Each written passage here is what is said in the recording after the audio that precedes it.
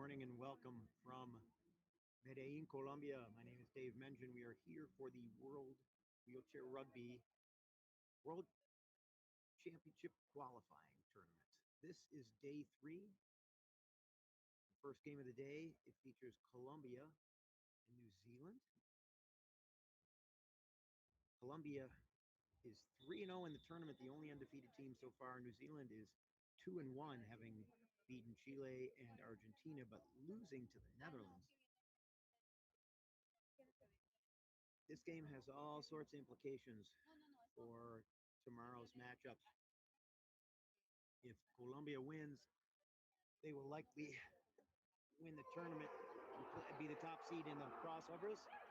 And if New Zealand wins, it sets up a three-way tie, most likely, which will be decided based on point differentials and head-to-heads and a whole list of rules.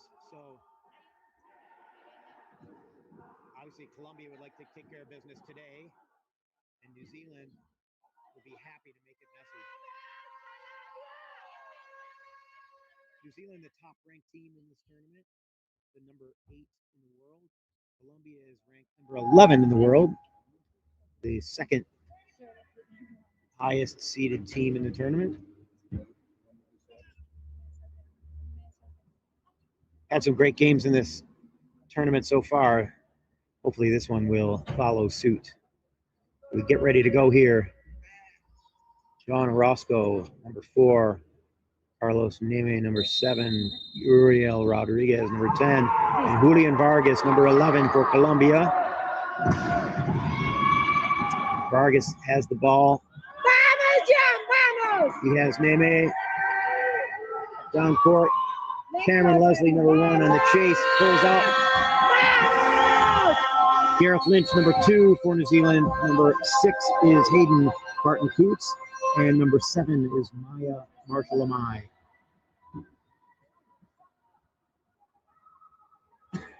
Both teams running 8-point lines. So with Marshall Amai out there, they could run another point.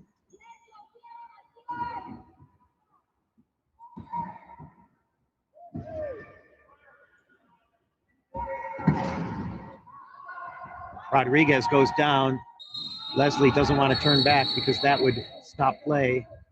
They'll finish up the play as long as it keeps advancing toward the try line and the player isn't in danger of being hurt. So while they right Rodriguez, New Zealand will drop into the key.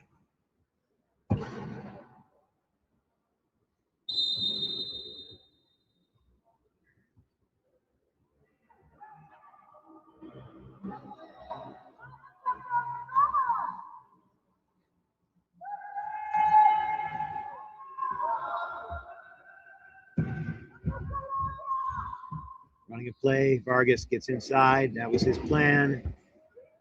Orozco trying to get it to him, uses the bounce. Marshall Amai leaves the court trying to defend it. Just inside the second minute, we're at 2-1 Colombia. Barton Coots, he's one up over the top.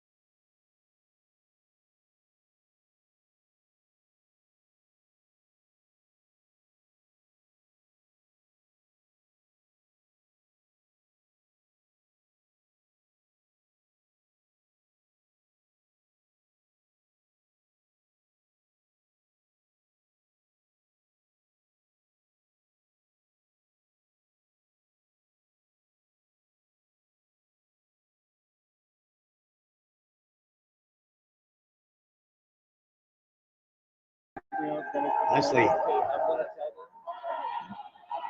running out of time again. 10 seconds left. Orozco pressuring. Inside to Maya Amai. Hooked up. Gets it to Barton Coots, who drops a handle on it. And it's another turnover. Oh, they're going to say that it's gray ball. But the 40-second clock expired. So even if it went off blue, should probably be a turnover, unless she's going to say there is 1 second remaining. They're going to put 1 second back on the clock. So 1 second left on the clock. Timeout called. So New Zealand wants a chance to get into the position they want and also to talk about how they're going to handle this. Oh, they used a timeout because that makes the shot clock go up back up to 15. It's a smart call.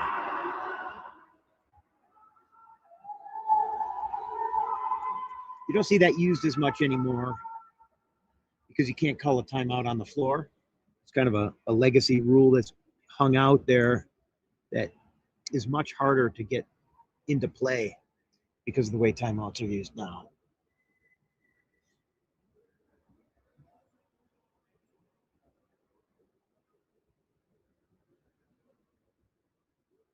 So it actually worked out in New Zealand's favor that ball went out of bounds instead of the 40-second clock expiring.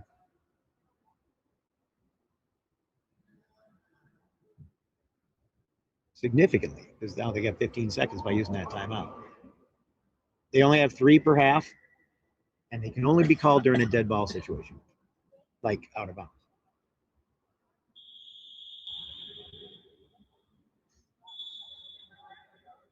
New Zealand asking that Colombia go to their bench, but they're right there. They have the opportunity to get right on it.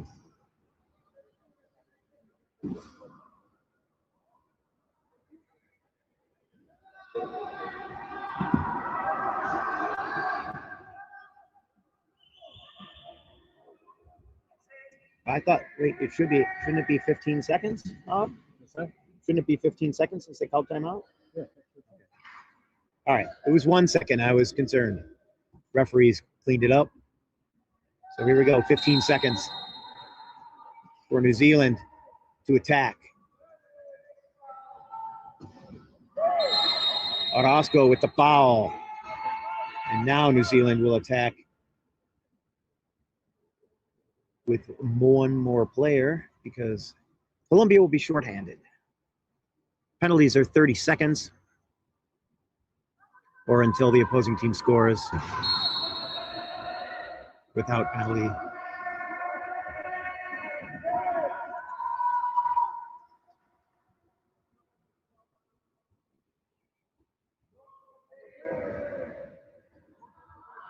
Leslie set up on Orozco in the penalty box so that he can't escape without calling for inbound or using a timeout.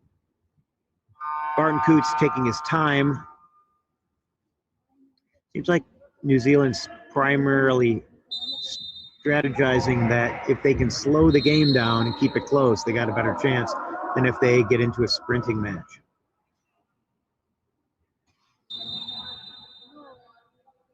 Both teams very good at the long pass. Vargas gives it back. Orozco around the corner, protecting it with his one hand.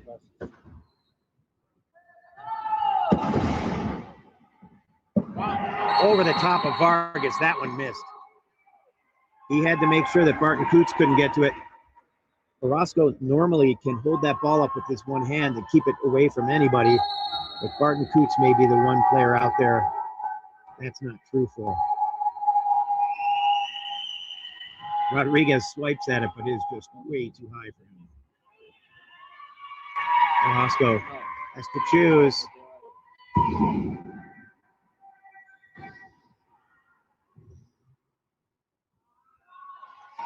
Now the ball out of the pile. New Zealand will set up a play. I haven't seen this play where 3 attack from the ball handler's side. Coots tried to create a 4 in the key situation. Orozco holding, trying not to get pushed in. 40-second clock expires and no try. Lynch got it, but couldn't get across fast enough.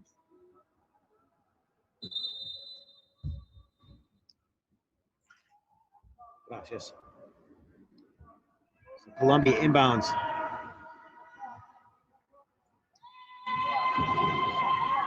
So both series, one for each team, ended up in turnovers. Rodriguez almost went over.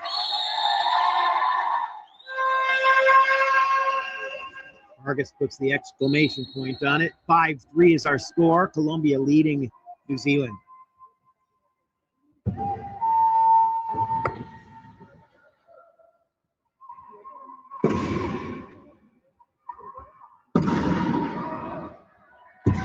Leslie met by Vargas and Rodriguez. Barton Coots has the pick from Lynch to help get away from Orozco.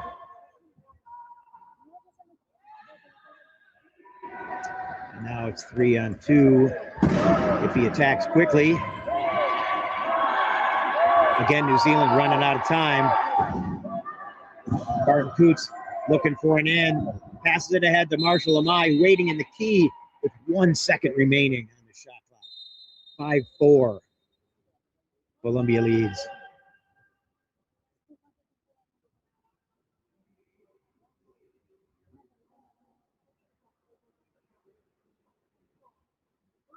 Colombia will run their play, 2 on each side. Vargas will try and get to inside the key so he can accept a pass, set a pick. Working his way inside. Neither he or Orozco can get in there. Finally squirts through. 6-4 Colombia. Leading New Zealand. Lynch gets it to Marshall Amai. Neme trying not to get hung up on the picker of Lynch. Again, Orozco will have to choose. Tries to force the pass. Off the face of Rodriguez.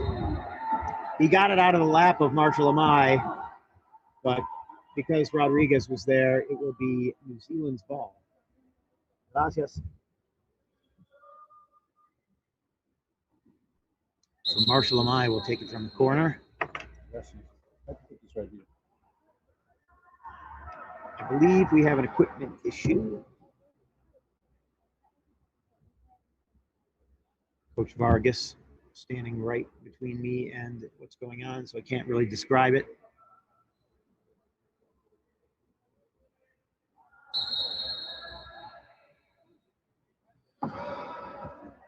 Seems like an advantage to be able to talk in a different language than the opponent can understand, so you can, because I know that a lot of times when you say something out there, it also keys the defense into what you're doing. Leslie kept out of the key. He's got Lynch in the corner, but he can't get the ball to him, and he fights his way out and gets fouled at the same time. Great individual effort there in the middle of the key. Vargas to Orozco. He's got Neme to pick.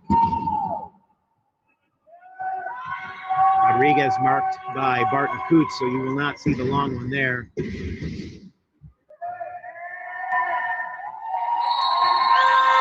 Vargas spreading the court to get the try. 7-5. 1 minute 13 left in the first. So far, this one's living up to the hype.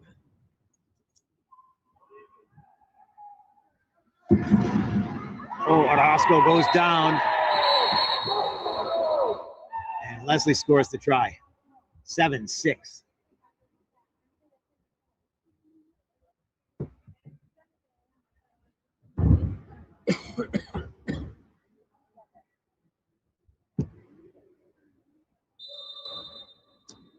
So now that he's back up on his wheels,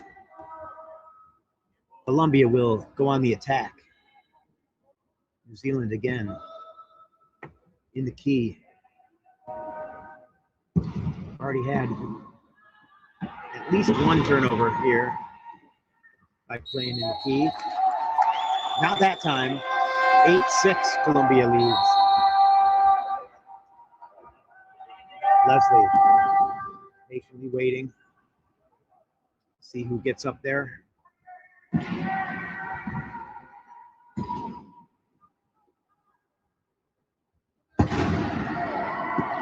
Double teamed, gives it back. And Leslie goes in. Clean lead. 8-7, 23.5 seconds remaining. Now New Zealand. Vargas running with Leslie. 17 seconds. Colombia will take their time. They don't want to leave too much time on the clock. Orozco can't get inside. He's got the corner with Vargas. 6.1 is plenty of time for New Zealand. They'll use the timeout and advance the ball. So he used that timeout to get a minute to think and talk, but primarily to move the ball up to the front half of the court.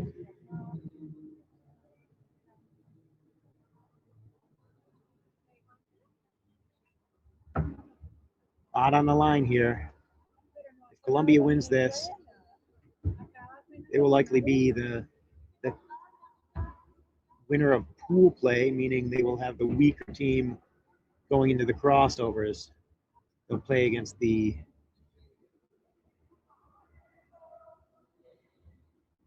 I think it's the 4 seed, right? Does the one play the 4 in the crossovers? Yeah. And then the 2 team would play the 3 team, which would be the 2 teams that tie. So they have a head-to-head. We'll know who won that one anyway.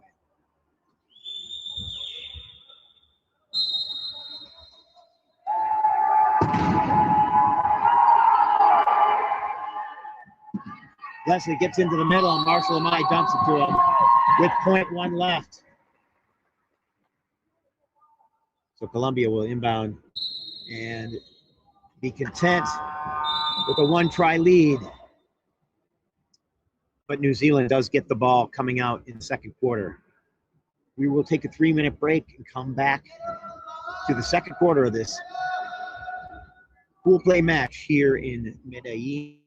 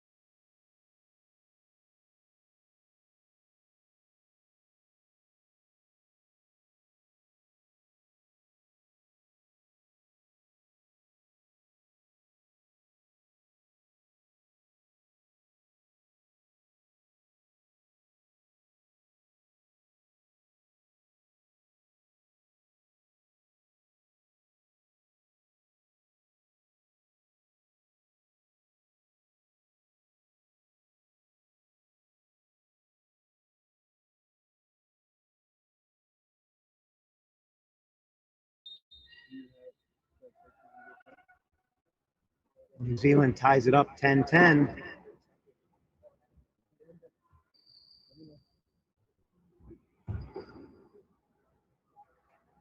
Roscoe getting a new wheel.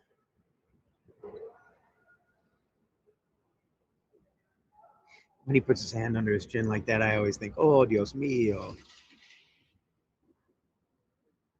Sorry, Saturday Night Live reference.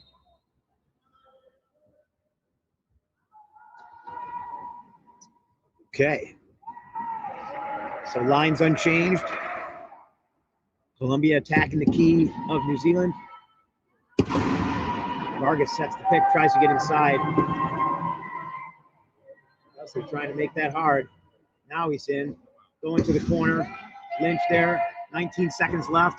Plenty of time for Colombia to reset. They're not going to come out and reset. He's just going to attack, trying to get 4 in the key. 9 seconds. Now Colombia in trouble. They need to do something quick. Vargas trying to get inside. And Orozco finds a hole. 11-10. Colombia leads.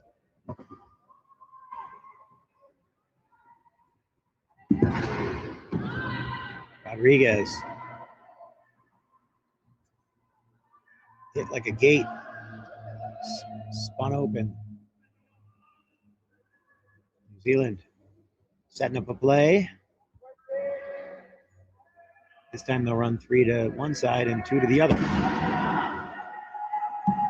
Leslie finds his way in.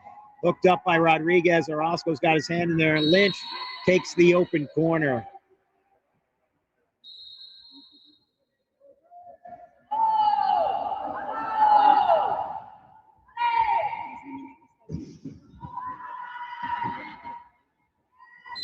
Oh, Lynch took a swipe at that. He almost knocked it out of the air, but it got by and into the hands of Vargas. Marshall Amai pressured. She's got a pick. Lynch pops the tire of his teammate thanks to the spin around by Orozco. So Marshall Amai will get out of trouble here. We get a new 12 seconds.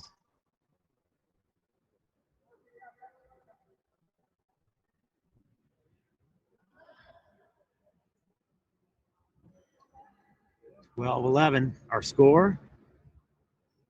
Colombia still leads, though New Zealand playing for tie with possession rather than a 1-point deficit like they were in the first.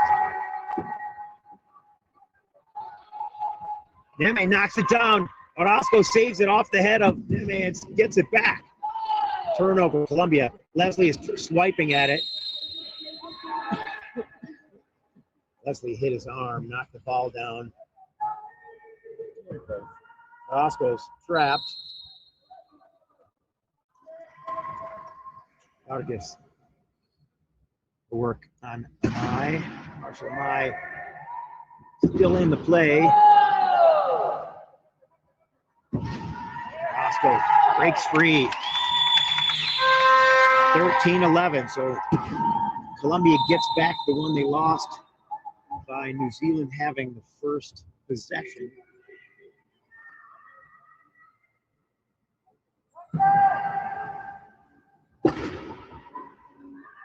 Orozco in danger of getting a foul call there. Neme in place, but his wheel went up. He couldn't stop.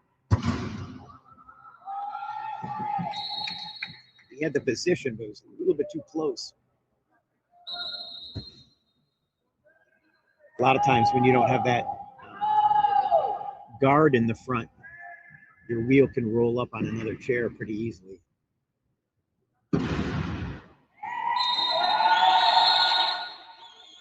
14-12.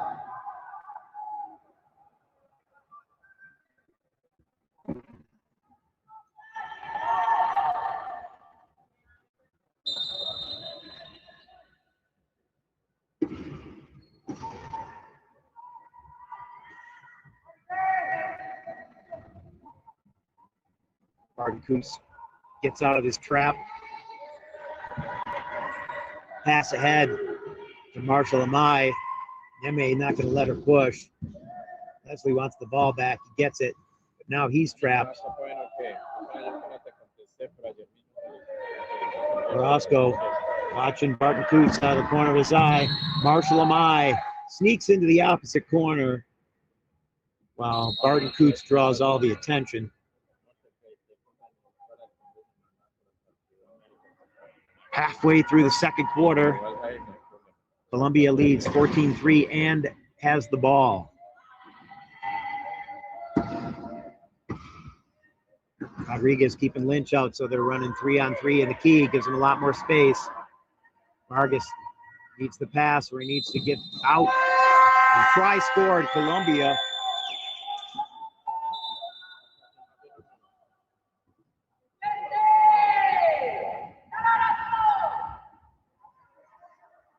Roscoe takes the angle and also takes the hit.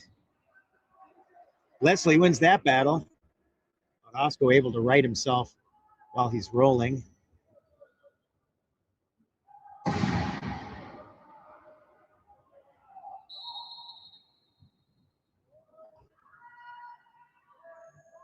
Vargas doesn't see Rodriguez up top. It's okay. Barton Coots is blocking that passing lane very well.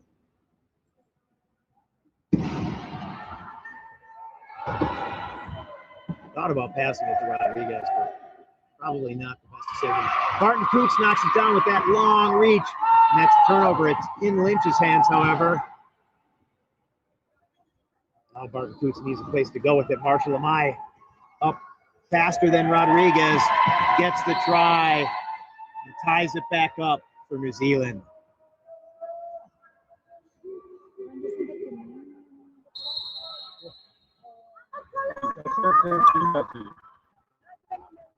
Yeah. 3 minutes left in the second. Colombia attacking the New Zealand key. I know it sounds like I'm in a call center, but I'm not, I swear. If you like to extend your car's warranty, Orozco got hit in the eye. You can't see, he says. Vargas scores it. Orozco wants equipment. Got hit in the eye again. He got hit in the eye yesterday, too, and didn't get the call. He's going to need to get some rec specs. Maybe in the mouth. Might be bleeding. Some gauze in there or something. He definitely got hit in the face.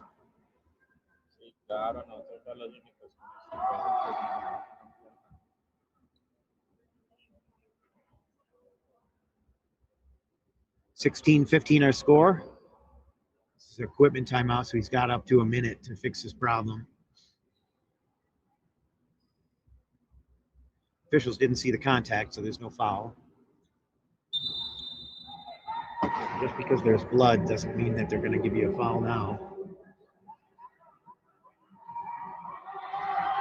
Neme trying to get there. Gets on top. Stops Marshall Amai. She gets hit, and it'll be a foul on Marshall Amai for laying in the lap of Orozco, who hits her as she turns around. Just blew her up. That's a highlight hit. Hopefully she's okay. Usually we are when we get popped like that, but you always want to be careful. She's got a crew of 3 fixing her straps.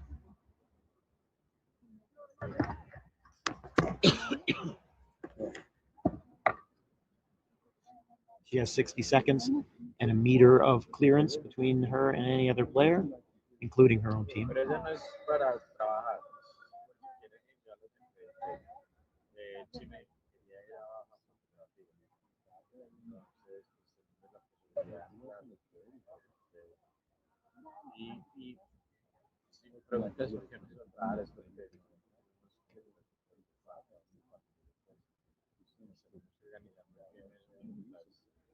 So she's up and ready to go.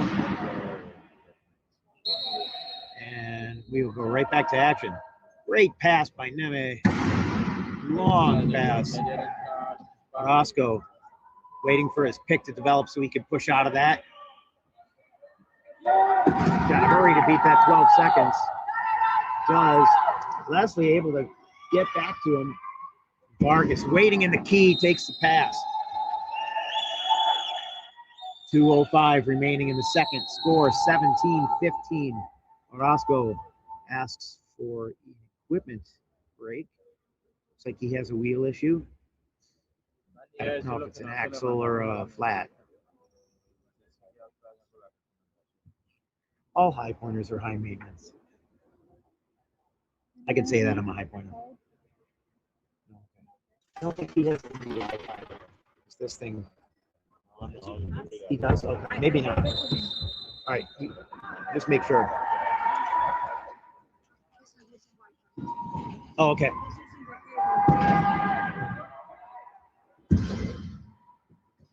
Leslie trapped in the corner. Orozco has his hand in there trying to get a jump. Barton Coots takes it out, but now they're both trapped there. Marshall Amai is the only one left. Rodriguez has to cover her alone, though. And somehow Leslie squeaks out. And they'll make it 17-16 with a minute 36.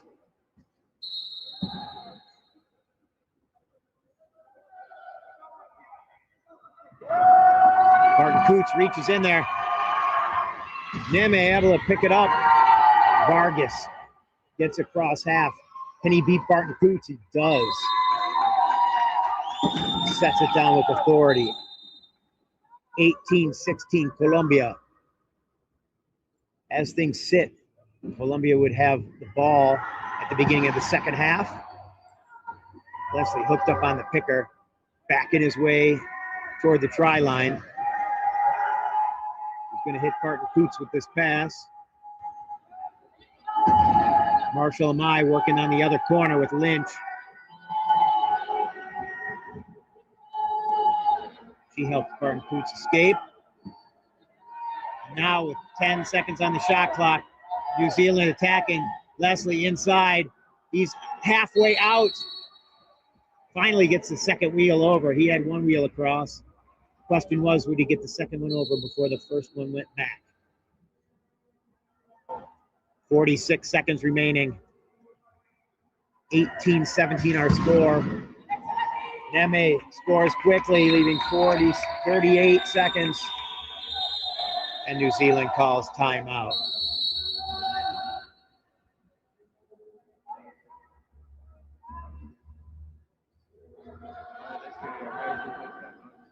Both teams looking strong this morning.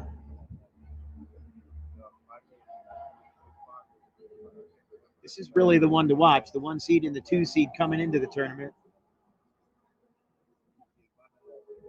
Colombia being the home team. Although they don't have the stadium open to spectators, you can't just walk in here. So there's not a lot of people, which is disappointing. But I think they worry about the equipment and stuff because it's all right here in the arena.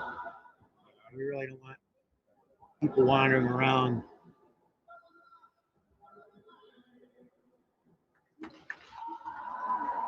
Lots of valuable stuff.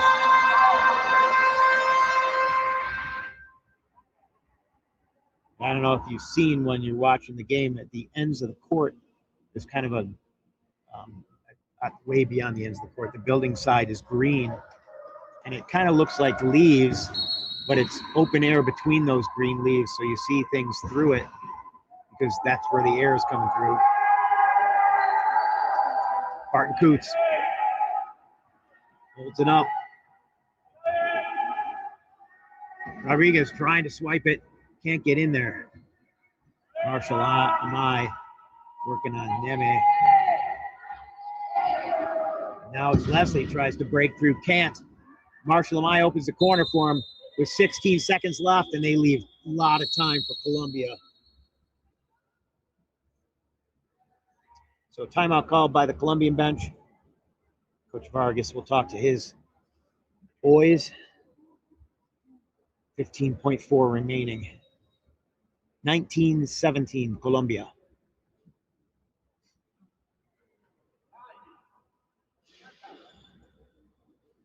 Zealand at the end, where their key was they will defend. Colombia will inbound, where you saw the referee set down the ball. I guess you're not seeing it right now. You're probably seeing the Colombian bench. But the ball is sitting right where the player will inbound. With 16 seconds, and they're probably not going to just toss it into the key in a long pass. They don't want to leave New Zealand a bunch of time. They want to score this and be the last one, and they also get the first one coming in. At least they get possession. Oh, the score is corrected. It's now 19-18. I thought it was only one. Sometimes the scoreboard's quick and sometimes it's not. It's all Wi-Fi, so when the Wi-Fi is good, it works, and when the Wi-Fi is not, whistle blown by the ref. Inadvertent whistle. So now they'll have to inbound from the side with 8 seconds left. That's unfortunate. That's really an unforced disadvantage. Vargas has it inside, trying to get through. Punched in from behind by Neme, but that leaves 2.7 seconds. New Zealand, however, out of timeouts. So for this to work, they got to throw a long one. They're not going to. So we go into the halftime break. Colombia leading New Zealand 20-18. As I said, Colombia will start the half with the ball. Teams will take a 10-minute break. We'll come back here and watch the finale of this World Wheelchair Rugby World Championship qualifier here in Medellin, Colombia.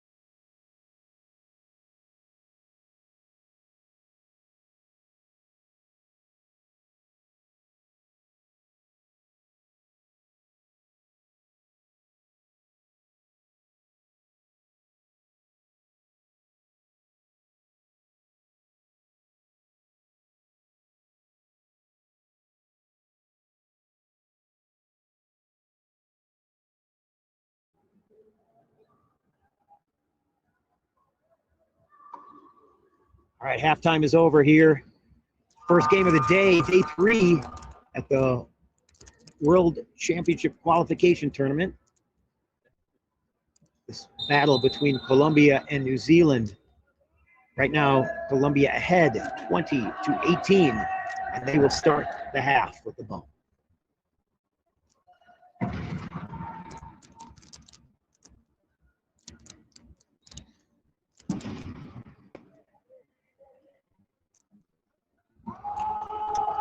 Orozco trying to create space for himself.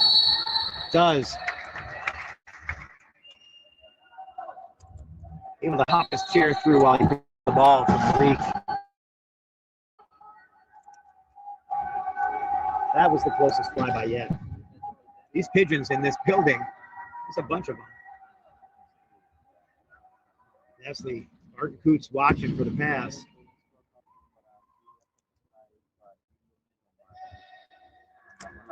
Colombia dropping into the key.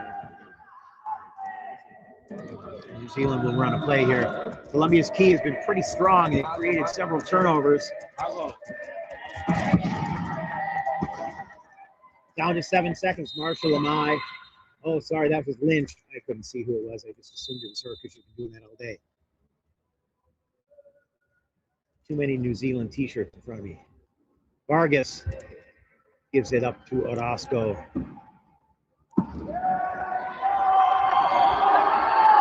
Looking for someplace to go with it. Throws it to Neme, but too late. 12 seconds expires. And New Zealand creates a turnover early in the third quarter here in Medellin.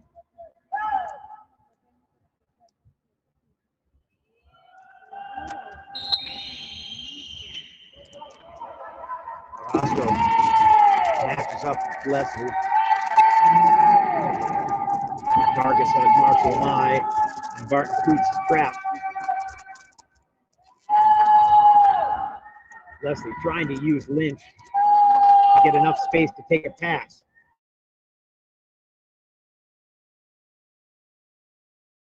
Shoot.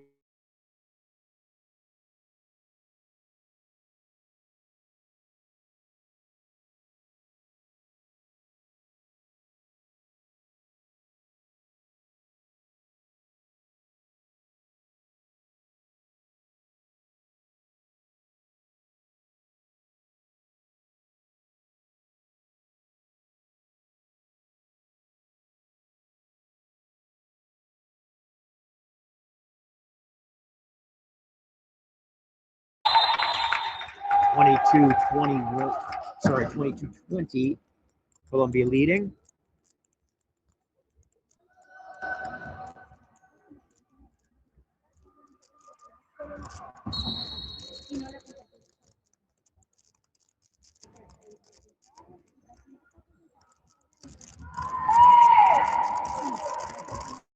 Coots looking for a place to pass it. He sees Marshall Amai. Vargas going to try and get there, cannot.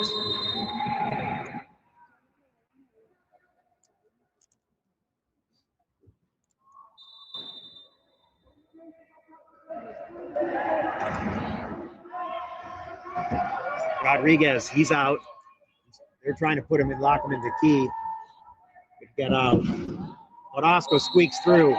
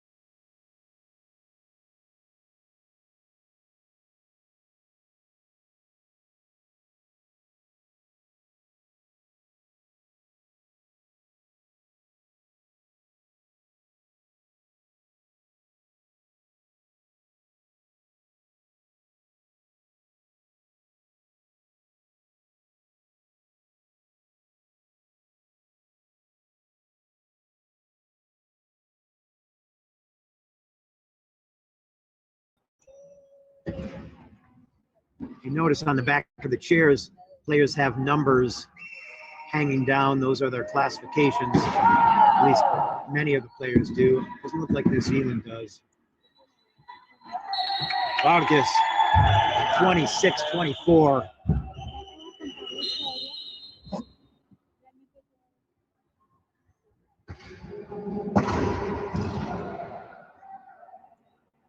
Marshall Amai, she is 2.0.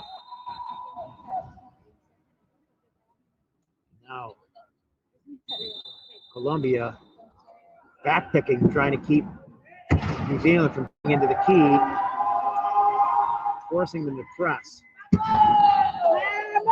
Up over the top to Vargas. Great long pass.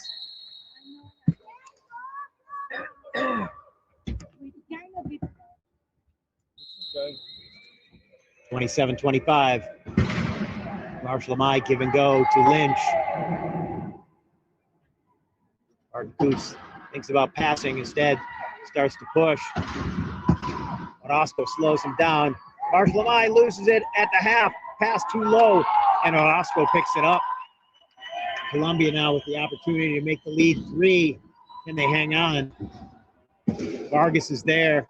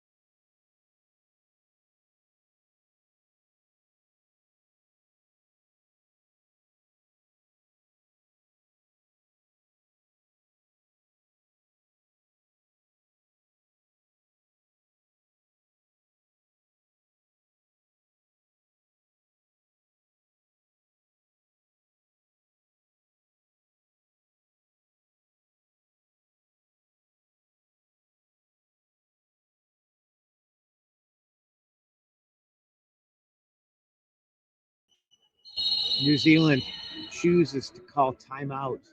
They'd like to score this as quickly as possible.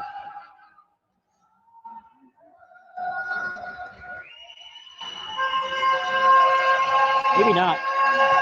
What's your strategy here? You got 43 seconds. You score quick and hope to get another possession? Or do you try and run it down. I think scoring it quick is the way to go. Neither team, they're both fighting so hard to get through the key that they don't have as much opportunity to grind down the clock to those final seconds. So maybe they're hoping that if they score quick, they'll get 5 or 6 seconds to score at the end, assuming Colombia scores. Of course, create a turnover, you get another one, and you're within one at halftime. I'm sorry, at the break. Well, that's a 4-point difference. My math is not mathing this morning. But it still closes the gap, cuts it in half. With the opportunity to get closer. My getting a lot of pressure. She's trying to get in her dribble. Can't get the ball out of her lap. She does. But Bart Coots has a lot of attention. It means Leslie does not.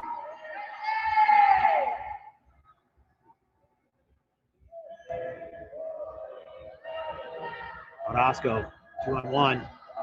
Leslie and Lynch gets between them. 3 seconds left. Leslie has to throw it and fouled. Orozco didn't need to reach there. He had him with only 4 seconds left. He really didn't have anything but a pass to Barton Coots. He basically gave them the final try. Now with 4.9 seconds left, New Zealand has a player advantage. Don't even need to pass it all the way in. 4, 3, leaving the court, no try, turnover. What the heck? Colombia must have pushed, hit Lynch across the line. So now shorthanded, they have to inbound cleanly. Vargas has it. He's just going to hang on. And we end the third. Colombia leading 31-27. New Zealand will come out with the ball at the fourth quarter, and Orozco will still be in the penalty box. We'll take a 3-minute break. We'll come back for the finale of this very important and exciting game here at the World Championship qualifier in Medellin, Colombia.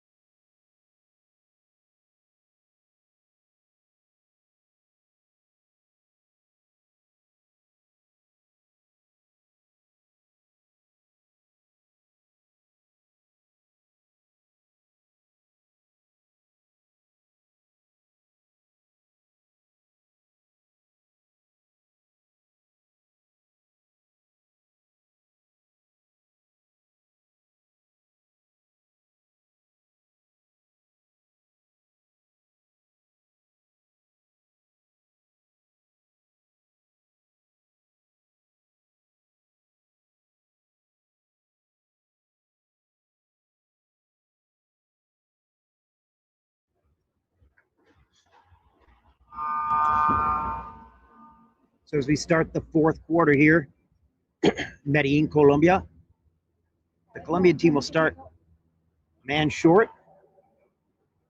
New Zealand will inbound.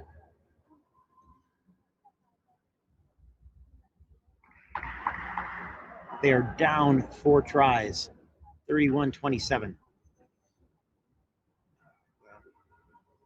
Time has expired on the 3-minute break, but it looks like the officials are having a conversation about score.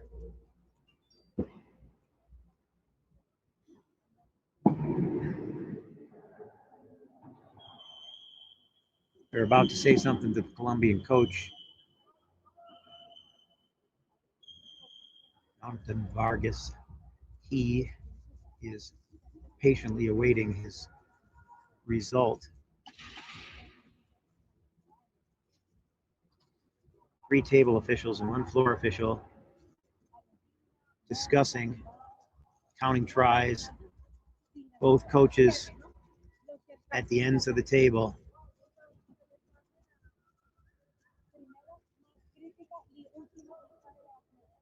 Likely someone questioned the score, but maybe not. Maybe the officials were looking at it and saw something that looked unusual.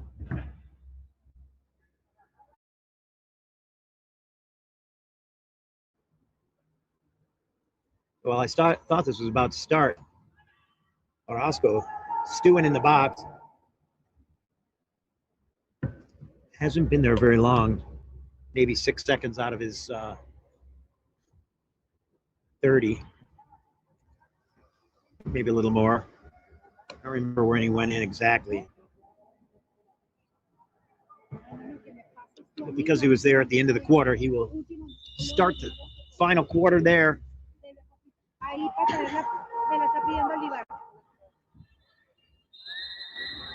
If Colombia wins this match, they'll remain undefeated. And if New Zealand wins this match, then the 3 top seeds will have all defeated one another, leaving a messy tie-break situation as our potential seeding for the crossovers on Saturday. Saturday will be a shorter day. We'll have 4 games instead of 5. But we will determine our champion. We will determine the 3 teams that qualify for World Championships.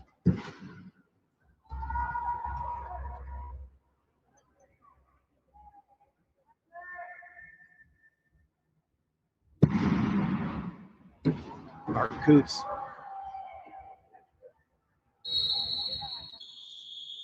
And Colombia spends their first time out to get Orozco out of the penalty box, trapped there by Lynch.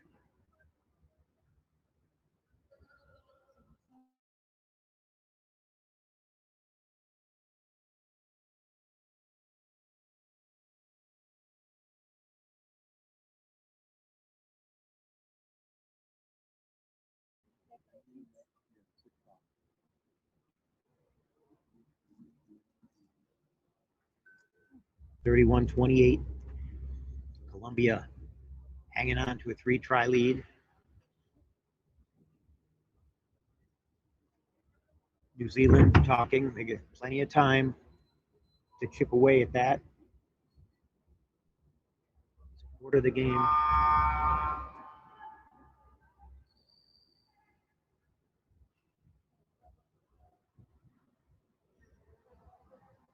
This is a big one. Orozco gets the inbound. New Zealand trying to drop into the key. Rodriguez trying to get Lynch out of the way. Orozco has a corner. Rodriguez and Orozco working together. Lynch with the bump to Leslie. Leslie patiently finds a hole, throws it up to Barton Coots. Vargas beats him. goes up on end, but able to maintain.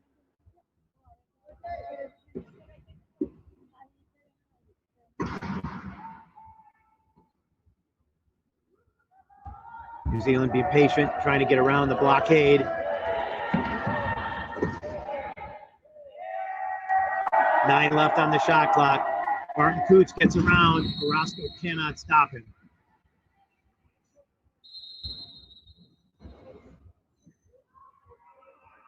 Vargas passes it ahead.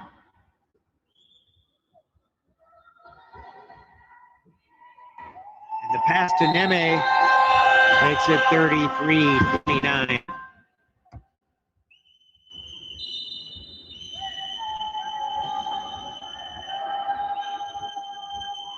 Lynch, unable to handle the give and go. Rodriguez pressed him, passes it over to Orozco, little loose.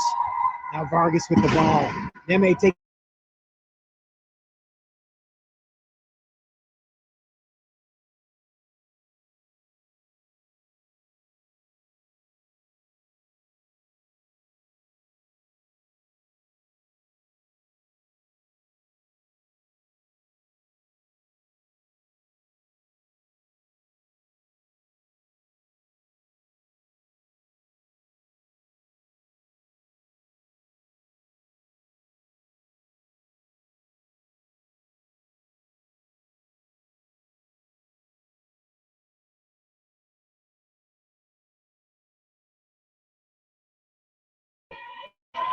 Now Vargas has to take Leslie and the kicker.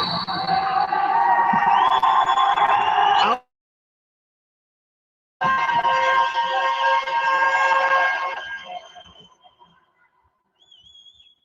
Leslie not happy with that call, or with his action. Either way, he's not happy. New Zealand getting ready to call timeout. And they will make substitutions here. Mitchell Simpson and Robert Hewitt are getting ready to go out. I've often wondered why they don't put Hewitt in the low point chair and substitute him for Lynch, because they have a point to spare out there. While Marshall Mize on the court. The picking of Lynch, the inbounding of Lynch is so good.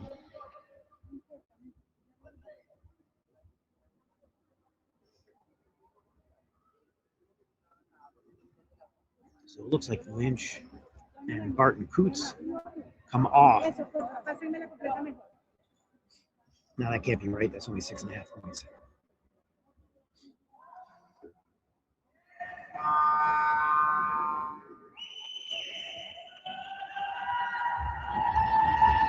That's because I have Hewitt.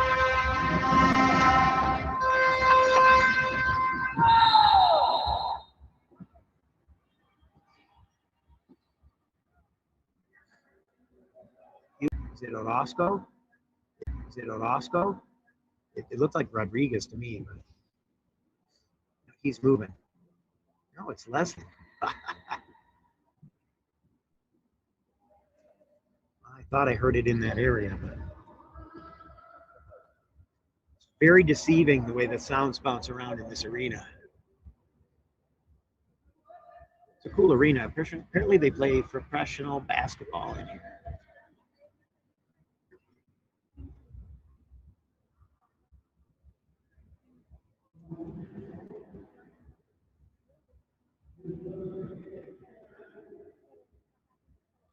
Leslie trying to get a tire change here.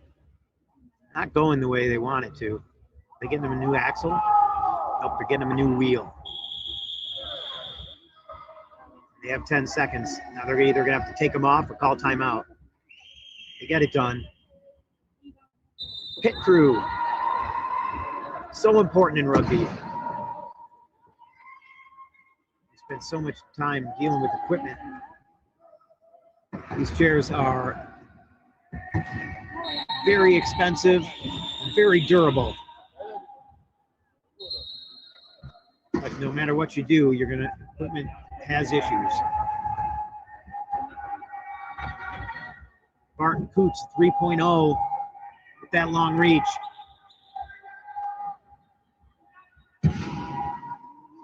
Throws it ahead to Hewitt.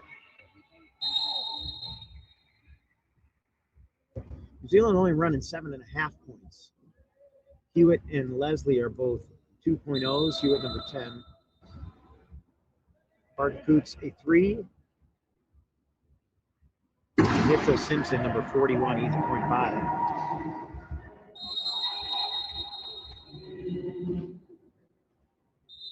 So what happened there? Oh, equipment. So Leslie not happy with the wheel situation. Calls equipment again. Since Orozco turned away from the goal, stopped advancing toward the try line, the equipment call immediately goes into effect for the defense. The ball is still advancing toward the try line. Defense can't stop the play by calling for equipment. By design. On the attack, Colombia. Big hole for Orozco, bigger than he sees a lot of times.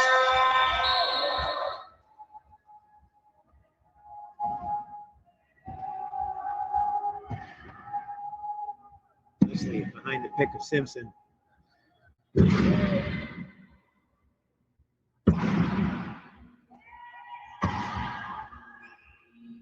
.25 on the shot clock, 37-31. Colombia leading.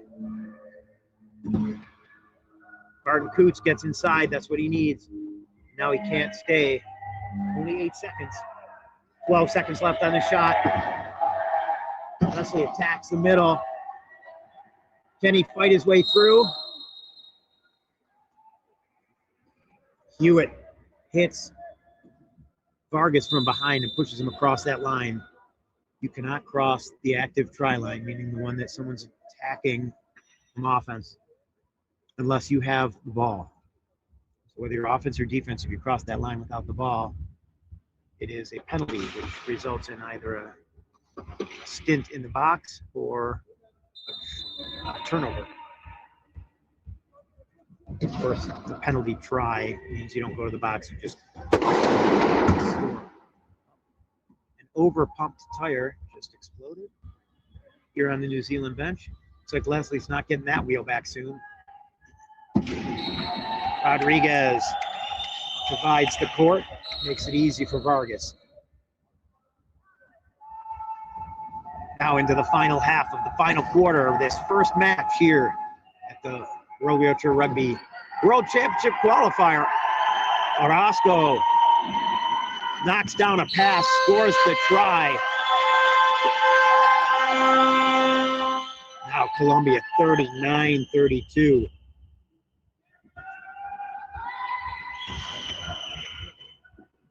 Coach Vargas sending out Paula Martinez at the next break. Wants substitutions.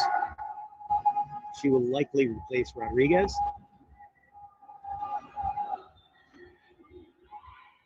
Orozco reaching at it. Barton Coots able to get it. Hewitt up there. Neme chases him to the corner. Hewitt saves it, but into the hands of Vargas. And Rodriguez behind the play. Ends up on top of the play. They will slow it down. 3:20 left on the game clock. Substitution for Colombia.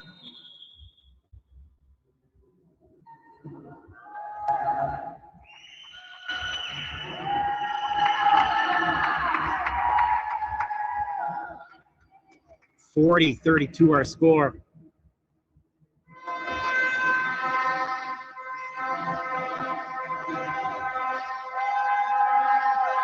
Rodriguez likely to be the player that will sit this one out.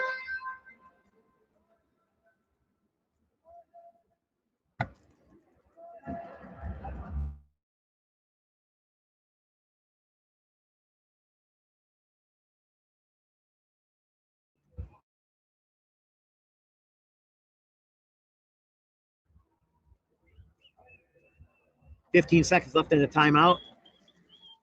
We'll get the 10-second warning buzzer.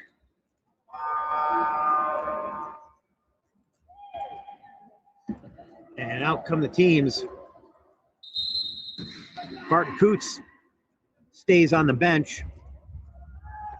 And it'll be Keenan Alexander, number 4. He's at 2.5 classification. Out there with Hewitt, Marshall Amai, and Leslie. Orozco putting on the pressure. Leslie passes ahead to Hewitt, who misses it. But Alexander chasing, tries to set the pick instead, keep Orozco away, but can't.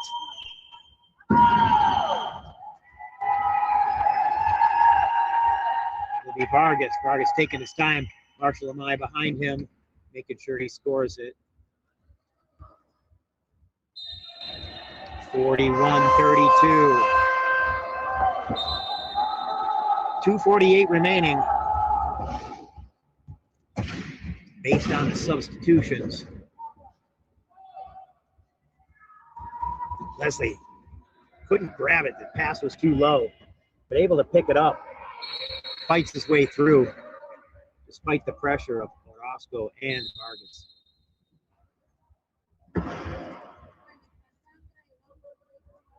Orozco gets ahead, slows it down a little bit. Has pressure. Three defenders means you got 2 open.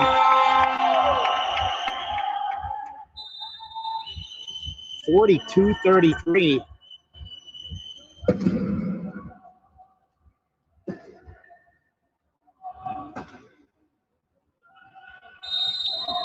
Hewitt fouled by Orozco. 2:14 remaining.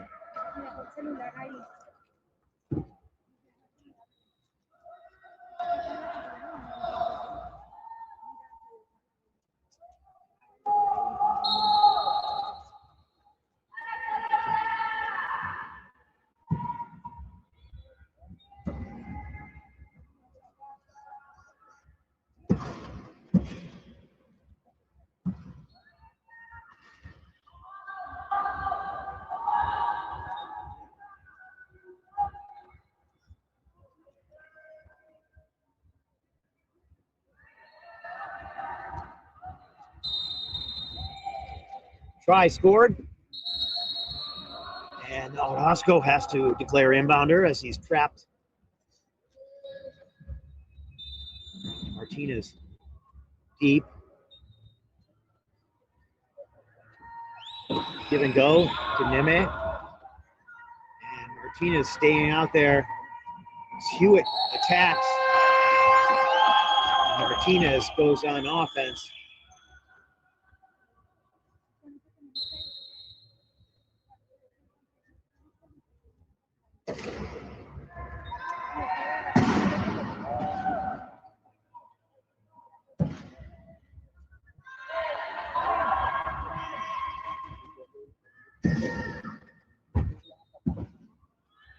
Alexander tries to get to the corner. He has Marshall Amai, and he has the corner. Now New Zealand has to reset. 10 seconds remaining. Marshall Amai opens up the corner on Neme.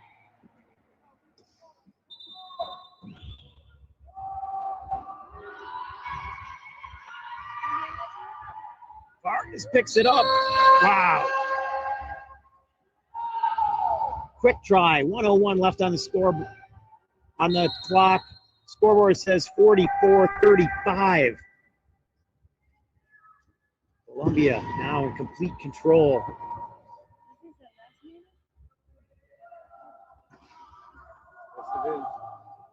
Alexander can't get around Orozco. Leslie asking for the ball. Pass not high enough to get by Orozco. 36 seconds remaining, no shot clock. Orozco scores it. With 32.5 remaining in the game. Colombia steps into a 10-try lead.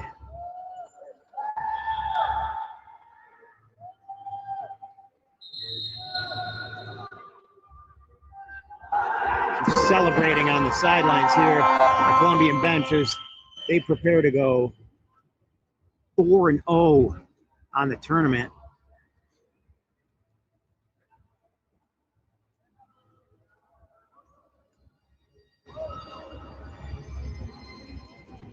Got a new Wi-Fi router. It's right behind me, and it's still sometimes I'm not getting anything out of it. Trying to give you some info. Can't reach it.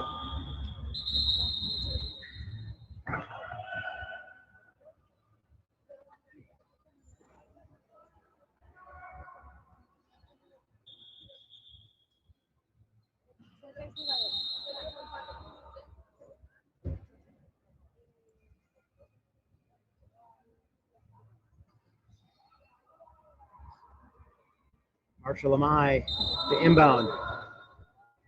Venegas in for Vargas.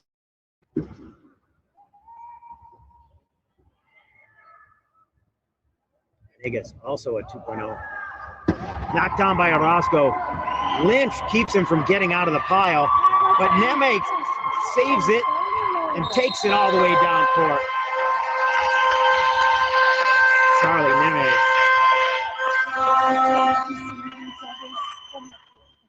One of the better ones you'll see out there on a rugby court. 46-35, 16 seconds remain. New Zealand trying to get this last try. Barton Coots gets it to Alexander. Marshall Amai as Neme. Pass up. Intercepted. Well, maybe intercepted by Venegas. And that is the game. Colombia defeats New Zealand, number 8 in the world, to go undefeated so far in this tournament. Congratulations to both teams. What a match.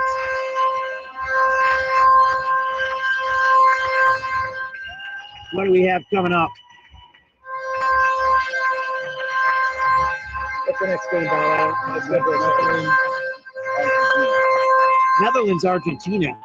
It will be up here in about a half hour. 10:35. So yeah, half hour give or take.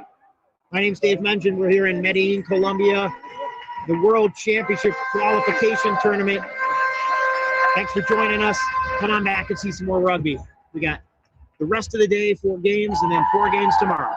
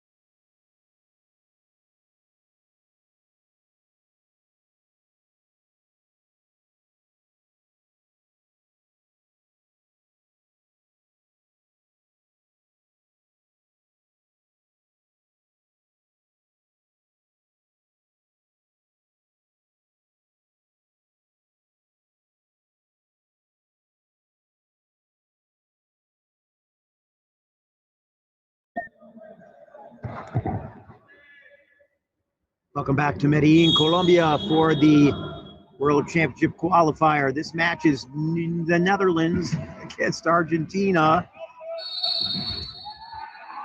Loma gets the first ball and jump. So Netherlands had the first possession. Now it is Argentina's possession. Oh no, it is Netherlands. Oh, it's a foul. Gomez went into the box. For some reason my app is not working.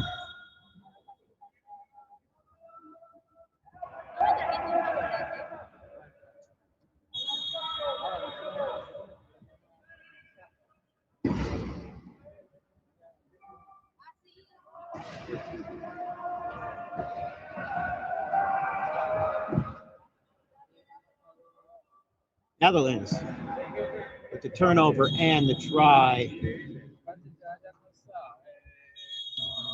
That's number 4, Van der Laar.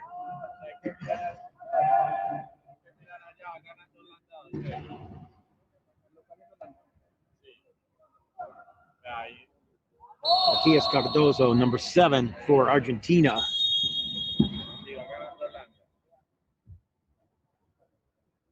Y aquí pendiente del freno para acá. La descargar.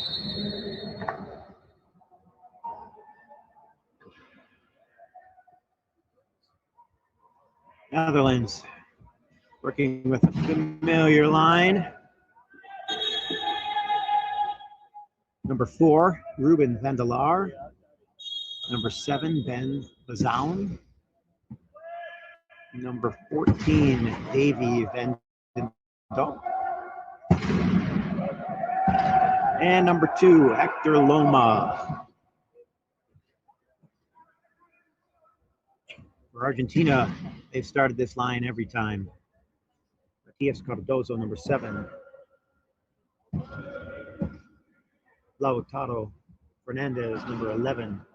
Juan Bandini, number 23. And Joselino Gomez, number 30.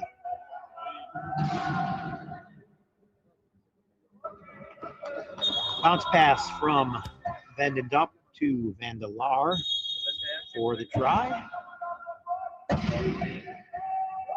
Hernandez tries to get into Gomez. Hit as he tried to catch that one.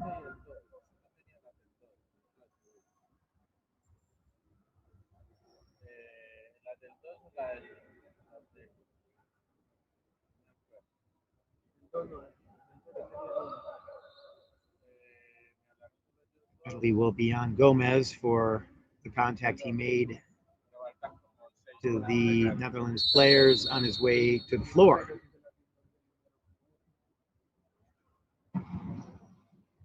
Falta otro. Ah, no, falta otro por pagar. Es que no me gusta. No, tiene que sacar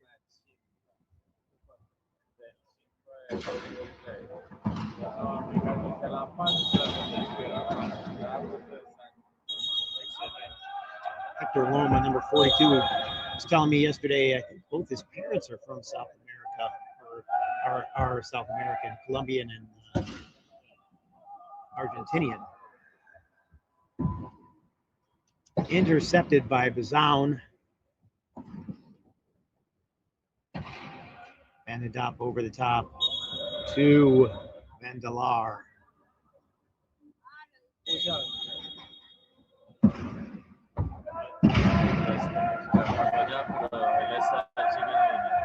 I feel like it sounds like it.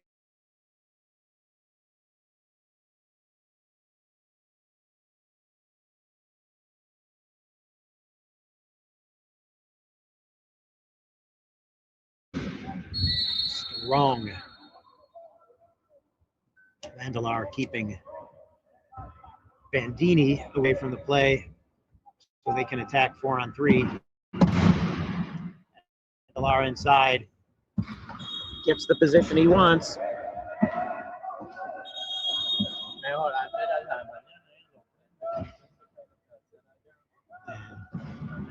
Both Gomez and Fernandez declared inbounder. Can only have one.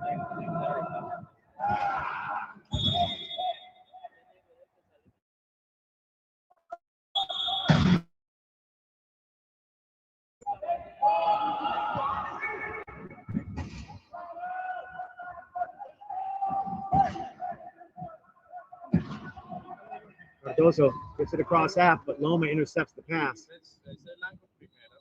Stuck at the line. Vandelar patiently working his way out of the hole, looking for the pass to Vandendop. Gets it to him.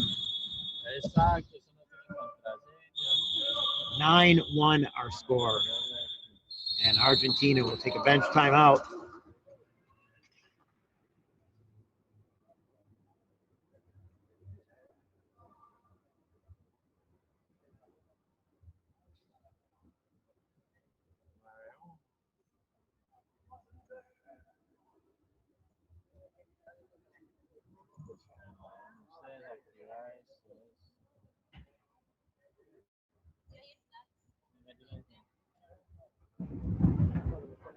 So Netherlands calling for substitutions.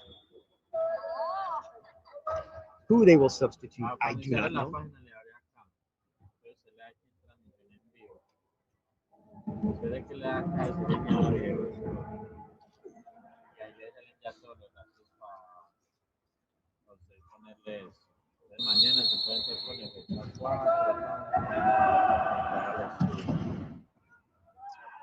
They bring in Van der Laan.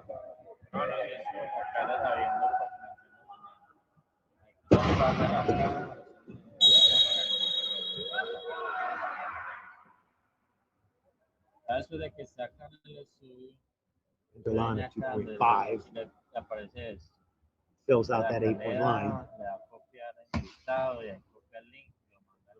Vandendop on his back. 9-1 our score. Netherlands starting off hot.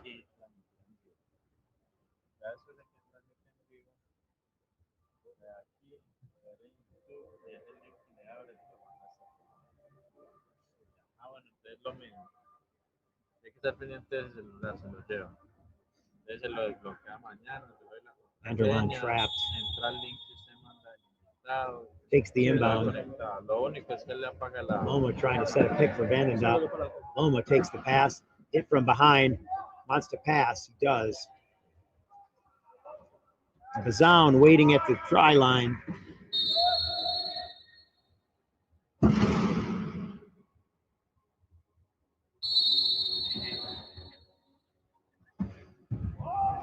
Gomez bobbles a little bit in his hand, but he gets it.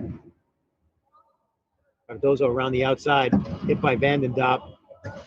Passes it ahead. Pass knocked down, intercepted by Loma again.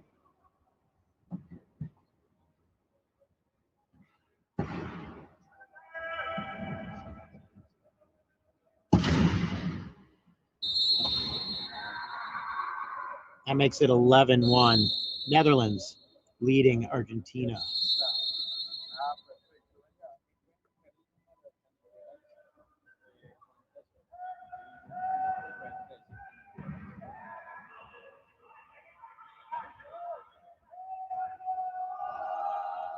Up over the top, Cardoso trying to get to it first. But Vandendop gets in his way, makes sure he cannot.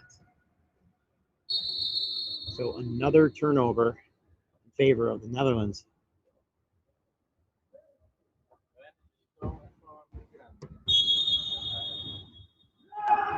The win by Colombia earlier means that they won't end up in a tie-break situation. So they don't need to worry about score differential. Because if they were to tie with New Zealand, they have a head-to-head, which would break that tie immediately. Heaney pushed into the meter, but not before Loma got it out of there.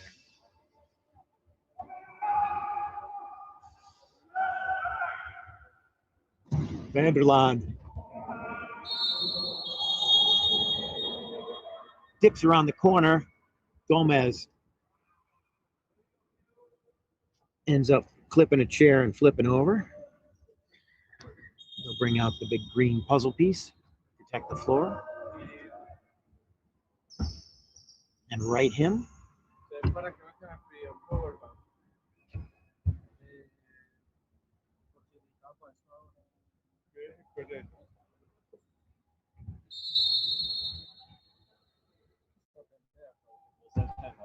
Dini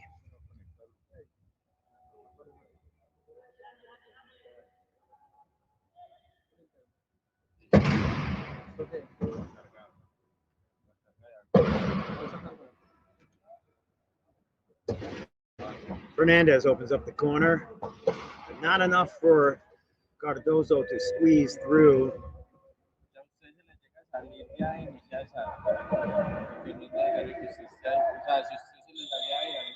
With 11 seconds left on the shot clock, Argentina gets their third try of the match.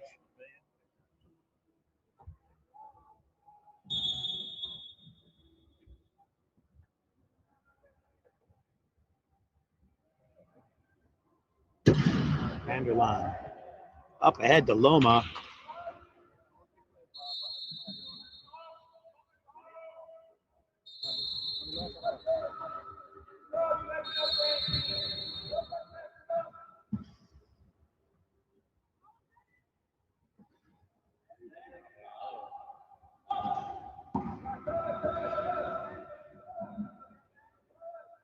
Fernandez stuck.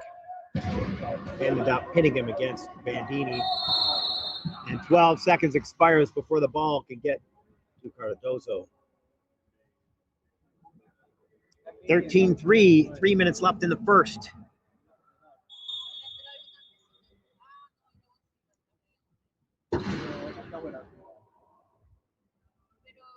Netherlands 3-1 so far. This is their final match of pool play. Argentina is 0-3 despite a crazy 55-54 loss to Switzerland, in which they were up by as much as 5. Had the opportunity there. It's coming fourth in pool play. Argentina has Chile later in the day. If Argentina were to lose this, then it's likely that final game between Argentina and Chile today would end up being the 5th, 6th place game, because 5th and 6th will not play again tomorrow.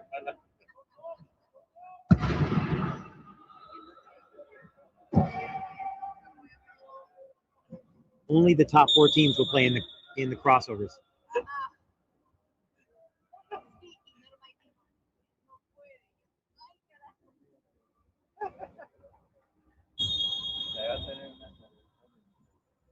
So Argentina preparing to attack the key of the Netherlands.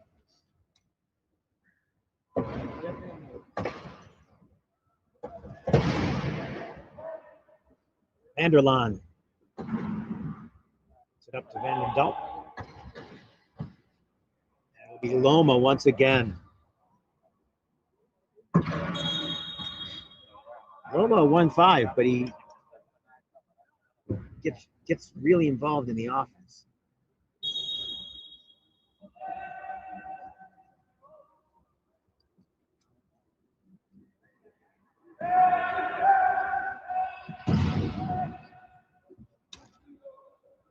Gomez gets the pick from Bandini. Makes the pass that gets Argentina up to 4. 15-4 score. 1:50 left in the first quarter.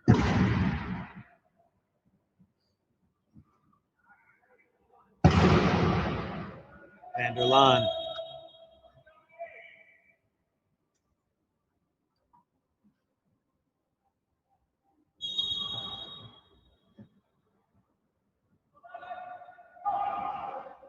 Pass intercepted. Vanderlaan.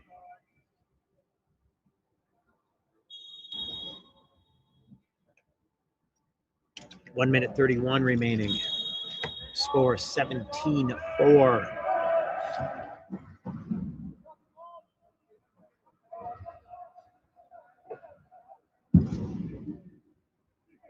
Cardozo gets across. Vanderlaan almost puts himself over trying to get that ball. It'll be Gomez, number 30, scoring for Argentina.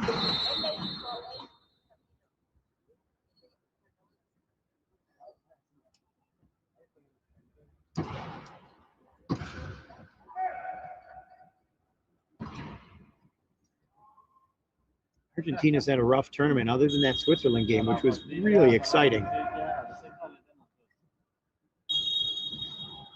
Most exciting game we've had other than the double overtime between Colombia and the Netherlands, which had a rain delay. Indoors, by the way. You're not playing outside.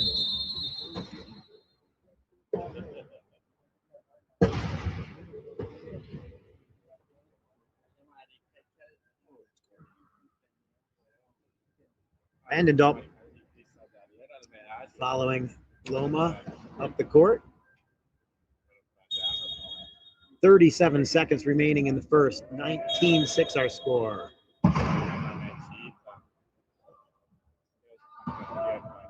Again, pass unable to be caught by Gomez. Instead, Van der Laan ends up with it.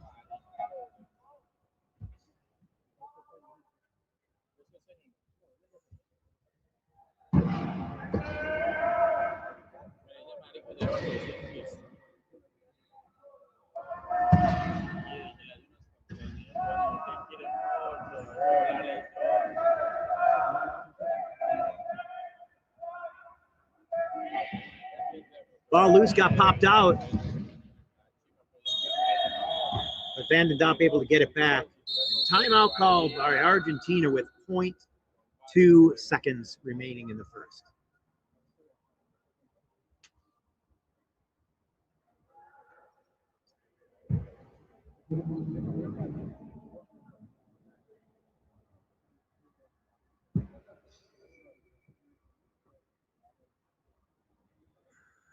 El celular de Chelo.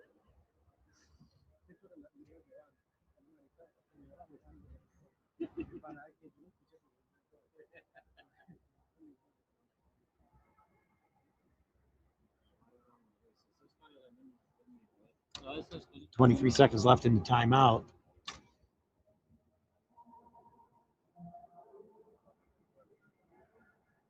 Both teams ready for it to end. And that, our 10-second warning.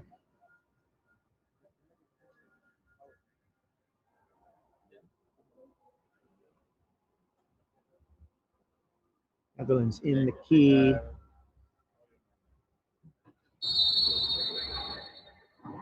Gomez has one shot. It's got to be somebody who's moving toward the try line when it gets there. That'll be the end of the first quarter. Score 20-6. Netherlands leads Argentina. We will take a 3-minute break here in Medellin, Colombia, and come back for the second quarter.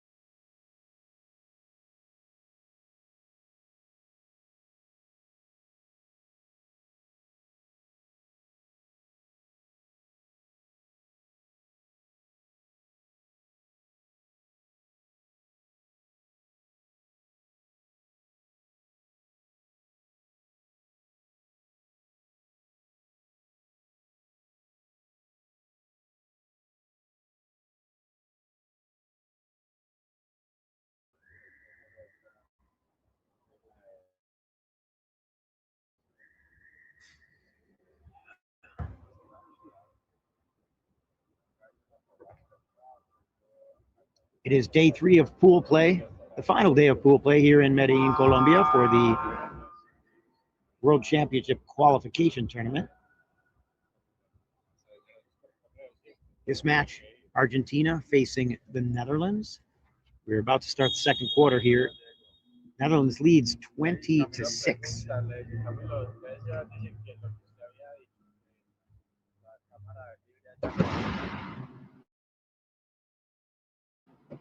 Cardozo trying to get inside. 4 in the key is the call. Netherlands with a new line.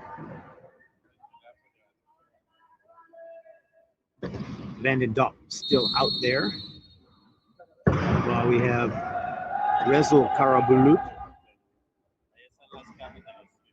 Midahawam, and number 9, Hugo Ben Iersel.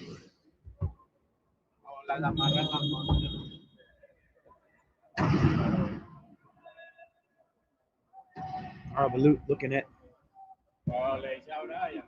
Awam.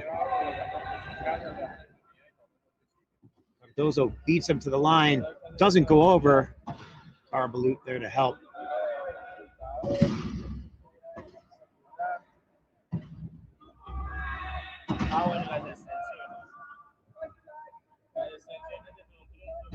Now both teams at full strength near the key, and Van Dop takes it across.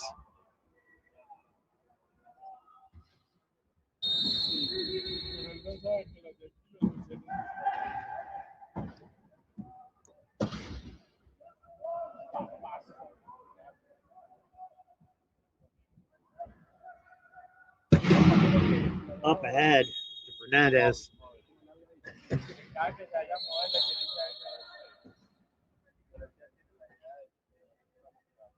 21-7 our score.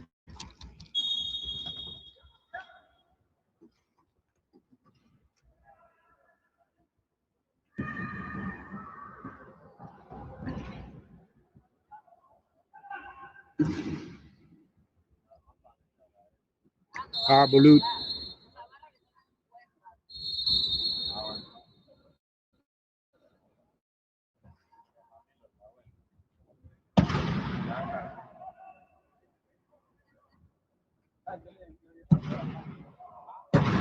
Gomez passed too low, touched it, but couldn't reel it in.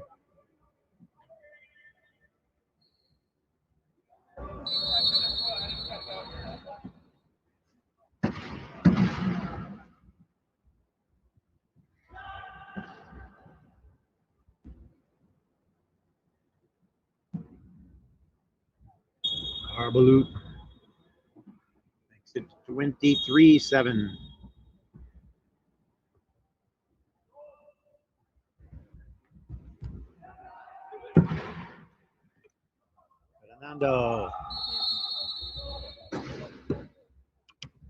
Fernandez.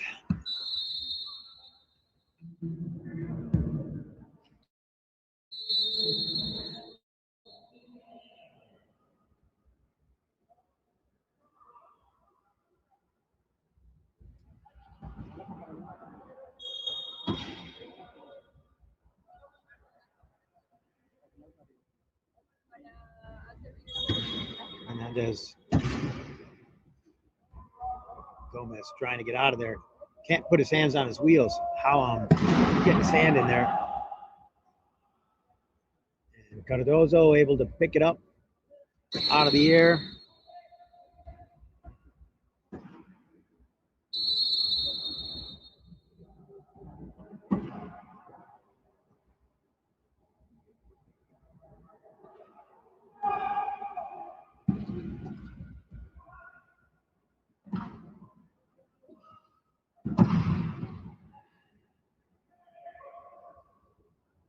Bandini trying to get the stop. Ended up freezes Fernandez.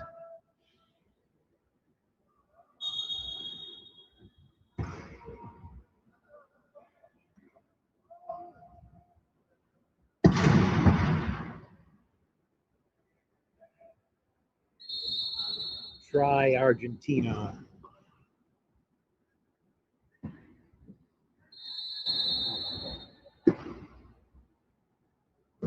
Cardozo working on Vandendock, up by Gomez. Ball is in. Pass back by Van Iersel.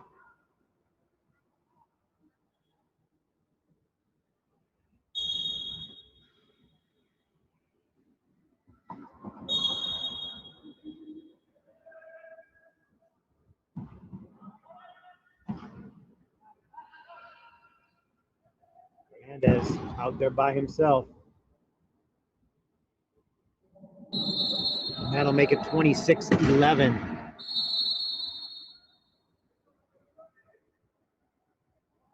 Arabulu has Gomez and Fernandez on him. Fouled by Fernandez. So number 11 will go up. No, it was Gomez. I thought for sure it was Fernandez. So Gomez, number 30, will spend some time in the penalty box. Up to 30 seconds. Could only be shortened by a Netherlands try.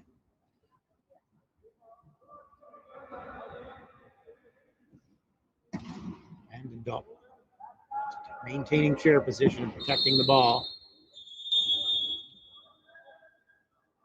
His teammates locked Gomez in the box, who forced to inbound. Start at the baseline.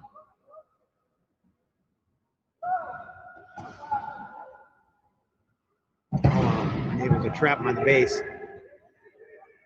Hernandez was waiting until his teammates got ahead, but got that pass knocked down. Loose ball finally picked up by Vandendock.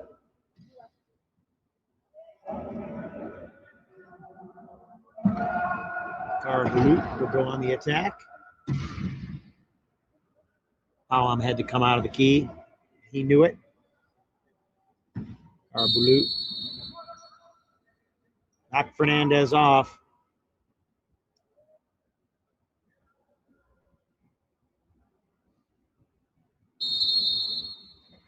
Trapped on the baseline. Cardozo will inbound. Came in at too big an angle, and now he's going to turn that ball over. Cardozo is a veteran player.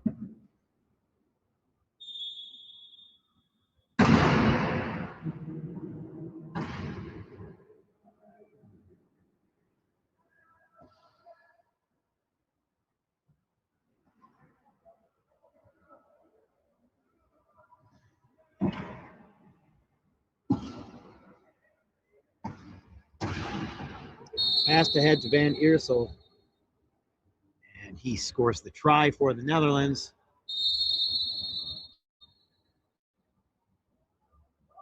Long pass by Gomez. Cardozo's first one there, and he'll make it 29-12. 3:26 left in the first half.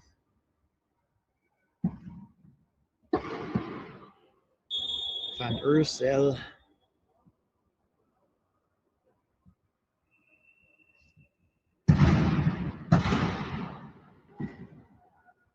Carvalho sees Van Iersel up. And he misses the ref a little bit. Fernandez to Cardozo.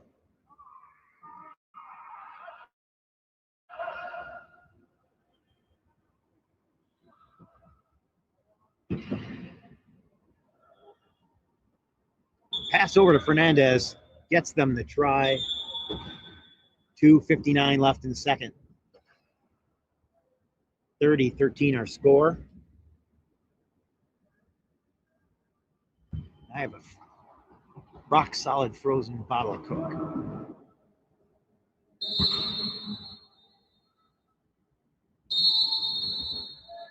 Not as hot today as it has been on some days. Still not cool. Gomez stopped at the line, able to get around.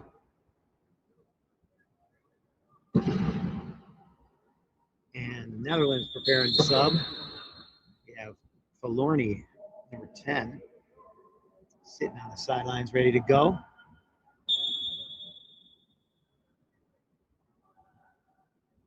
He will likely replace Arabulu. Could be Vandendorp. Both 3.0s.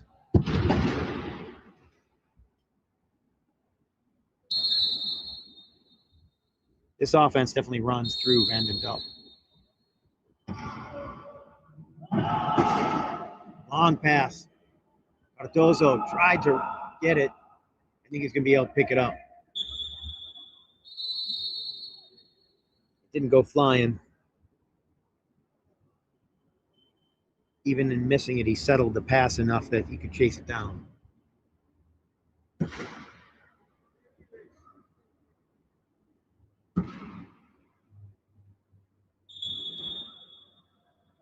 These are all frozen. Can you take them out of there? Let me see if the other one isn't frozen. No, those are worse. This has been thawing for a while. Carbalut gets across half.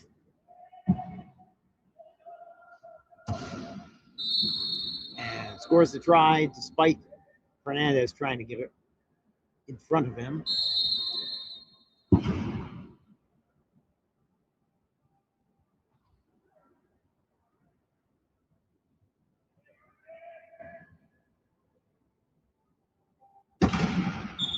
Netherlands will use a bench timeout to create an opportunity to substitute.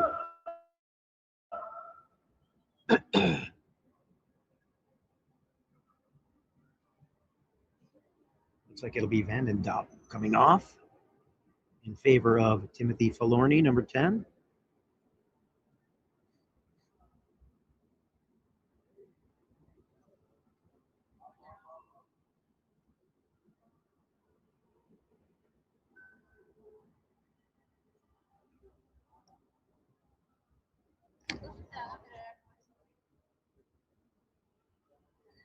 Netherlands needs this win.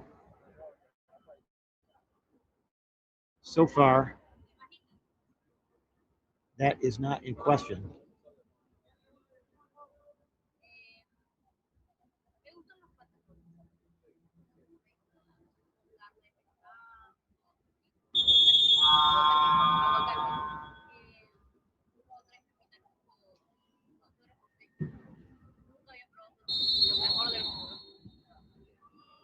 Arabulu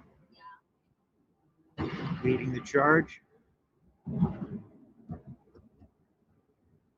Falorni up front.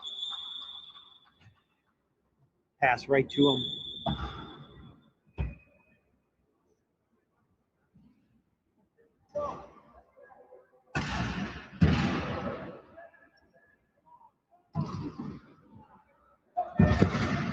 Fired ahead.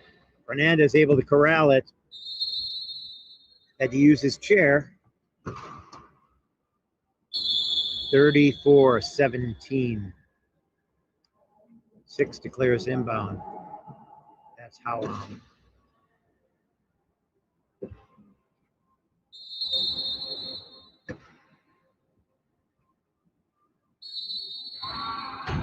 Fouled by Cardozo.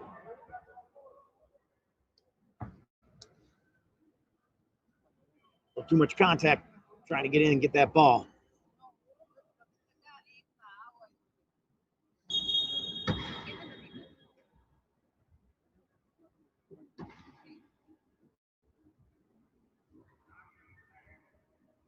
Fernandez tries to get in the way of Carbalut.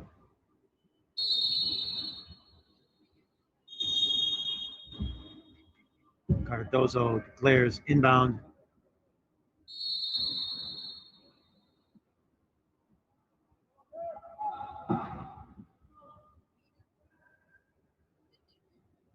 Argentina now 2-on-1.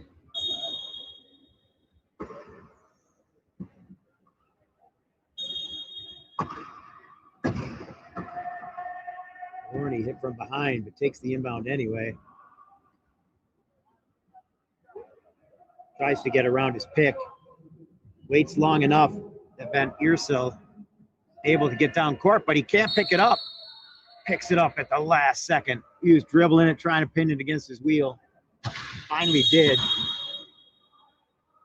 That'll be contact before the whistle. Calling that against the Netherlands. The first one is a warning. You get one warning per half. The second one will put you in the penalty box. With 36 seconds left, I think they're in pretty good shape. You've only seen that called. I think that's the third time all tournament. Pass right where it needed to be for Cardozo to beat Carabulu. 30 seconds remaining, 36-19 our score. Netherlands. The big lead here on Argentina. Maloney is protecting it as he turns. Gives it back to Carabulu. They're trying to use up some clock, but now with 8 seconds left, he needs to get it out of there. Carabulu gets a little help from Van Eersel. With 1.3, Argentina will have their final inbound of the first half, which goes loose, and that will be the end of the first. 37-19 our score. We will take a 10-minute break and come back for the second half here in Medellin, Colombia for the World Wheelchair Rugby World Championship qualifier.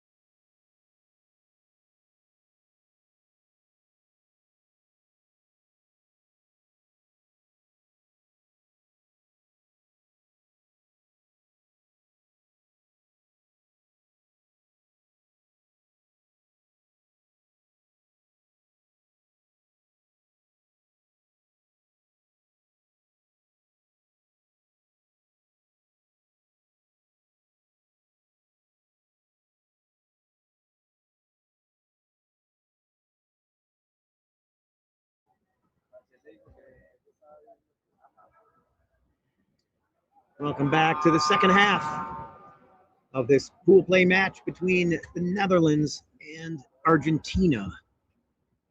We're here in Medellin, Colombia for the World Championship qualification tournament. 3 of these teams will qualify for Worlds. Technical, Bandini did not allow Loma onto the court, so he will serve a penalty.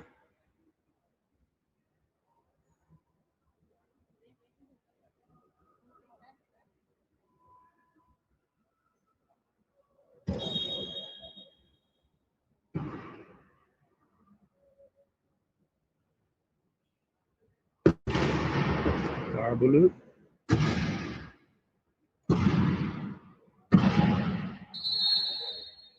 Pretty much goes through everybody there.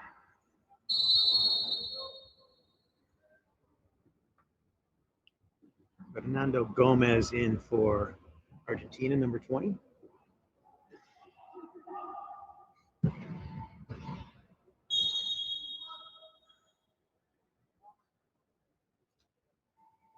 Loma back in for the Netherlands.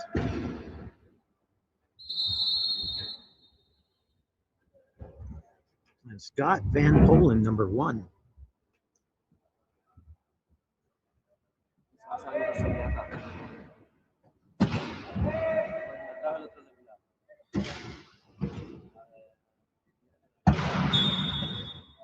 Fernando Gomez gets the try for Argentina. Makes it 20-38.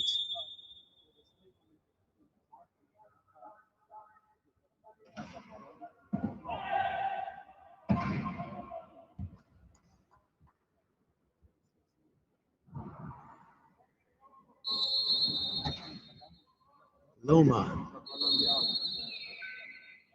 executing that pick and roll to get the try. Bandini leading up court. Gomez can't get it. Got it in his fingertips and tried to reel it in and lost it. So that's a turnover in favor of the Netherlands.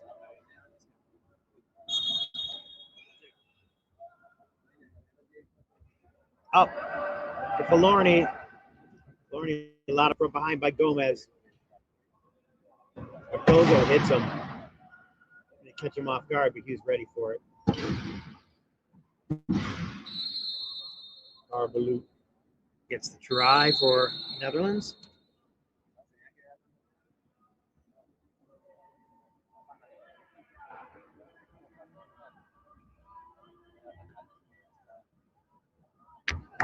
Gomez racing Falorni. He beats him.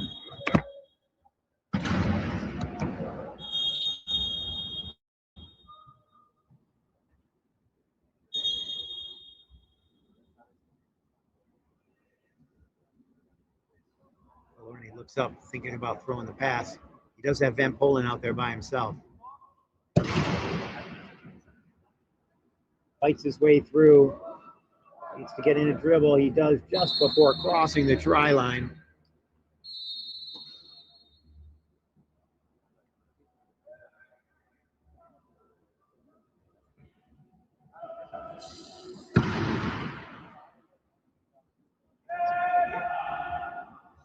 What a catch. That was a great pass, too. Right into the hands of Cardozo.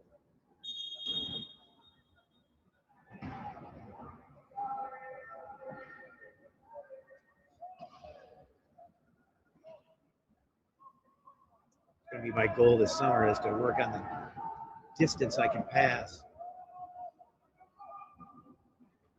and accuracy, of course. Van Polen.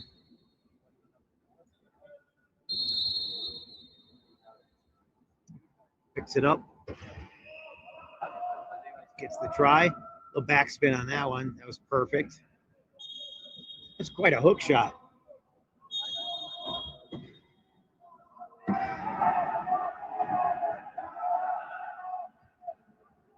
Van Polen trapped in the key.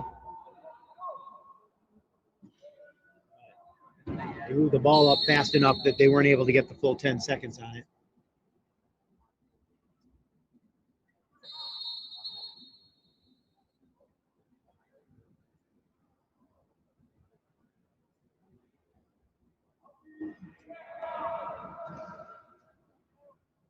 Gomez,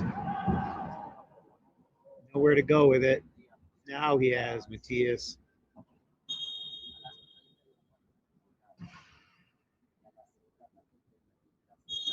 (43-24), 5 minutes 13 left in the third.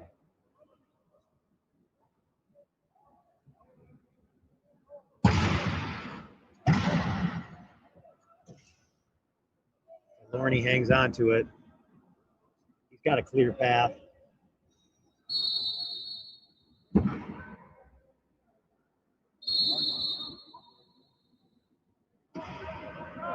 a medical officer. WWR. Gomez hooked up by Loma.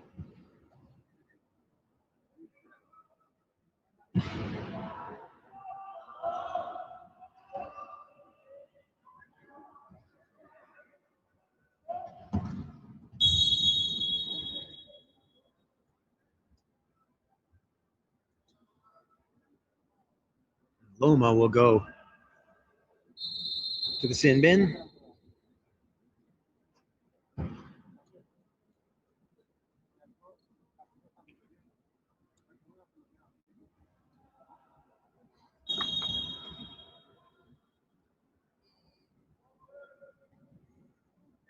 Gomez trying to get off Falorni. Bandini sets the pick. Pass into the key for the try, 44-25.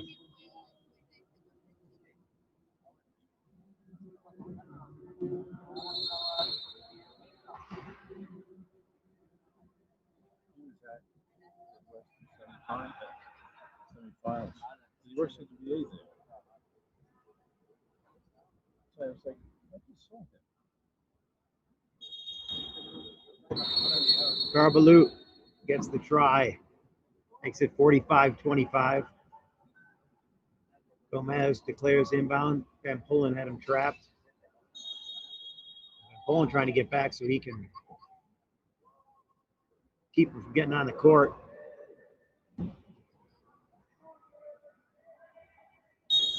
Pass not reachable, so it'll be a turnover.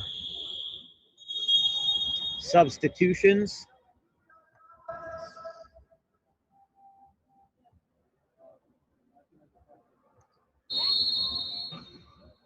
Davy Vandendop coming back out. Garbalut some rest.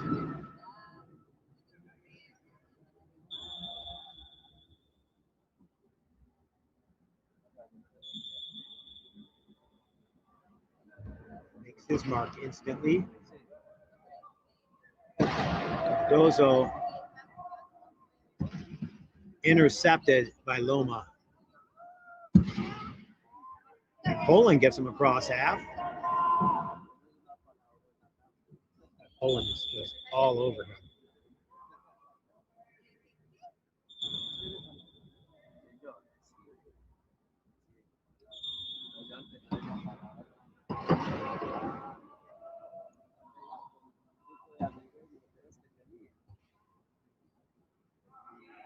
Gomez racing Falorni, puts the pass ahead to himself.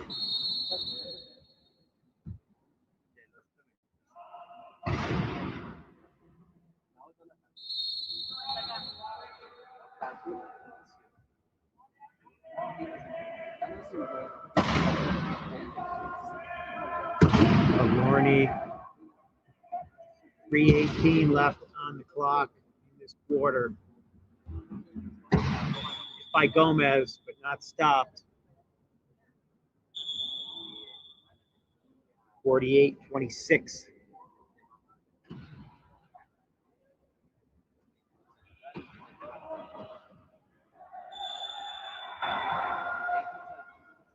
Turnover. Gomez crossed the line with his caster as he is being pushed back. Trying to make that pass.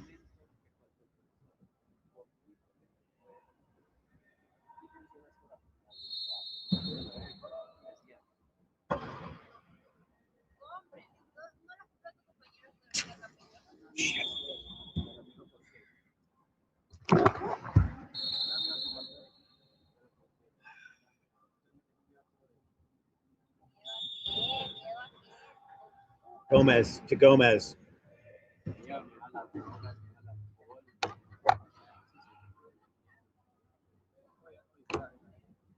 Cardozo takes it across.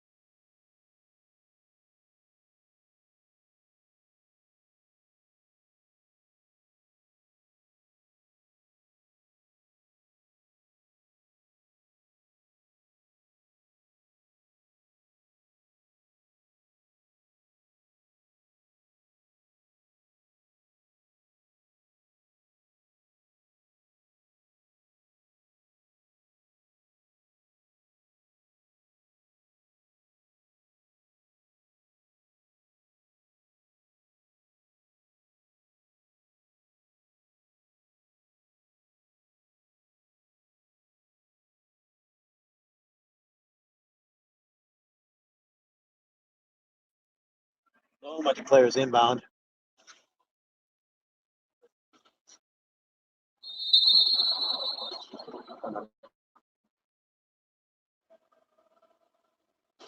Pick for Filorni just by being there. Didn't even have to make any contact. And Van Polen gets the try. Just waiting for the ball. Knows it's coming.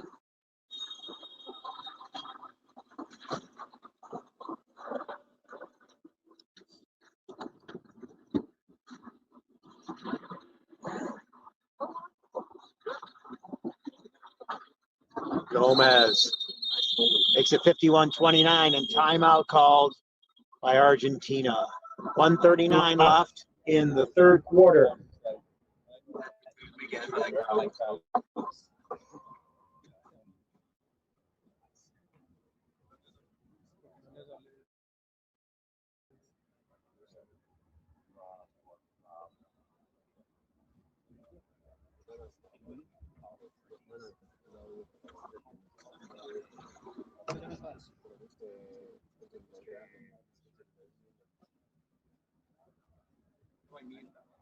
How do I mute?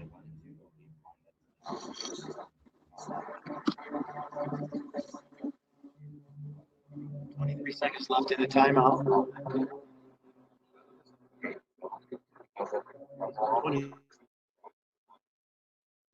23 seconds left in the timeout.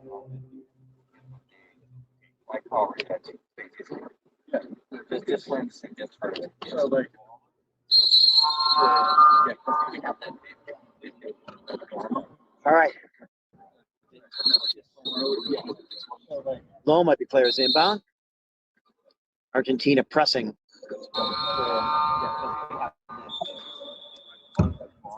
All right.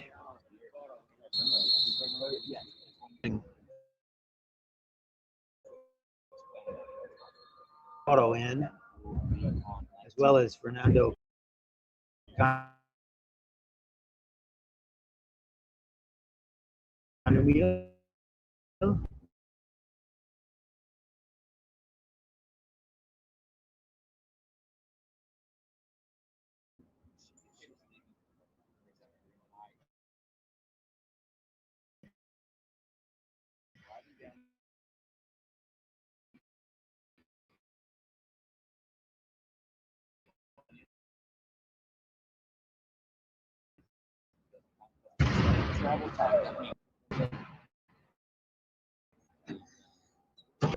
Lorne, 1.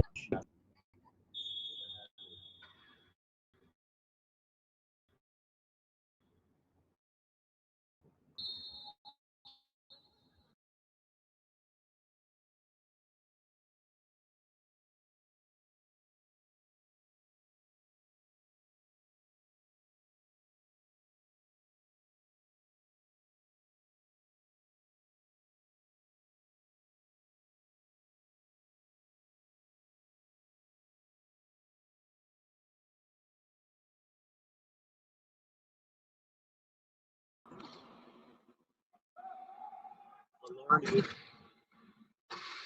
that by Gomez.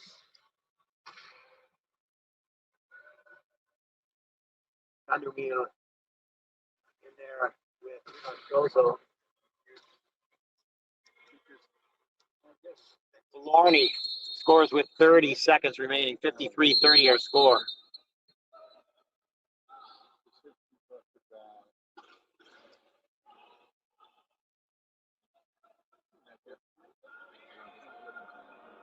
Andidop intercepts the pass. Lorne now trying to grind the clock down. 18 seconds remaining in the third. Countdown from the bench. Andidop can't squeeze through. Gives it to Lorne, who scores with 3.7 left. Argentina not looking like they're going to call a timeout. Will inbound. That will be the end of the third quarter. Our score 55-30. Netherlands leads Argentina. After this game,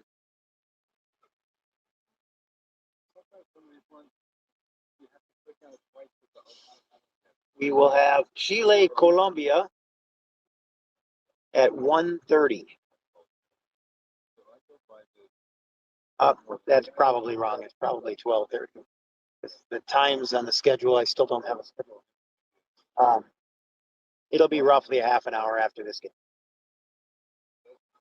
So we got 2:51 left in the 3-minute break. We'll come back with the finale here in just 2 minutes.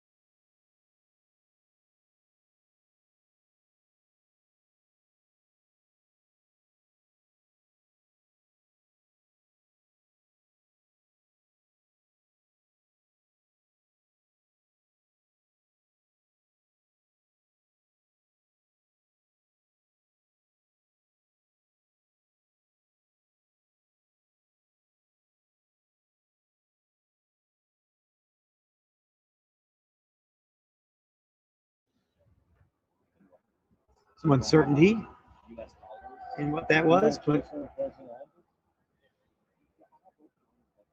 we will inbound again.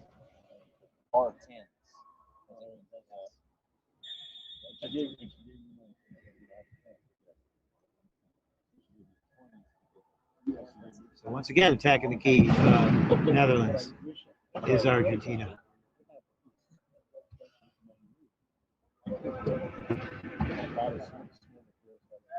Cardozo has Undermeal in the middle, but hit from behind.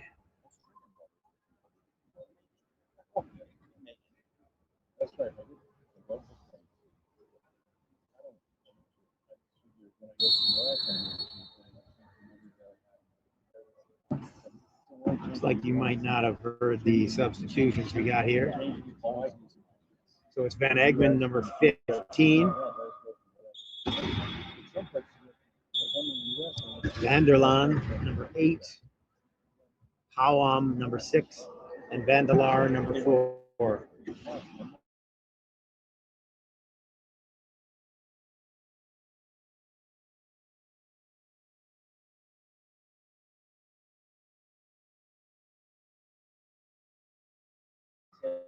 And we're too busy down here trying to trap a low pointer, and their offense wasn't able to score. I was watching them try and trap Houwam in the key. Candemir and Santoro. Try scored by Vanderlaan. Pass intercepted.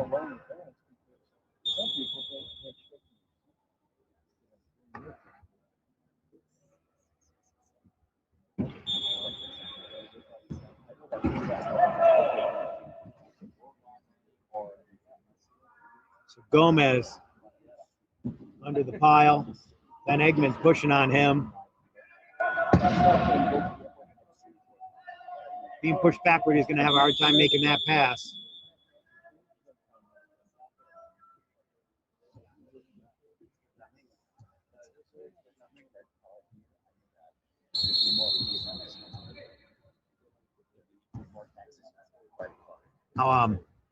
That's an equipment issue. Oh no, take that back. He called it because Vanderlaan was having an issue. And I guess they didn't get the response they were hoping for.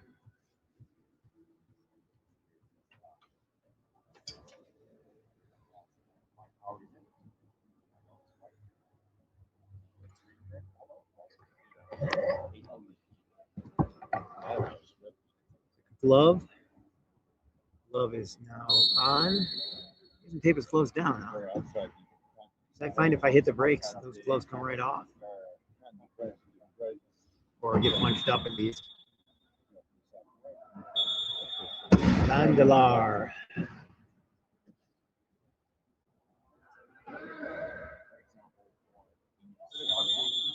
8 seconds expires. Couldn't get it in.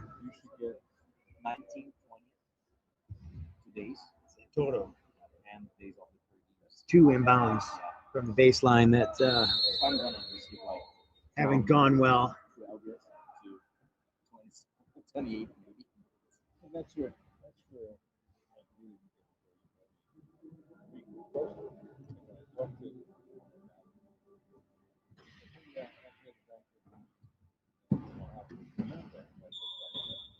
Vanderlaan gets the try.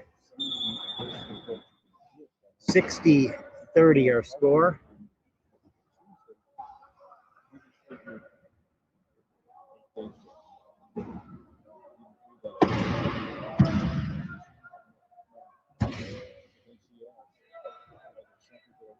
And Santoros throws it ahead to the referee.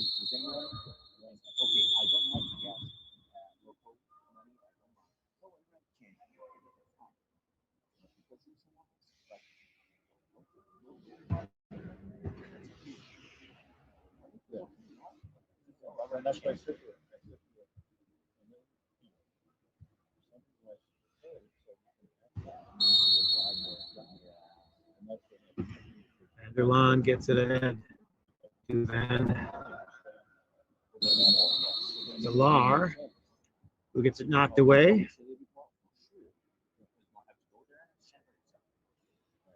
And he last touched it, so it will become Argentina's ball.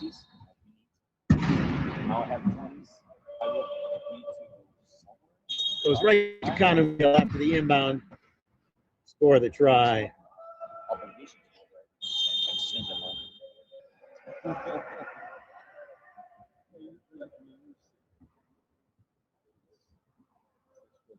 Vandelar trying to get it out, gets it to Vanderlaan, but unable to scoop it up. So Gomez back and forth, gets it to Matias as he backs across the line.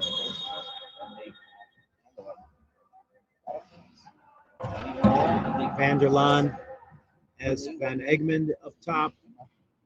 Sets a pick. Connemil takes the ball right out of his lap. Fernando Gomez, number 20, gets the try for Argentina. 60-33, 4:58 left in the final quarter of this match.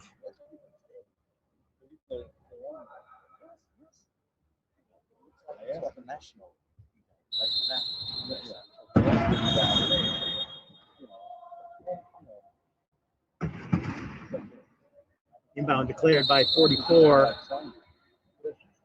Connemil. Santoro coming very low for an inbound on a guy who can pass. It's pretty far. Knocked down by Vanderlaan. Van Egmond will get the try.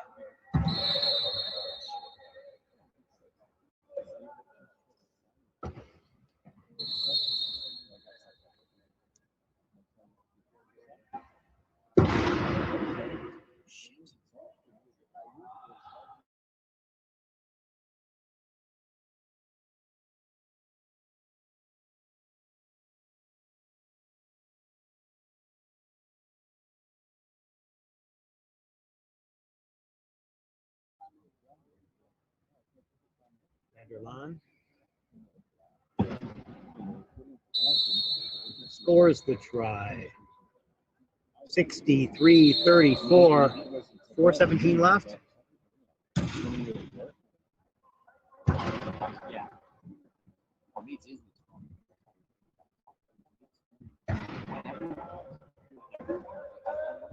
Chair turned, ball swatted at.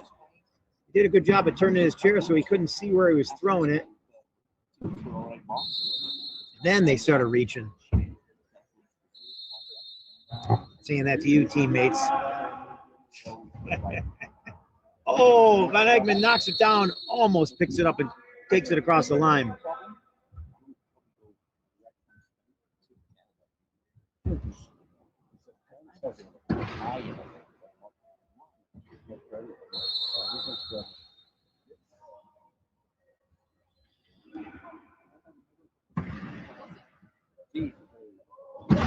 Cardozo under the pile, looking for an out. Needs somebody to give him a passing lane. He doesn't have one. No place to go with it.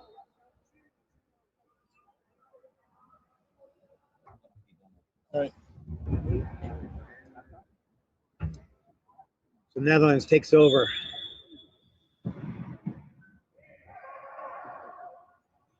Santoro picks it up, drops it, picks it up again, and gives it to Cardozo.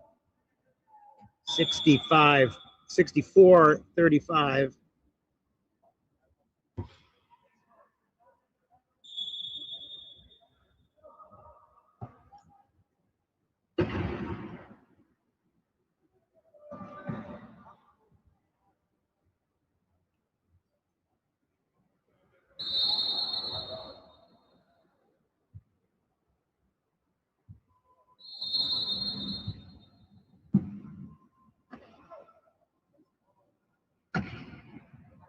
Cardozo can't get to it. Oh, he did. I can't believe he got that.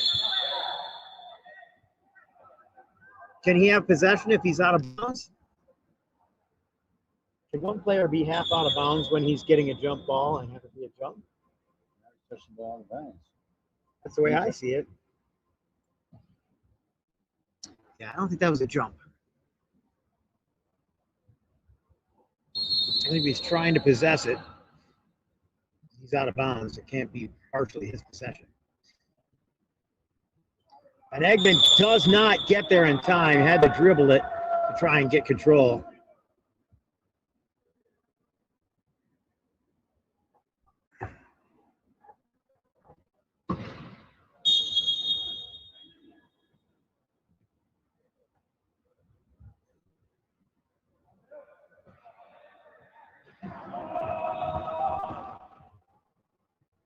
Nobody there in blue.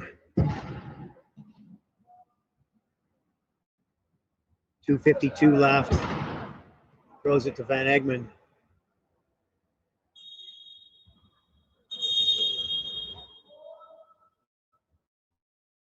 Hanemiel declares inbound. Gets him out of trouble. Santoro puts it ahead.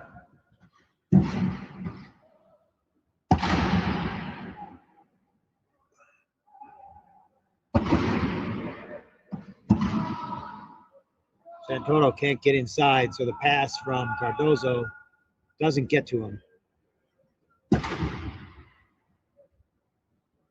Van der Laan gets the try for the Netherlands, making it 6-7, 35. Hanemiel needs to pick that up. His 8 seconds is almost over. He's got to throw it. He's got no time.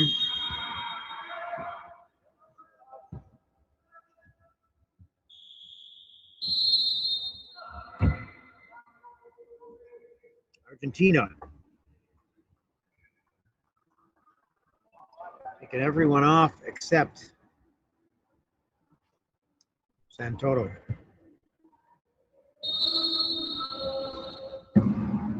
Bandini, number 23, back in. Number 11, Fernandez, back in.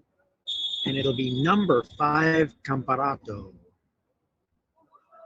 Guido Comparato. I guess in Spanish that's probably Guido. Why not? Fernandez. Foul. I thought maybe just mishandled it, but he was fouled.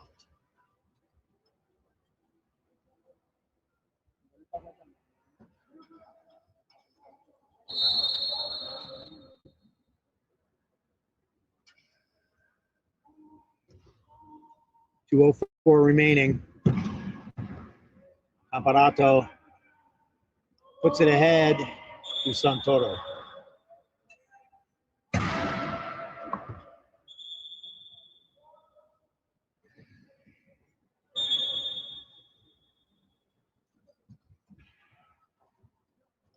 Defense.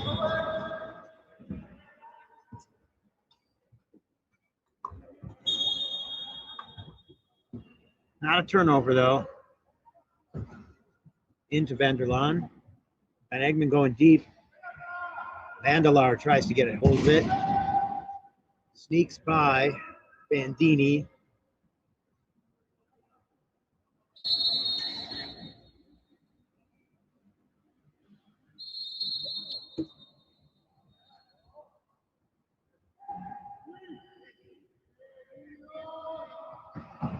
Hernandez cannot get there. Van der Laan breaks that one up. 69-36, minute and a half left.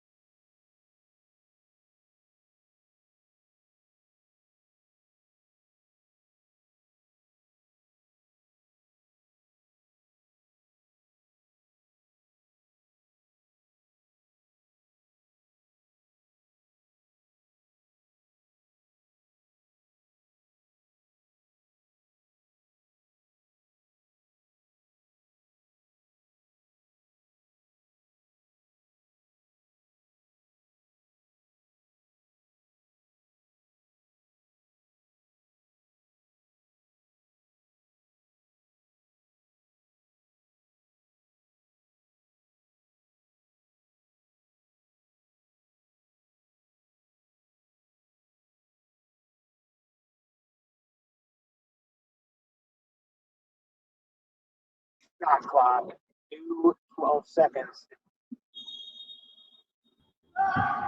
Santoro bumps it. Nobody touched it. So it will be Netherlands ball right where it was inbounded last.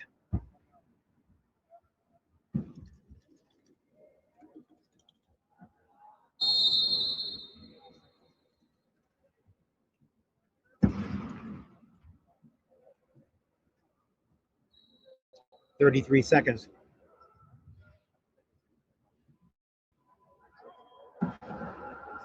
Vanderlaan asking the bench when he should attack. 20 seconds. It's approaching that time, Vanderlaan. 15. Now's your chance.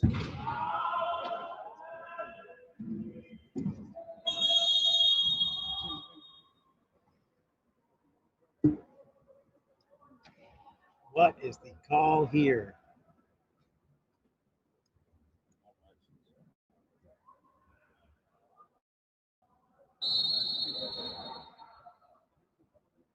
Awam will inbound quickly. Over the top, missed. 8 in the key. Will be blue ball in the corner. Either way, that was a turnover. It was a missed pass and 8 seconds in the key.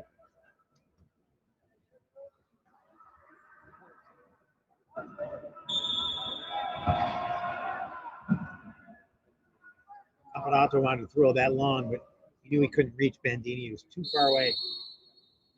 3.9 seconds remaining, still blue ball.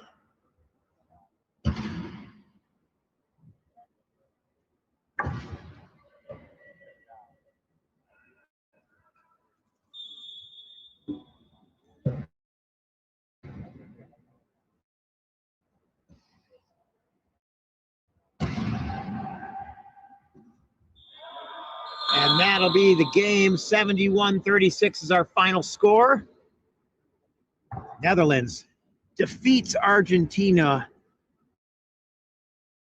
in pool play. Next up, Chile, Colombia, about a half an hour. My name's Dave Mention here in Medellin, Colombia for the World Wheelchair Rugby World Championship qualifier. We've got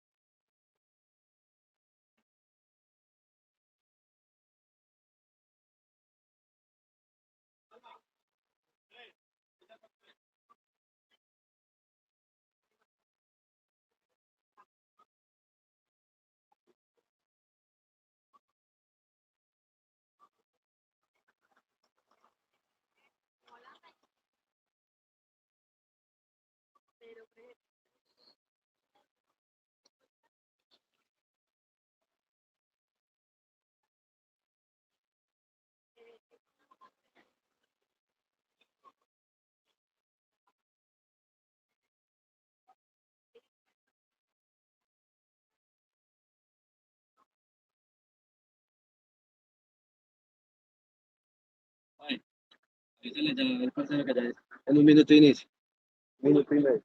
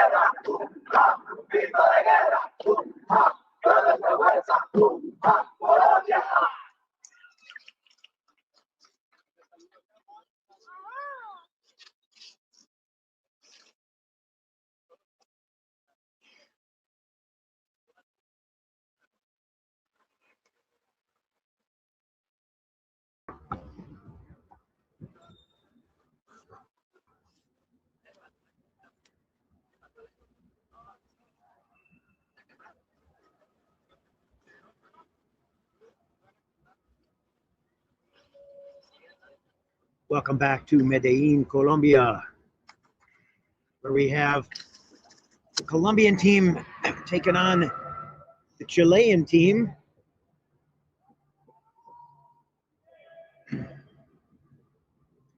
Chile takes a jump with Romero, number 13, number 9, Riquelme, number 8, Arevalo, and number 10, Flores. For Colombia, it is 30, Ordóñez, 2, Martinez, 25, Vanegas, and number 13,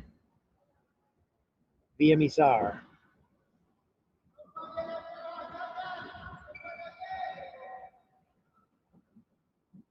Ordóñez fights his way around the corner.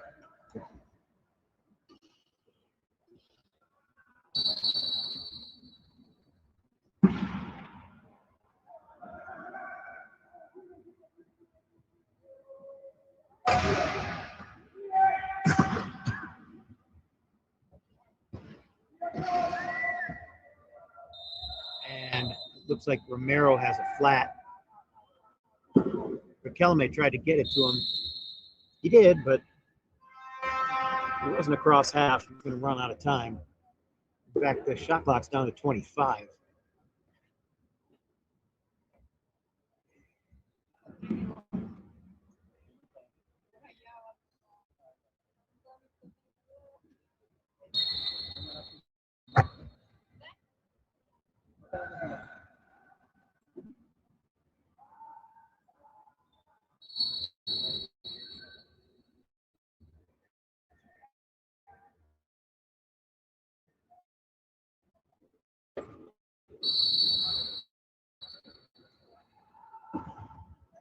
Colombia 3-0 in his way. Riquelme up to Romero, hit by Ordóñez. And Riquelme was afraid of the hit in the line, so he tried to get it up to Arevalo, but rather than pass it to him, he bounced it off the floor and missed it completely.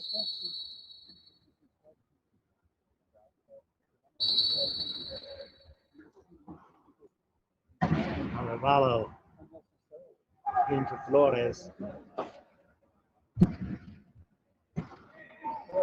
Romero passes it forward. Nobody there.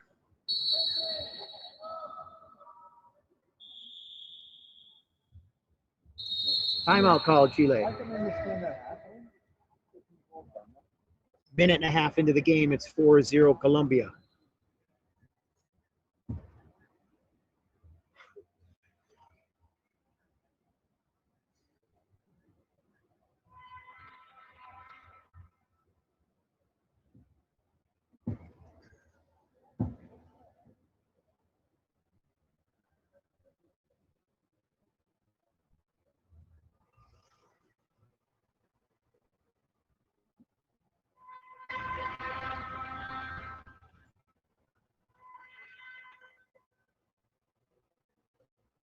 Colombian coach showing some things on his whiteboard. Chile talking all the way at the far end.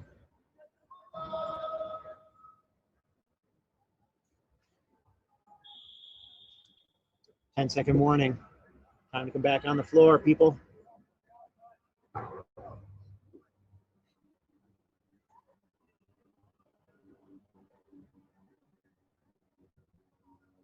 And time's up. The official will allow them to inbound. Ordóñez pushes out. Arevalo swinging a miss.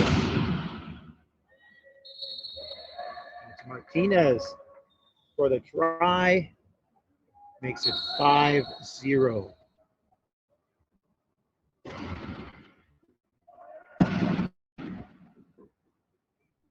Number 5 in there for Chile. Carlos Munoz.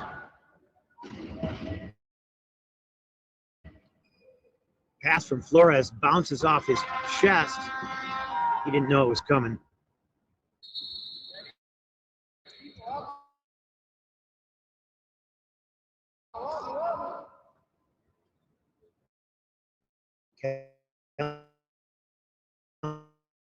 Riquelme on the sidelines for Chile. Barrow trying to get off, but via Misar. He picks it back up himself, throws it. Too anxious on the turnover. So it goes right back to Chile.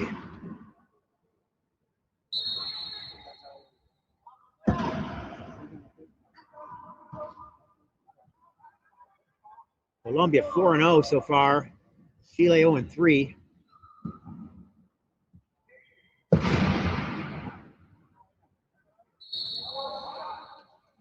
Manegas gets that try.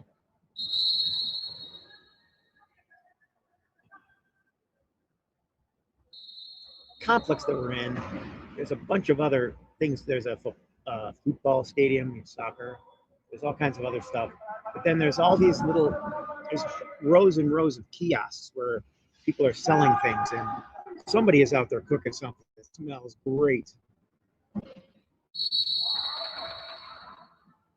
It's actually a really cool setup. They got a lot going on here. There's a pool. It's kind of like an Olympic campus where, you know, like in Great Britain in 2012, they had everything in the same place. The rugby was next to the blind soccer, was next to the pool, was next to the stadium where they did track and field. It was all like together in the same complex. Kind of what they got going on here.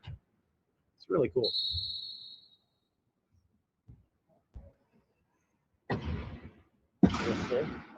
Colombia 8-0.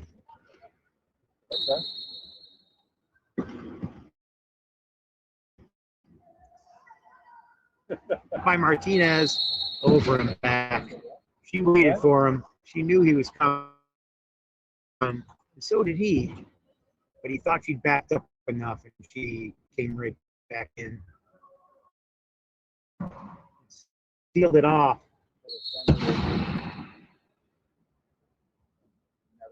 Ordonez holding that up. Learning from his teammate. Venegas cannot get there. This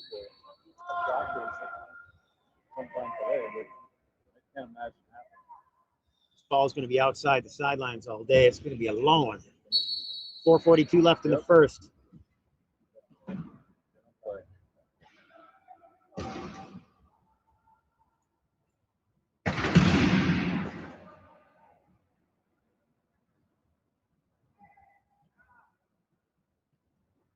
Ordonez.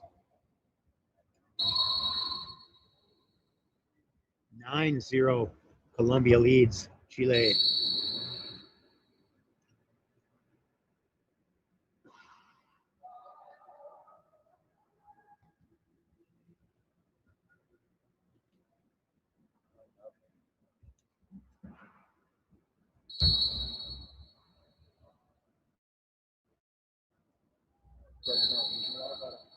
Yep. I just wanted to have a water bottle, make sure.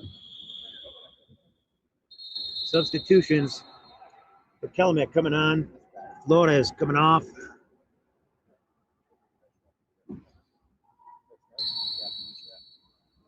Swapping the deuces.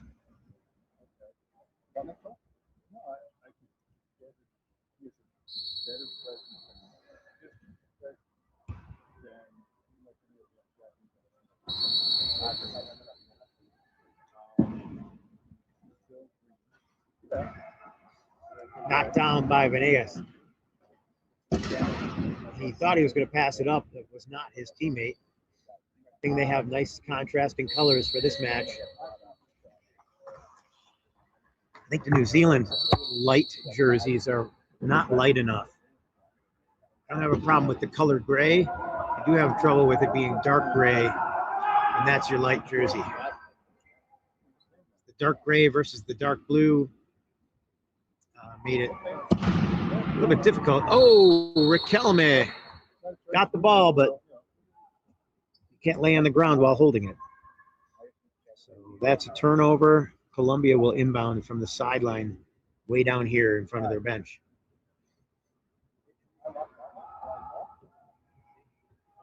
Or directly opposite their bench, depending on. Looks like the ref's going to do it right there in front of the bench.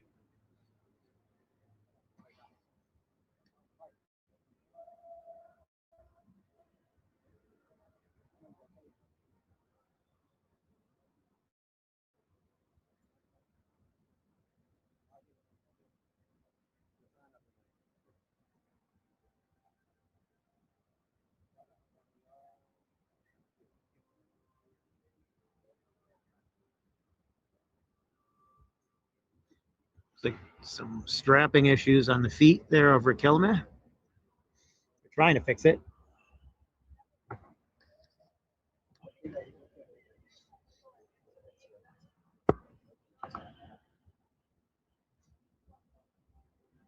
They got him off the puzzle piece. Coming into Venegas. Sar sets the pick, keeping him free. So you throw it ahead to Martinez. That makes me think of a song. I can't sing it though. Romero trying to escape. Can't seem to get going. Romero's their speed. Telmet not gonna move Ordonez.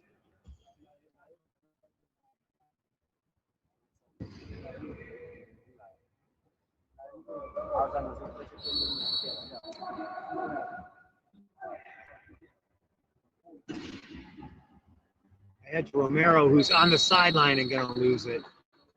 Ordonez just pushed him right out.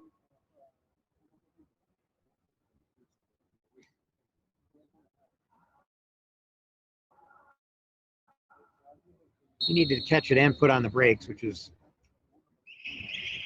a difficult task. Over the top, Venegas.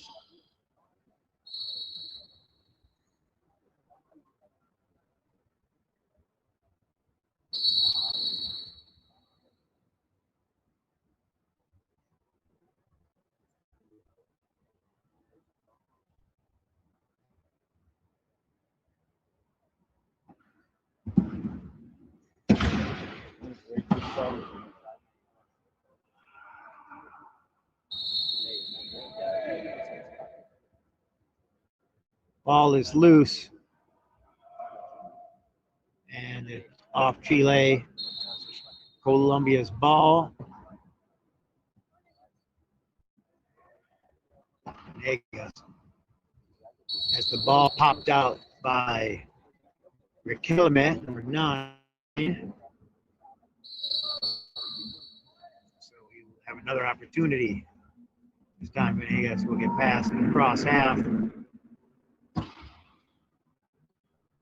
Oh, Martinez couldn't pull that one in. Turnover. Chile will inbound. 15-0 our score with 2:33 left in the first.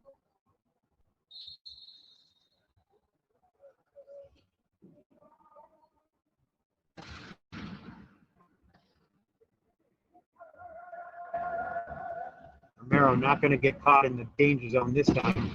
Is it up to the helmet? Arevalo has it. Ordonez intercepts it. Star up top. Ordonez doesn't need to pass it. 16-0, 2:05 left on the clock for the first quarter of this match. Other matches upcoming. New Zealand, Switzerland, and Argentina, Chile. The final game of the day, and most likely the last game for both teams. The winner will be 5th. The loser will take 6th in the tournament.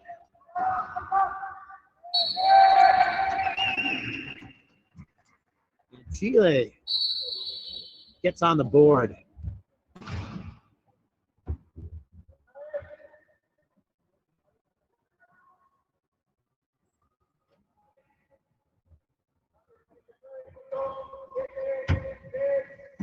Ordonez.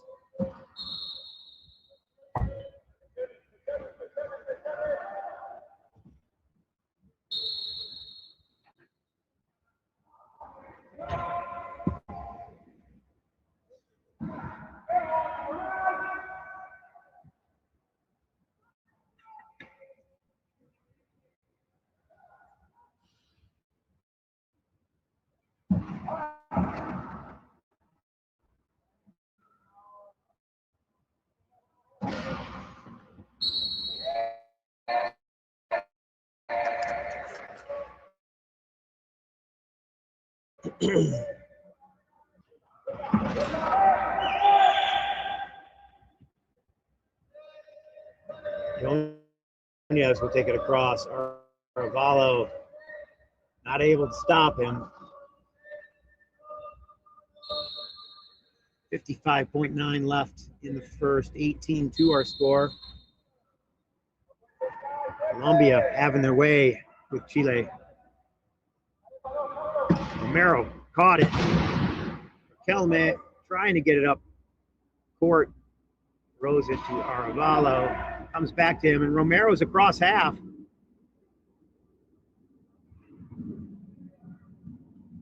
Colombia dropping into the key. Helicopter flying overhead. Corner is open if he wants it. Oh, but he backs through and gets the try.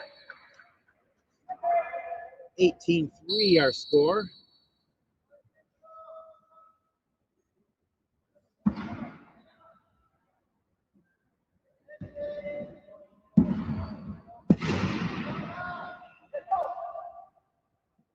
Bimisar told to pull back. Tries to hand it to Martinez. Stolen by Riquelme. Oh, but it's got top spin. Will Romero get there? Ordonez going to hit him as he goes. Gosh, that feels a little flagrant.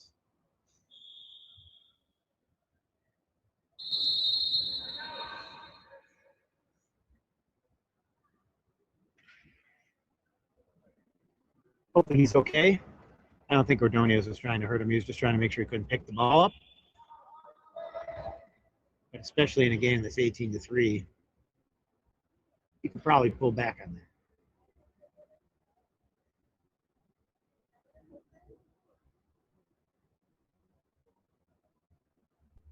So with 1.7 remaining, Colombia calls timeout, chooses to advance the ball. But you'll see on the sideline over there when the camera turns, referee set it right in the spot where the player will inbound.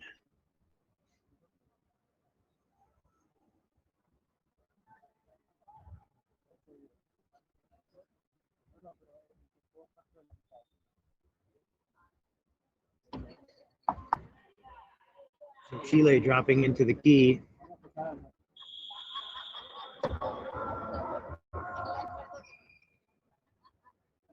Quickly, if they're smart. Vegas able to get in there. Martinez is, get the ball, get to her. Caught by Romero. And that'll be the end of the first. Our score 18-3. Colombia leads Chile. We'll be back in 3 minutes for the second quarter of this pool play match here at the World Championship qualifier in Medellin, Colombia.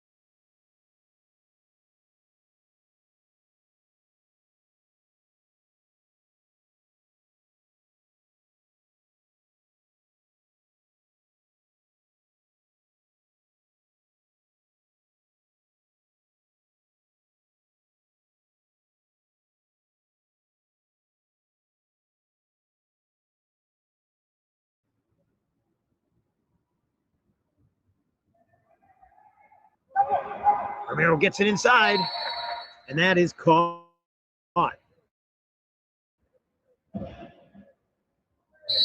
Munoz puts the first try on the board in the second quarter.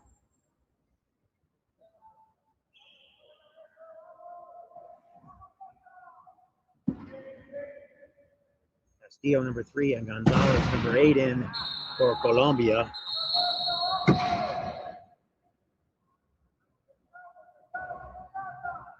Villamizar and Venegas out.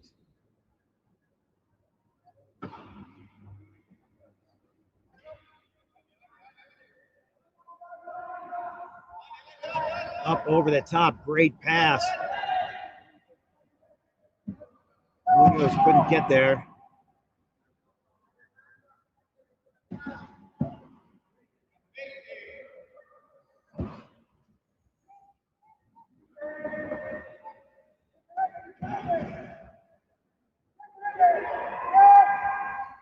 To Flores, who catches it as he goes across the line. Great play by Chile. Martinez calling for it. Say, somebody get down here. And out of bounds goes Castillo. A young player is going to make mistakes like that. This is how we get in there and learn from them.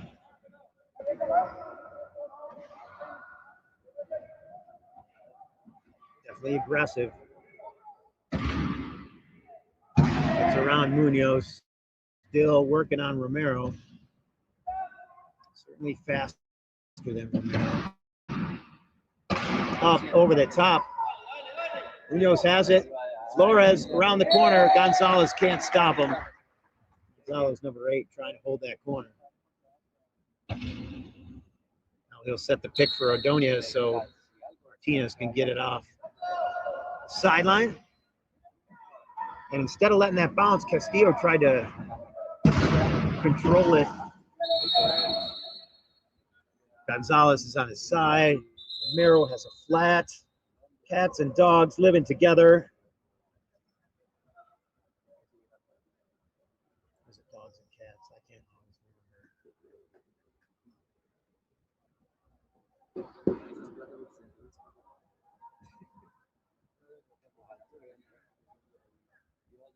Chelsea would be able to tell me what movie that was from. I feel like it was Janine Garofalo.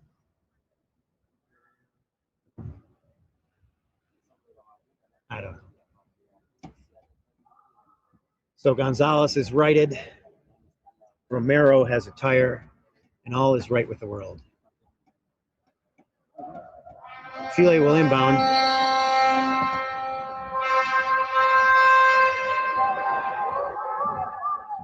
Not a vuvuzela, but not far off. Romero finds his way into the middle, gets through.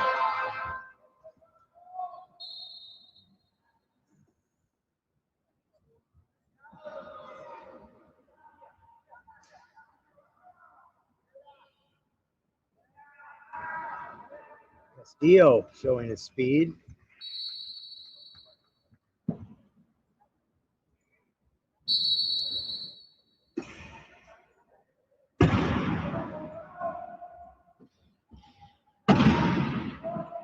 Romero throws it up. Nobody was looking for it. Munoz certainly didn't know it was coming until it got there. Bounced right over him. Intercepted by Gonzalez.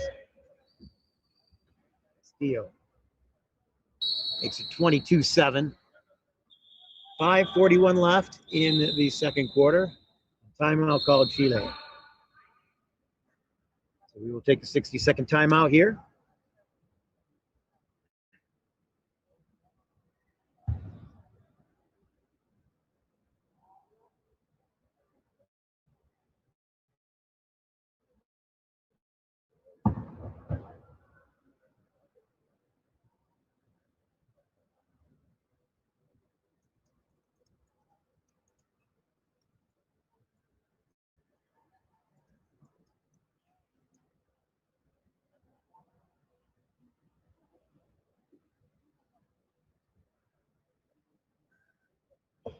Chile equipment manager pumping up a tire.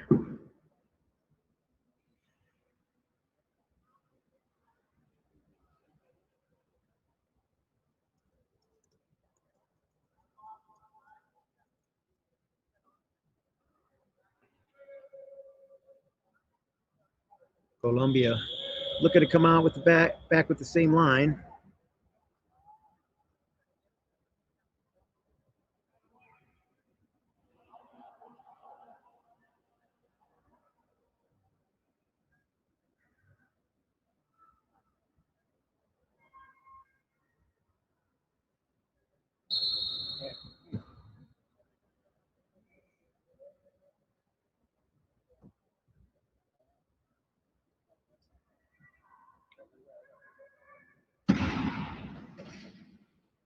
Romero trying to get the corner, hits the cone. I saw that cone slip through between two players and knew it was not a good situation.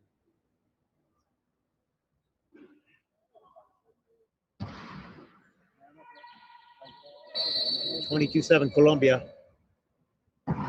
Long inbound to Castillo. Able to hang on and does not cross the baseline. Ordonez whistling for it. Pass too far to the side. They'll work on their chemistry. That's why they're out here. These guys are the future of the team.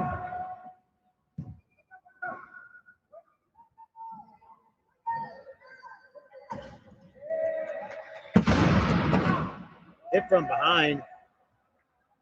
Munoz. Flores trying to get away from Castillo. Arevalo sets a pick for him. Thrown right into the middle in the hands of Gonzalez.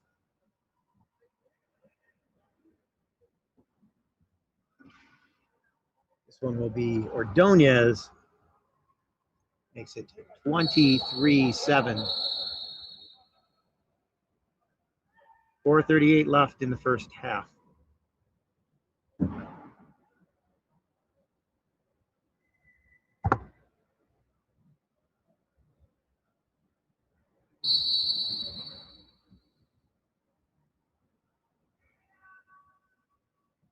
Romero will bring it up once again. Chile will attack the key of Colombia. Finds a hole. Flores got underneath. Ordonez got turned around. Martinez had to cover that whole half of the key. Ball's loose. Castillo either didn't see it or just couldn't grab it. And Martinez pops that out of his lap as Munoz is crossing the try line. So no try scored.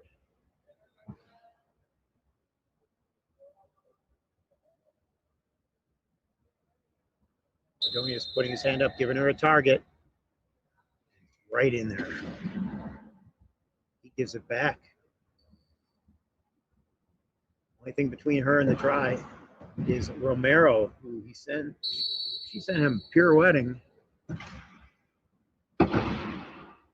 Castillo with the try.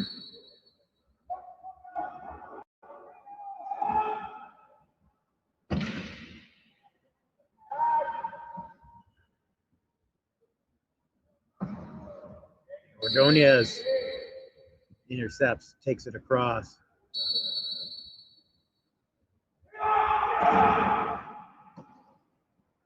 Munoz coming up court. Got Castillo on his way. Throws it ahead to Romero. Swipes the ball, even though Martinez is there to try and take a snack at it. He got it.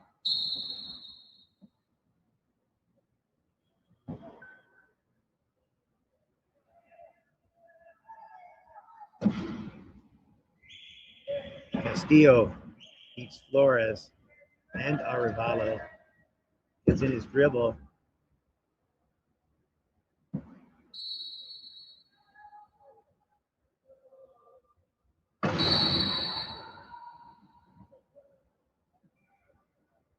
Had Romero for a second, but Ordonez in the way. Gonzalez knocks it out. And gives it to Castillo.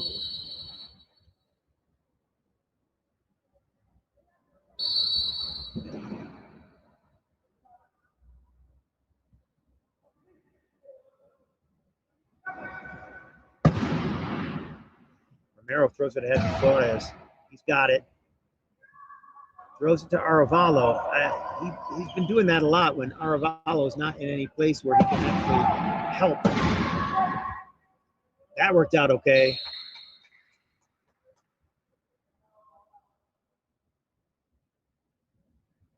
(27-10). 2:52 left in the half. Castillo tried to kind of settle it and lost the handle of it.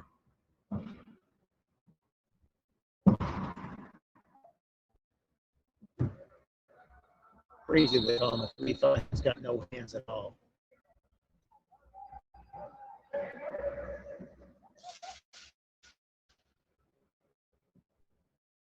A finger. Riley Bat, some of those guys, they got fingers. Even if it's once, something helps settle the ball when you have a wrist that bends. Good.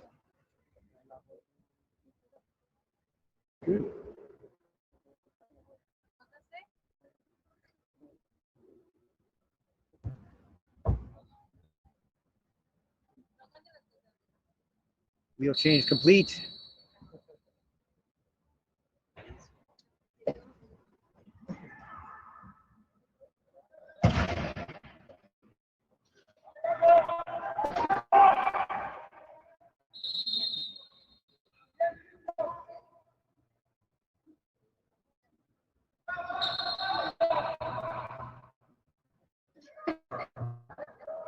Ordonez tosses it across to Castillo.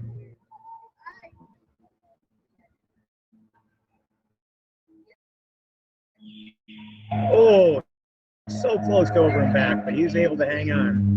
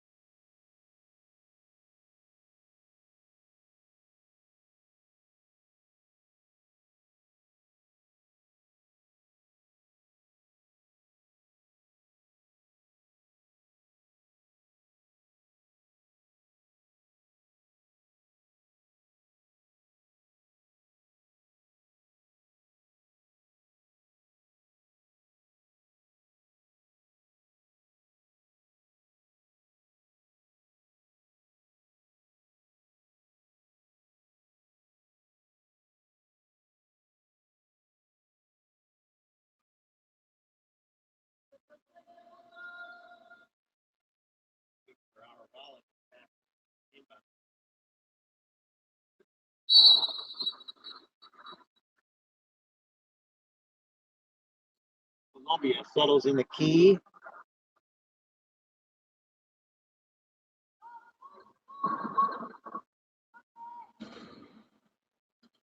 Now looking at that corner. Knocked away by Ordonez. Castillo picks it up.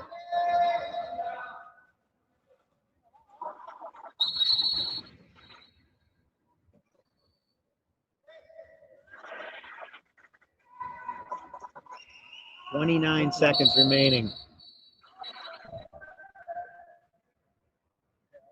It'll be Romero again.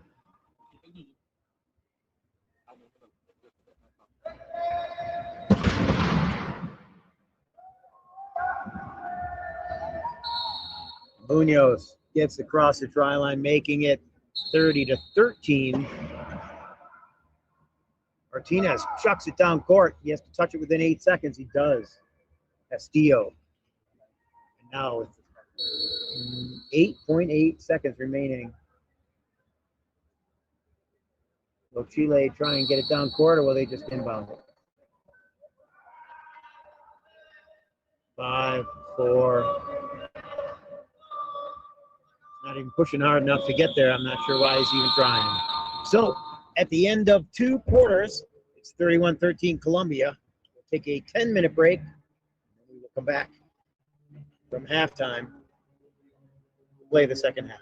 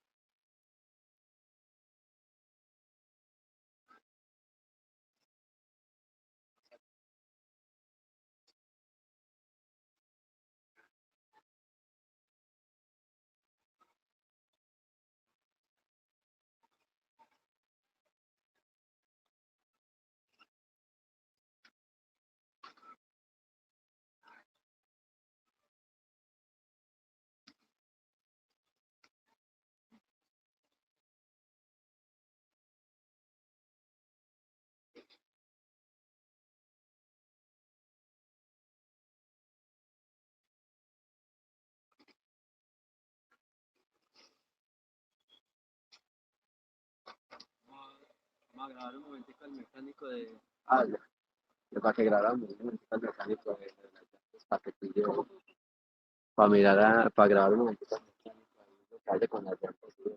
Pantalón.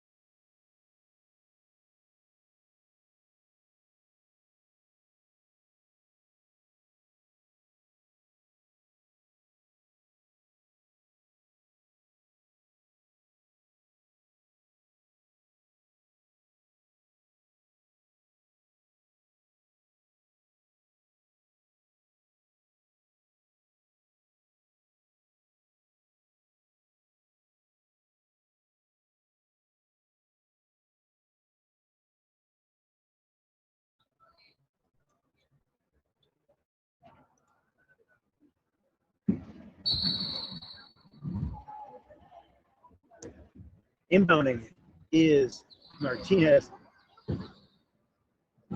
Marquez, number 4, throws it ahead to Gonzalez.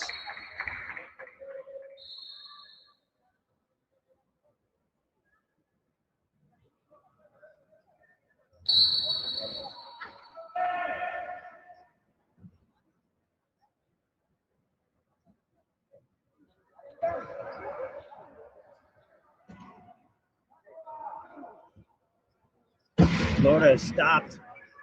Gets it to Riquelme, who can't bring it down.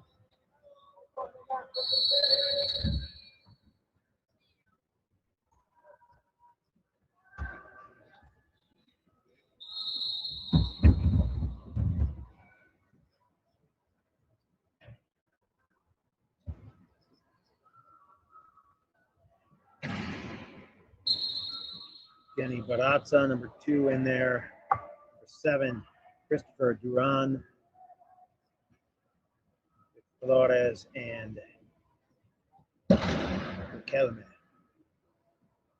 Marquez covers it up, crosses the try line.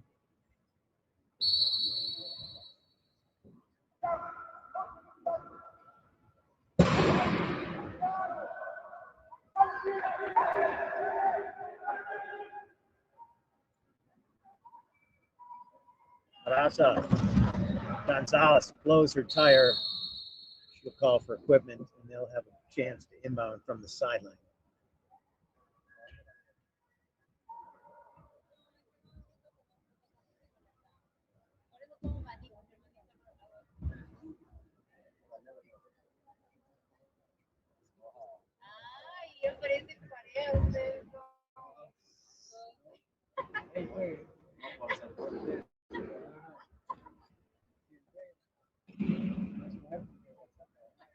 All right, Barazza has the new tire, new wheel, I mean. They probably are not changing the tire, just the tube. Kelme stuck at the top, tries to get through the middle, hands it into Duran.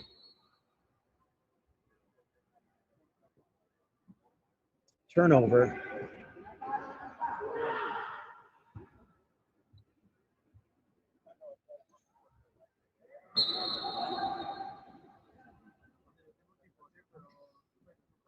Marquez sucks it in.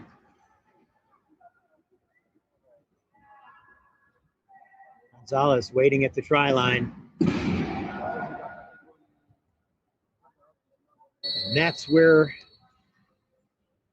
Marquez goes with it.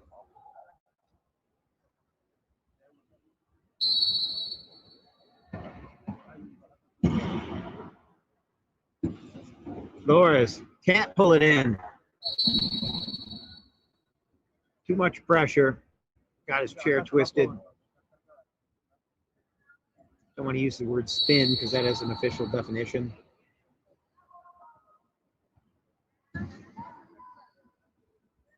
Martinez gets it to Marquez. 35-13.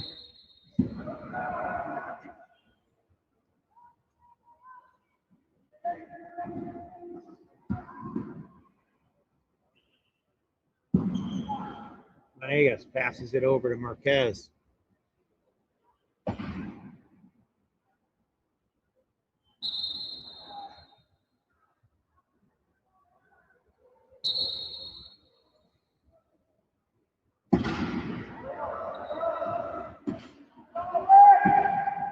Flores, that's it.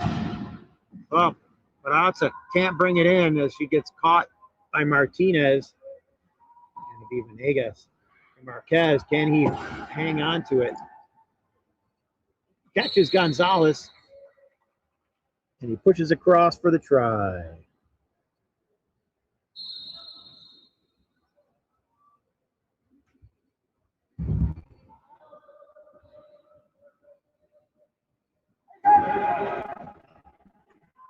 I think Barazza's been with this team since they started playing internationally. Certainly the player whose name I would know from the longest time on that team.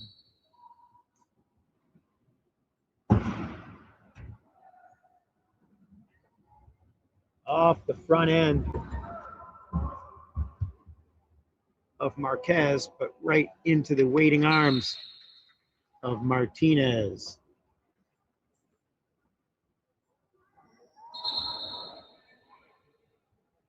Martinez.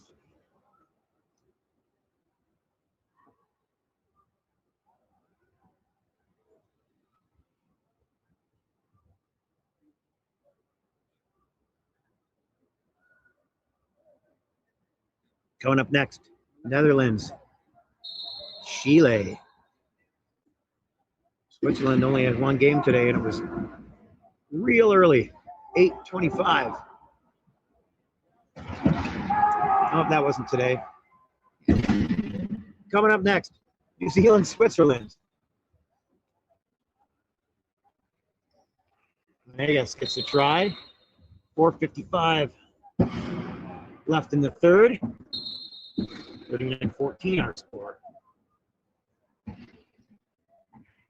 Kelman able to pull it in. Pass was a little bit in front of him. Wants to pass. Scott Flores.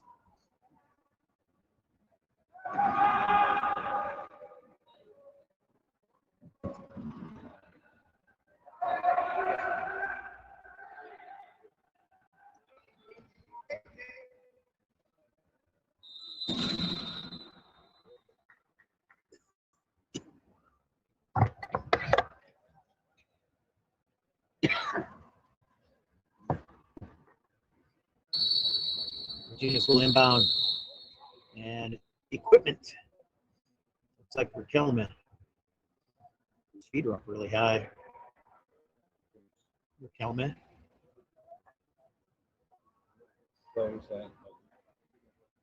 Number 9. One with equipment.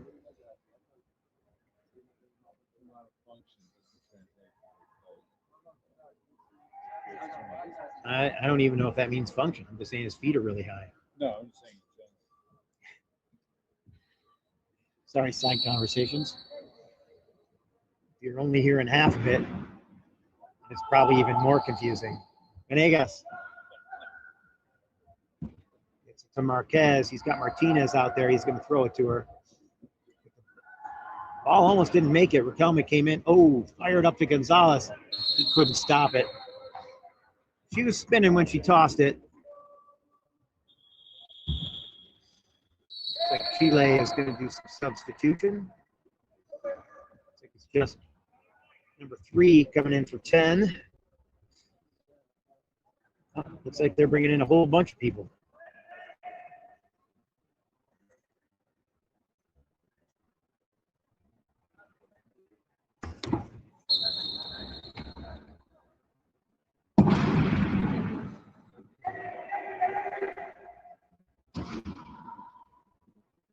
Mero throws it ahead to Munoz. And Martinez will be the recipient of that pass after the turnover. Colombia strikes 40 with 3:47 left in the third.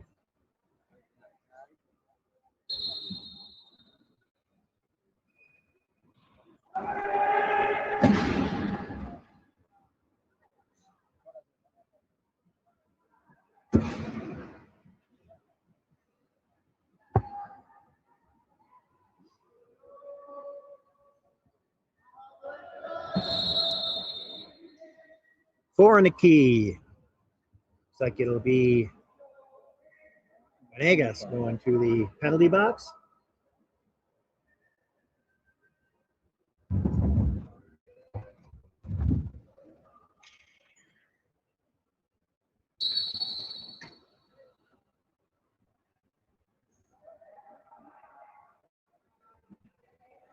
Needs to hurry. Munoz was in there for quite a while.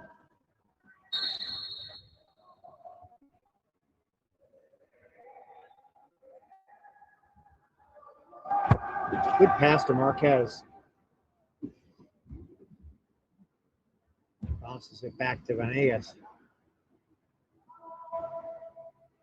Up to Marquez. Pass not there. Oh, somehow he reeled it in and got it across. That was a great recovery by Marquez. The pass was a little bit short. Not short enough to bounce off his wheel. Certainly short enough that it almost did bounce over his head. Foul by Marquez. He will go to the box.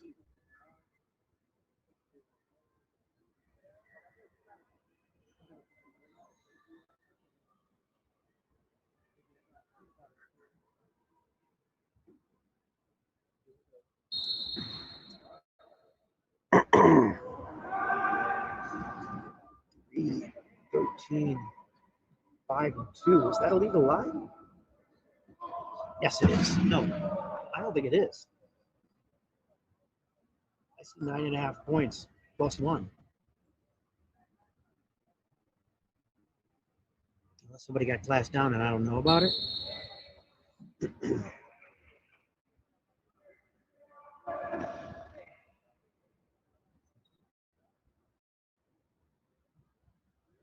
Colombia's running 8.5, but they got +1 as well.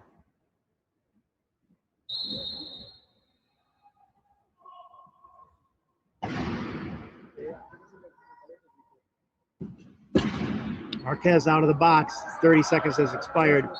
He gets the jump. Held ball. Chile will retain possession.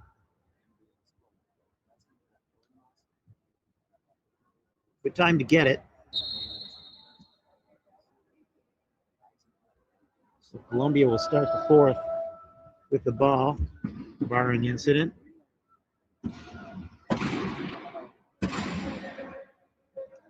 Chile backing out, 17 seconds.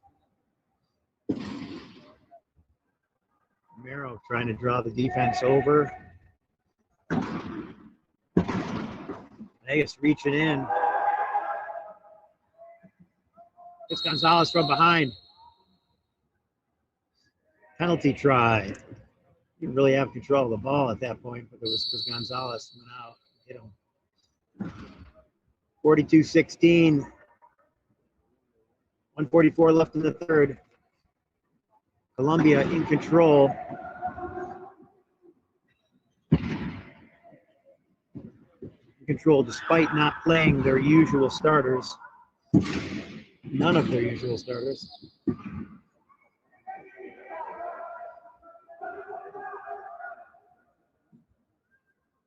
Araza. Pushed on top of the ball. It will be Colombia's now.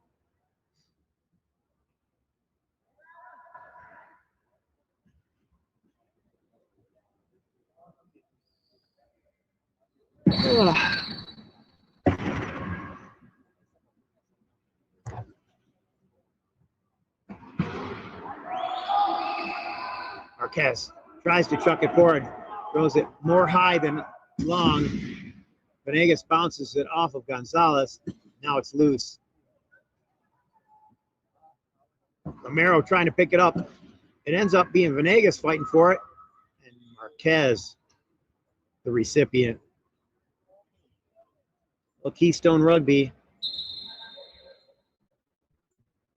Anybody out there get that reference? Anybody old enough, you think? Keystone?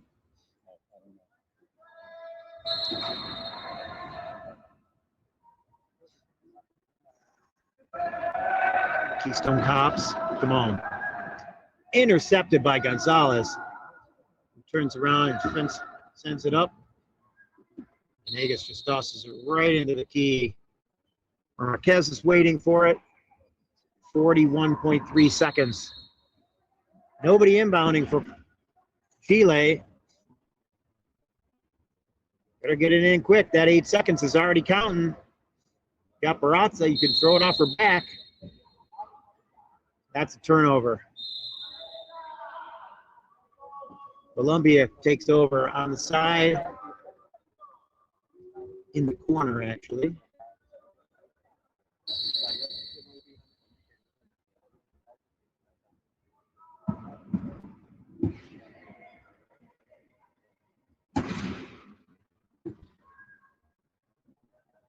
Martinez content to hang on. 31 remaining.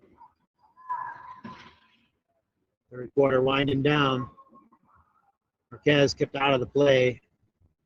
Barazza being a menace to him. He has his number. Now Chile in the key. Romero in the corner. Munoz in the corner. Barazza in the middle. And Venegas behind the pick of Gonzalez. 3.7 seconds remaining. Pass over the head of Romero means Colombia will inbound from the sideline in the corner.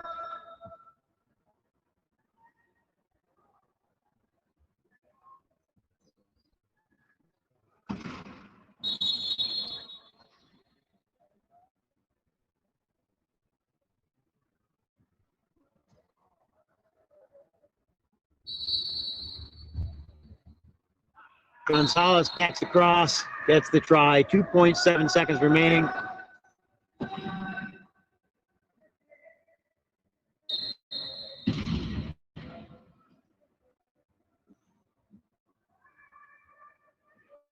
Intercepted by Marquez, which leaves 1.8 seconds.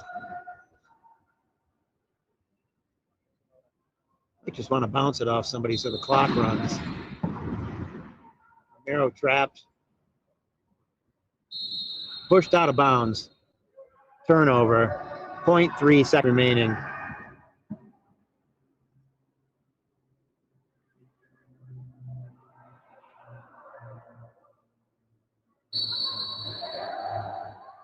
Inbound.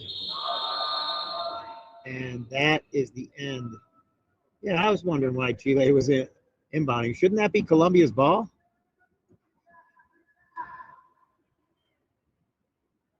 I just wanted it to end.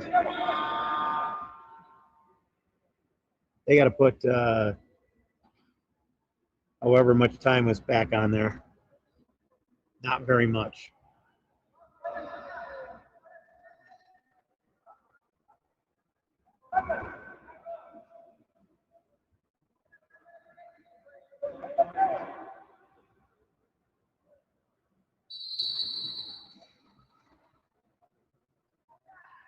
Martinez with the try. He got the try scored. Time expires. So Colombia leads 47-16. Fourth quarter coming up in 3 minutes. Come on back. Why not?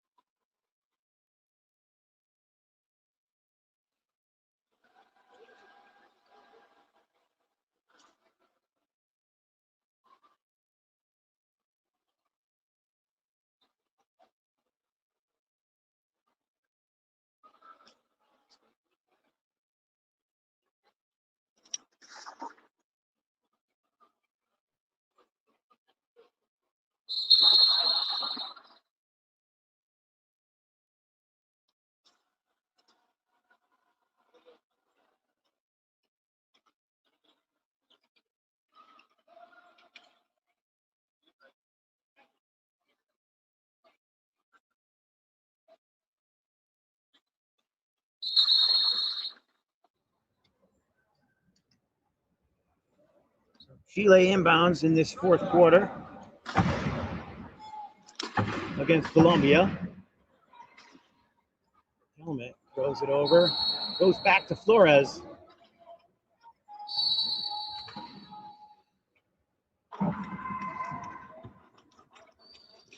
Marquez trying to chase it down. Felt like a long 8 seconds.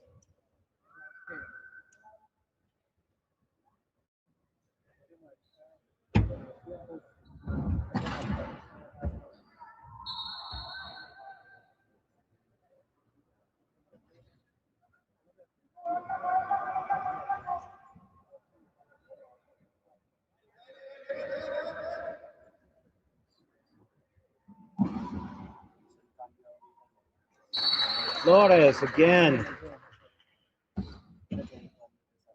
Chile on a roll, 49-18, 7:28 left in the fourth. Yes. Beats Munoz thanks to the pick of Gonzalez.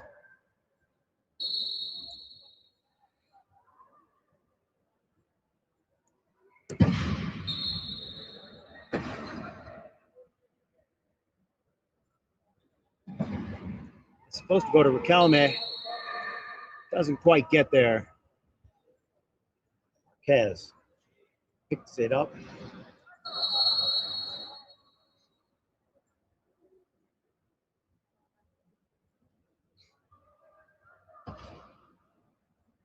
Contact before the whistle against Colombia. I believe that's their first in the second half. Might be their first all game. Oh, there was one earlier.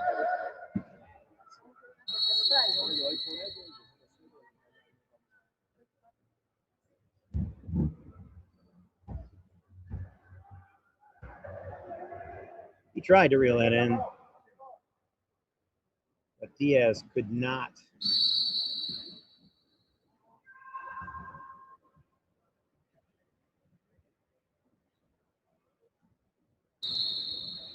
Marquez gets the try, 52-18.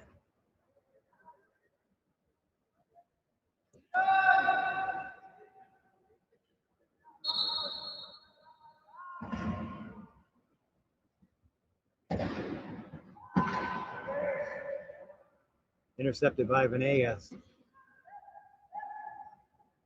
Martinez with the catch and the score.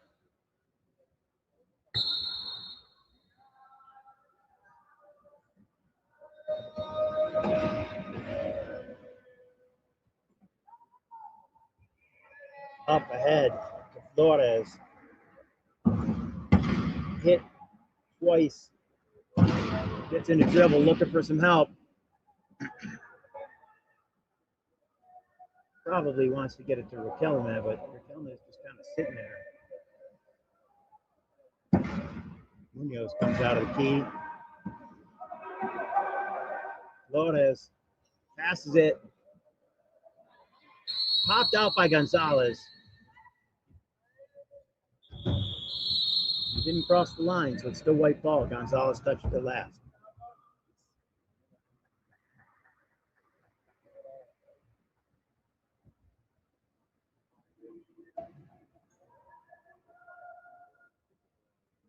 Diaz to inbound.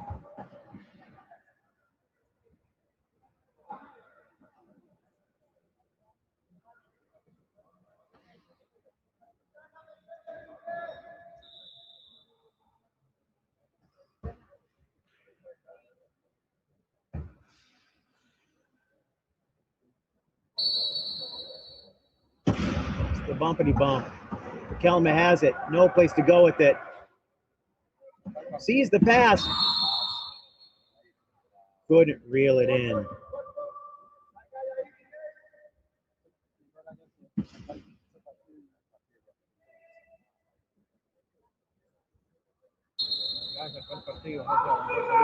See the frustration on Munoz's face after that one. Ball popped out by Riquelme. He ends up on the ground because of it. He leaned over to reach. He was way forward when he got bumped.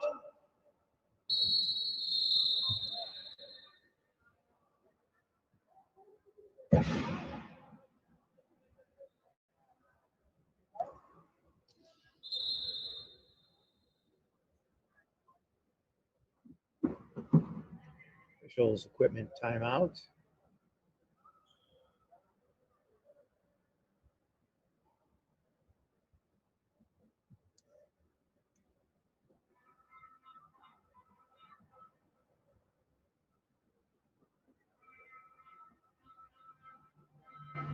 Fixing up his feet.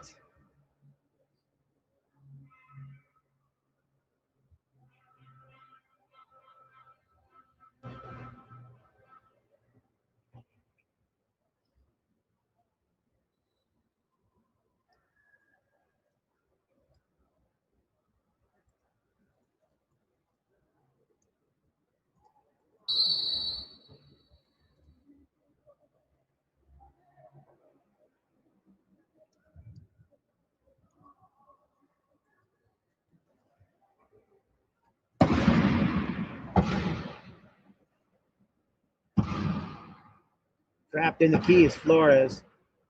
Gets it out, gets himself out. So they will attack once again.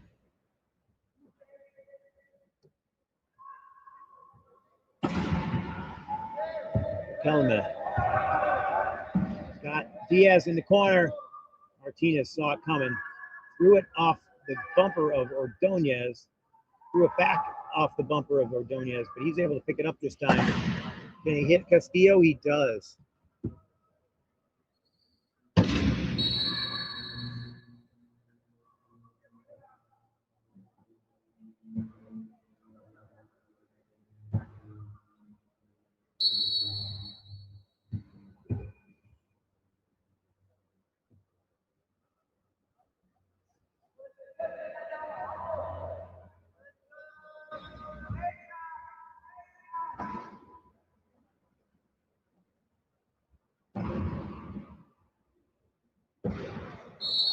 Kelma gets the try.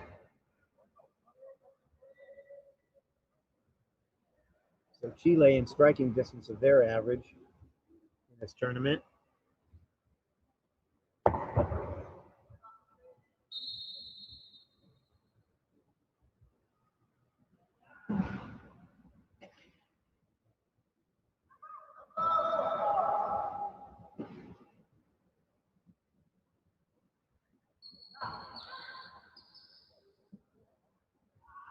Oh, dropped Gonzalez.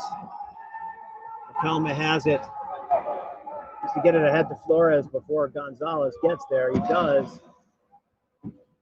Passes it over to Munoz, who scores the try for Chile. Timeout called, Chile. 55-19 our score, 4:05 left in this game. Again, coming up next, we have New Zealand v. Switzerland, number 8 against number 12 in the world.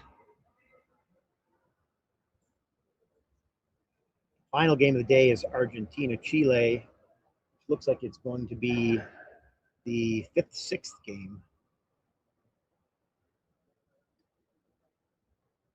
I give Chile credit for coming out, flying all the way up here, knowing that they were going to have a lot of difficulty trying to better themselves.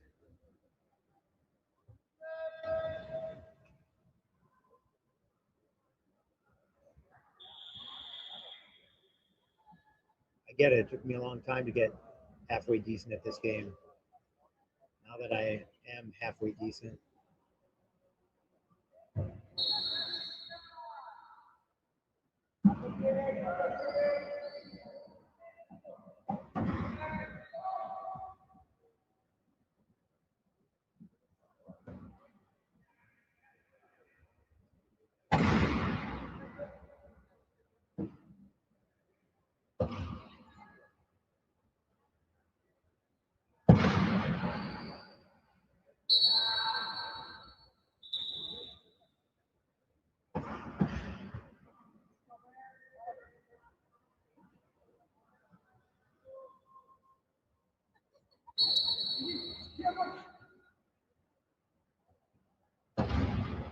Exchange muffed. I don't know if he was anticipating that hit or if it just wasn't catchable for him.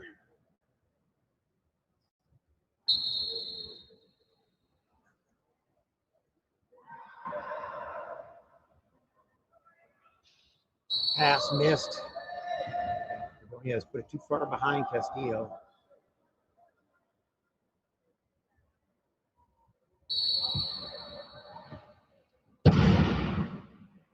He has tried to get it down.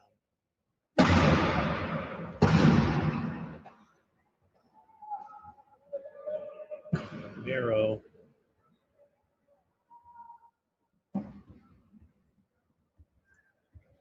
Misses Alarcon.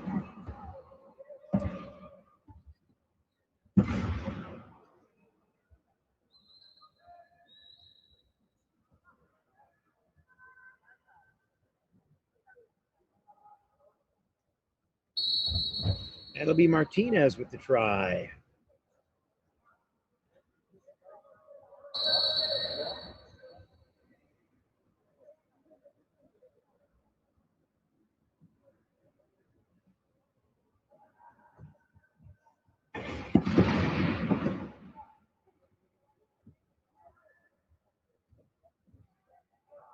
Ball is out.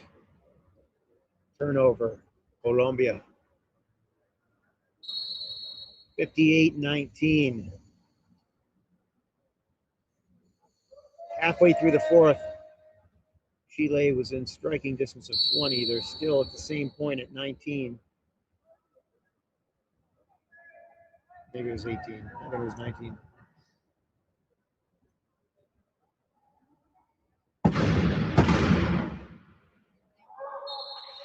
Corner opened up by number 5, Carlos Munoz. That'll be Ordonez. Throws it up to Castillo. Castillo has time to adjust and get underneath this one.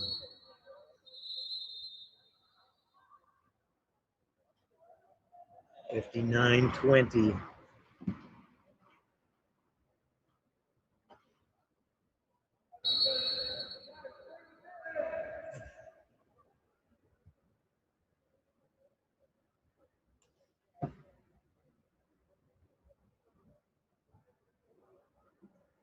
It'll be Romero running the offense.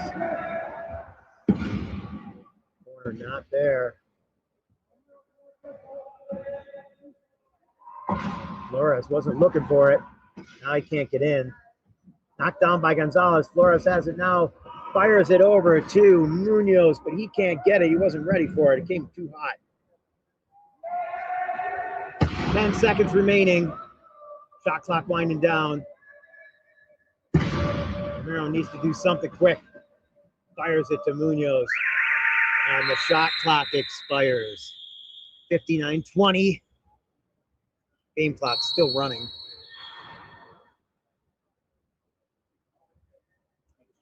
Game clock still running.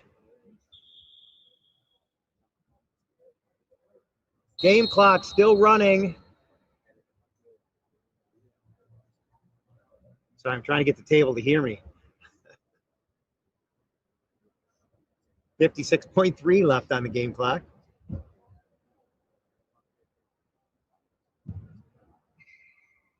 So they're going to go back to the time when the last try was scored, probably. It ran for 15 or 20 seconds, I think.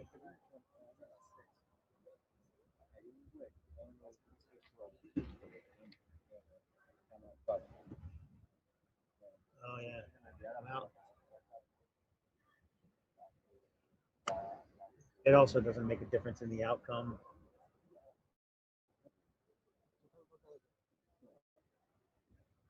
This table's going to talk to the official.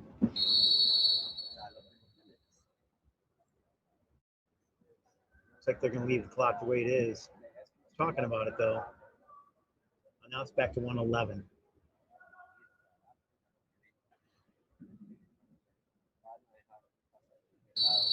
Here we go, Colombia's ball. Ordonez Venegas doesn't pass it. Venegas now out by himself, but he's covered. He's got two guys on him. Still throws it away. And Colombia gets the ball back because Munoz wasn't expecting it. Hit him in the hands. Bounced right out of bounds. 59-20, 56 seconds remaining. I feel like we were just here. And Ordonez gets the try.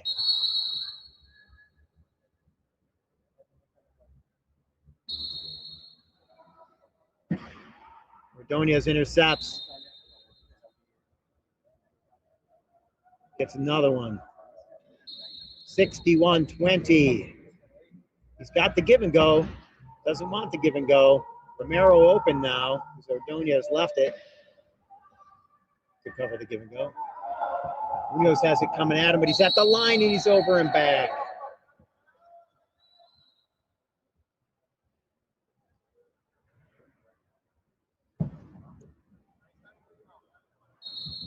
Colombia with a 9-point line. Legal 9-point line. Thanks to Martinez. Some committee who determined that 2 deserves more than a 1-5. 37.4 seconds.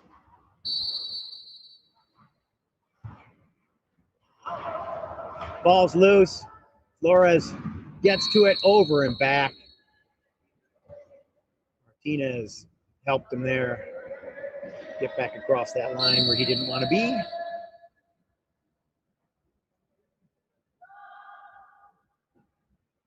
Up to Venegas. Into his hands. Romero tapped it. Couldn't get it out.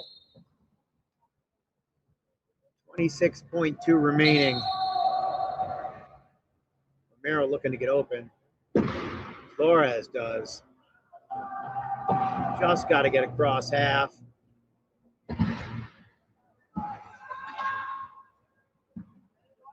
Venegas intercepts. Flores not even going to try. Villamizar catches it just before crossing. 9.6 left in this game. Colombia will remain undefeated.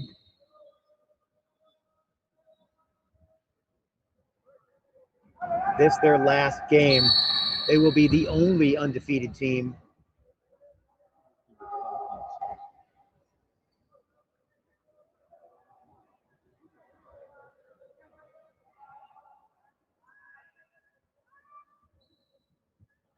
.6 seconds. Chile to inbound. Romero turns around. Venegas trying to stop him. He backs up, pulls the ball in, hangs on with 2 seconds left, throws it anyway, and that's our game. 63-20, Colombia defeats Chile. Colombia undefeated. Chile still without a victory. They will get a chance in the last game of the day against Argentina. And that will be the end of the match, the end of the full play for Colombia here at the World Championship qualifier in Medellin, Colombia. My name is Dave Benjamin. I hope you stuck around. There is another game coming up. Switzerland will take on New Zealand in about 30 minutes.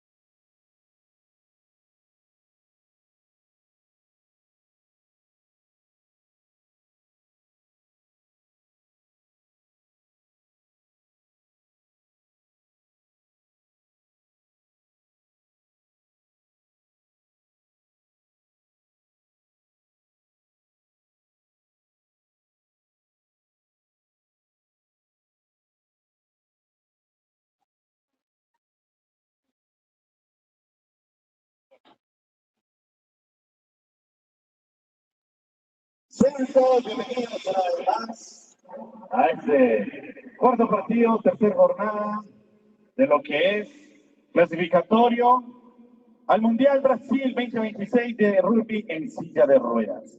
En esta ocasión tendremos Nueva Zelanda versus Suiza.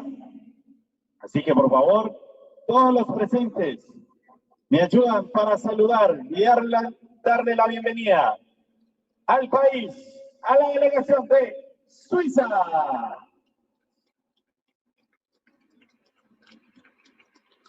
Y ahora me ayudan para darle la bienvenida al país, la delegación de Nueva Zelanda.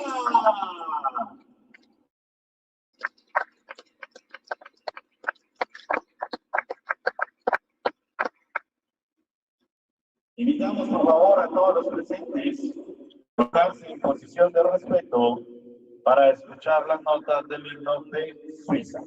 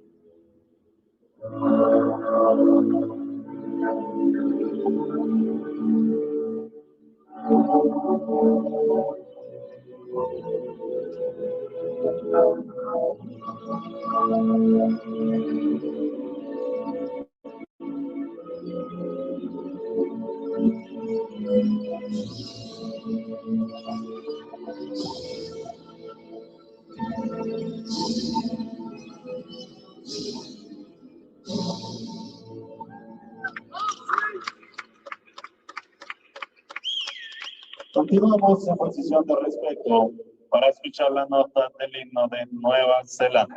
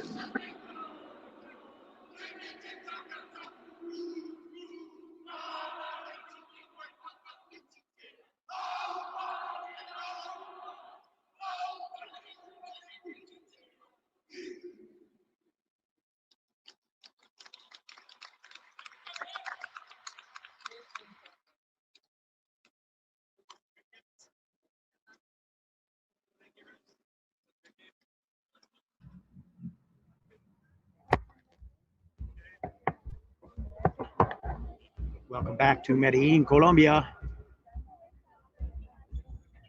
We're here with the pool play match. Switzerland versus New Zealand. My name is Dave Benjamin. We're here in Bogota, Colombia for the World Championship qualifier. 3 of these 6 teams will advance to World Championships. They were selected based on seeding after the 9 teams that qualified in their regional tournaments. Top 6 seeds that were available to participate are fighting for 3 slots.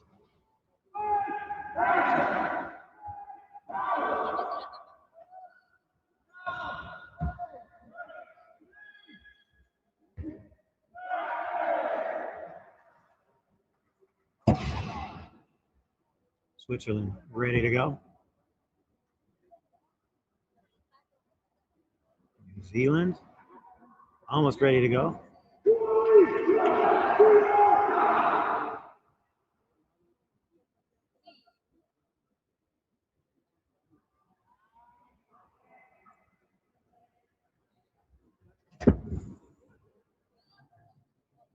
So New Zealand will bring out number 1, Cameron Leslie, number 2, Gareth Lynch, number 6, Hayden Barton Coots, and number 7, Marshall Amai.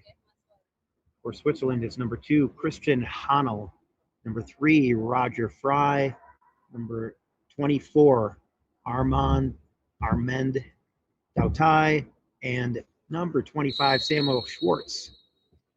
Dautai and Barton Coots with the tip. Dautai gets it. Fry crosses the line and makes the first try of the match for Switzerland.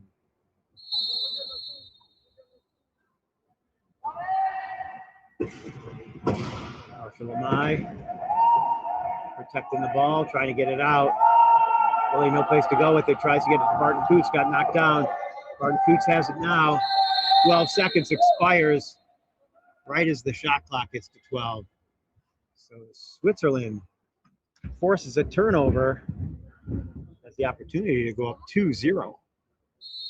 They had a very close game with Argentina yesterday. Argentina got up by as much as 5. Switzerland chipped away at that lead and ended up finishing it off, winning by 1. Fry stuck at the corner. Tries to get it to Dautai. Too high. So New Zealand will get it back. Unless they say it went off the hand of Marshall Amai, they will say. So it will be Hanel.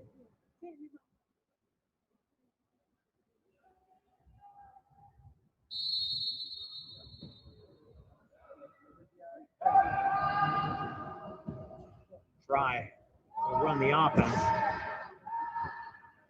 Looks at the corner, throws it in the middle to Hanel. Leslie knocks it away.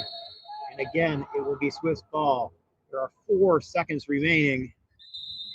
They might want to use a timeout unless they think they can get it in there quick. Fry and Schwartz in the middle. Hanel going to have to be able to throw it all the way to Fry. Over Barton Coots. It's there to Schwartz in plenty of time, but it didn't really get where he could reach it. Now it is New Zealand ball.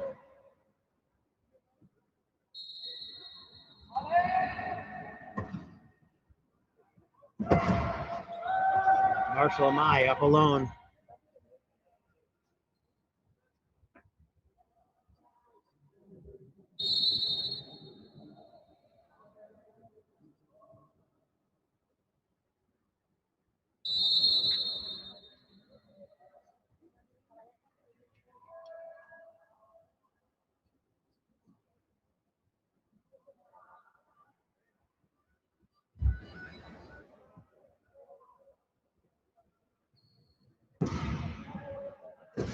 Fry coming outside. Got people in the middle. Dautai's there ready for it. Leslie has time to turn around and block it. running that same play. New Zealand has stopped it every time.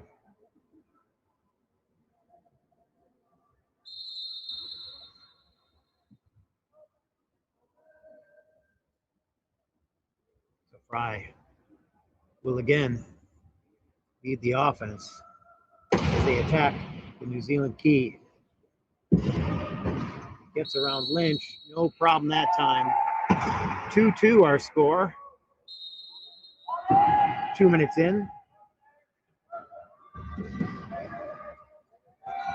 Schwartz hooked up Leslie, but Marshall Amai again out by herself. Somebody's going to have to mark her.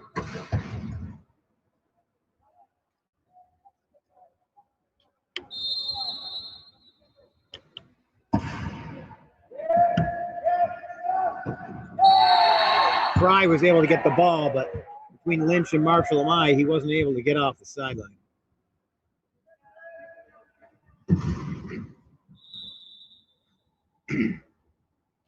Lynch will inbound to Barton Coots. Coots communicating with his eyes. He wasn't even looking at Lynch until he was ready for the ball. Trying to let the defense know that he wasn't getting it.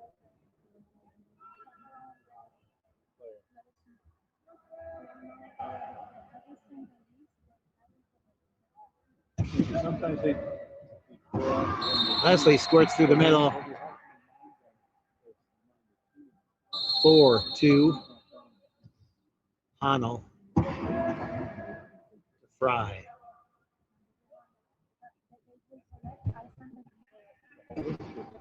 Outside, it's got Honnold thinking about passing it to him. Does over the top though, he couldn't get it. Did not go out of bounds. Oh, no, they said he left the court. It's a late call. So now it is New Zealand ball.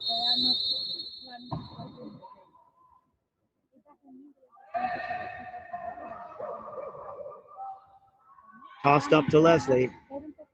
He was hooting for it.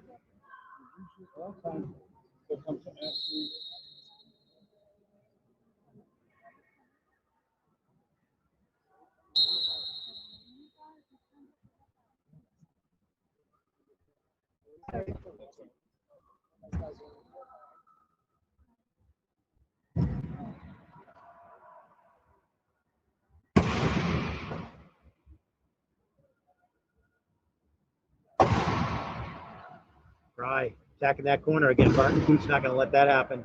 But the pass over the top of him to Schwartz. Schwartz was all alone in the middle. Play worked better that time. Defense worked differently. 5-3 New Zealand. Dautai reaches in, can't get there. He made contact, but it didn't come out. Barton Coots will keep Dautai out of the action. Dautai's favoring that shoulder. I think he's having trouble pushing on the left side. Schwartz hit by Leslie. Red ball. Leslie touched that last.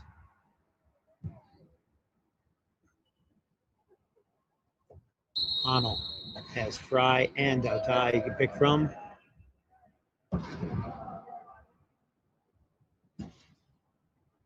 Dautai will get across half. He's got Barton Coots right in his face. Fry lost it. Barton Coots, I think, just pulled it right out of his lap. Leslie gets around. Honnold for the try. 7-3.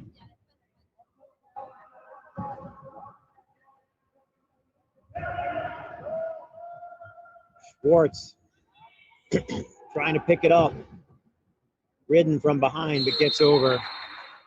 Hangs on control of his chair.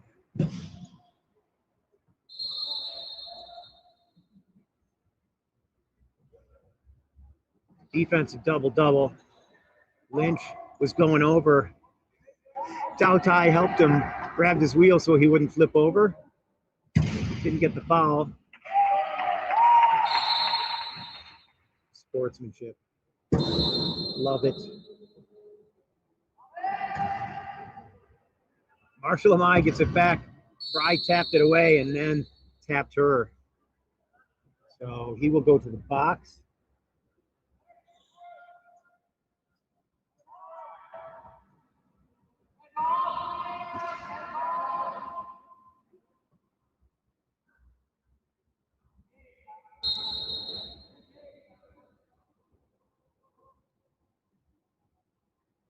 Leslie hooting again, letting him know he's open.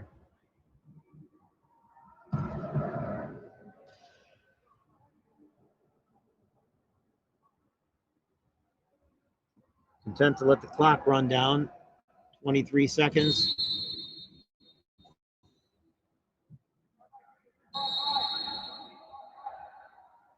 Fry says, I'll inbound. Hits Hanel. Had Lynch on him. Back to Schwartz.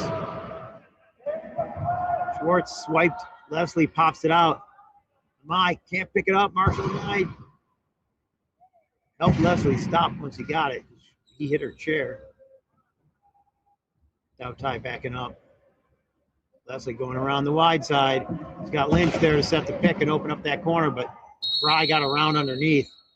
4 in the key is the call. So I believe it'll be either Schwartz or Hanel. Hanel looks like he didn't go in there intentionally, so it'll probably be him. Barton Coots plowed him through.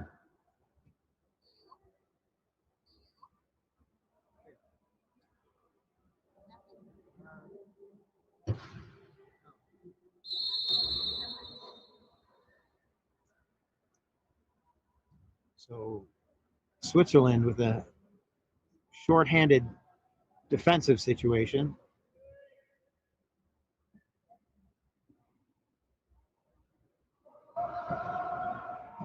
Switzerland looking to make some changes here. Moser and Hegling both looking at coming back out, or coming out for the first time in this game.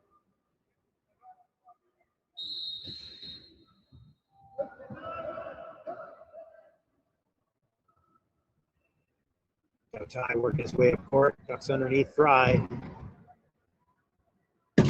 Passes ahead to Schwartz. Nice, crisp pass. Marshall Amai has a wheel issue. Can't sub on an equipment timeout, so Switzerland cannot sub on an equipment timeout as much as they'd like to.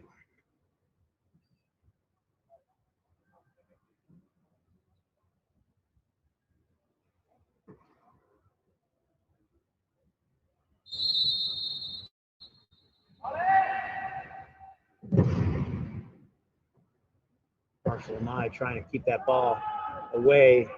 Gets it to Barton Coots, and there's Leslie way down court.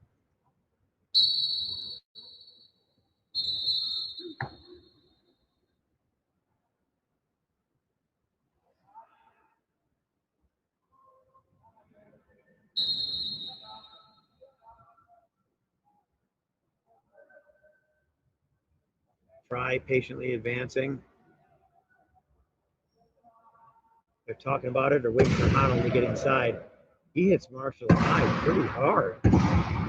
Fry up in the air, almost flipped up into someone's lap. Schwartz in the corner. He's hooked up by Lynch. Tries to give it to Doutai, drops it, hits his wheel. Fighting with it, Barton Coots, and Barton Coots gets it.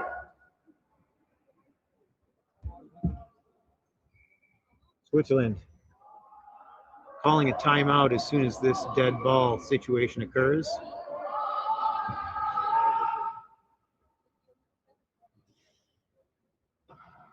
New Zealand appears to be killing the clock.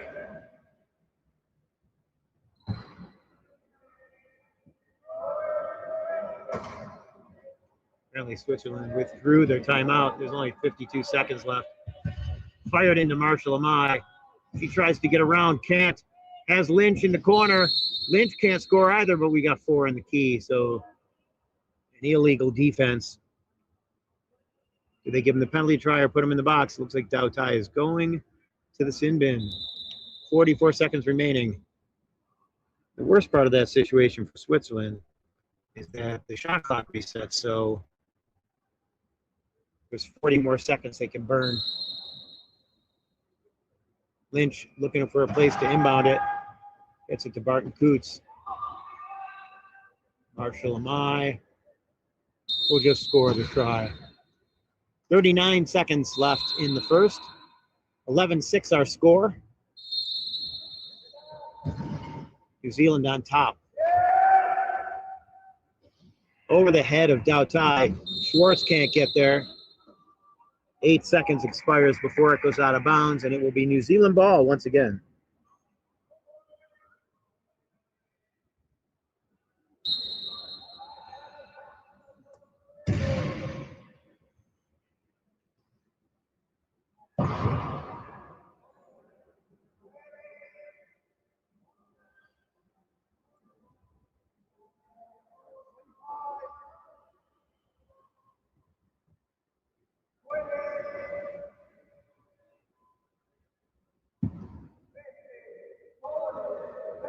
Twelve seconds left on the game clock.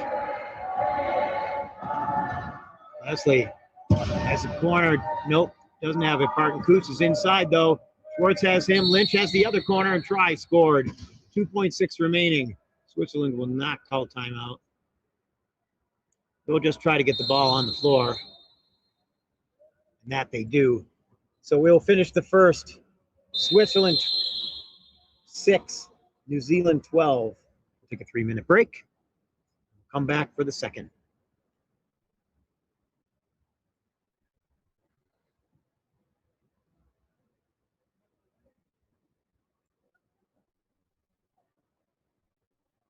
What is wrong with this? Why won't it? I can't get the microphone to go on. I can't get it to go off.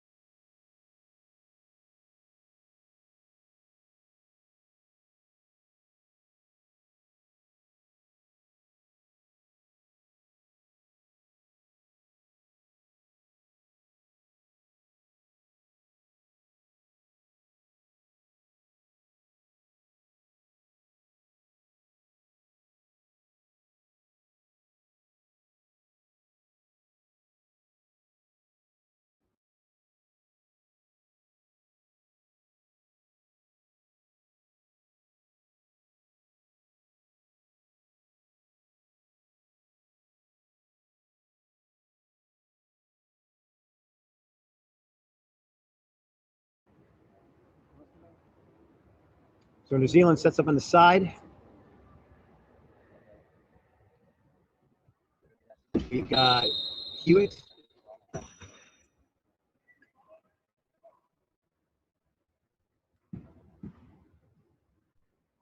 Sorry. Simpson. Leslie. Barton Coots.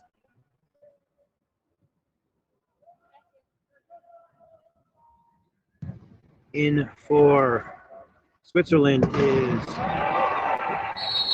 Hegling, number 8, and Moser, number 5. Staying with Fry and Dautai.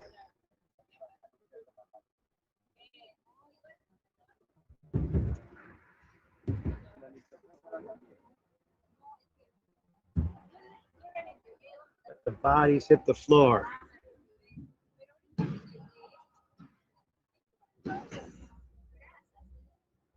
Got a double. Get a double very often.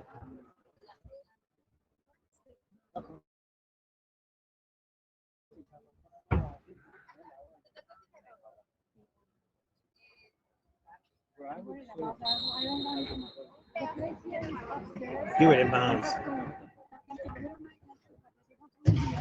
Martin Coots tries to give it back. Hegling hits him as he tosses it to Leslie. Leslie hits Dautai and fires at Barton Coots to get the try, making it 14-7.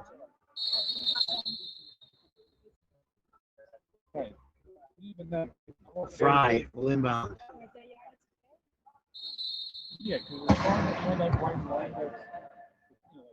Hegling hits Fry in the forehead. Somehow he comes up with it. He's got Hegling up top if he can get it there. Barton Coots forced the pass.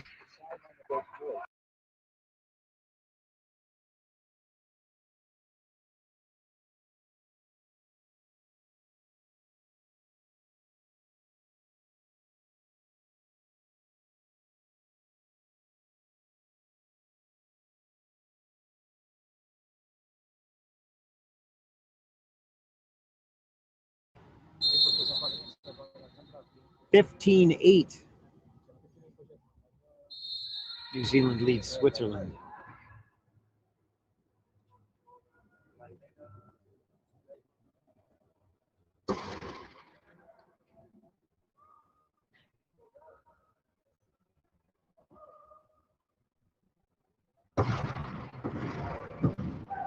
Fry pokes a hole in the defense.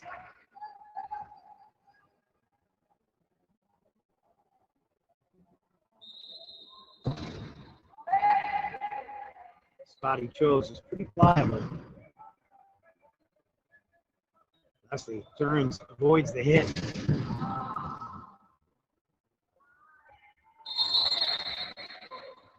Hewitt gets the try. 16-9 our score. Comes up the sideline. Takes the hit by Leslie, but Leslie does not stop him.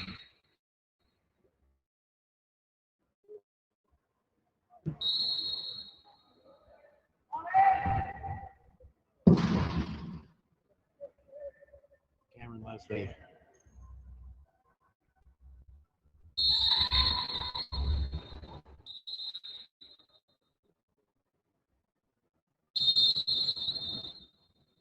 Feeling dropping back into that key. Slow things down a little bit. Let the clock run a little bit. 5:49 left in the second. New Zealand will have a big game tomorrow. Determines whether they play for gold or bronze. They would love a rematch with Colombia.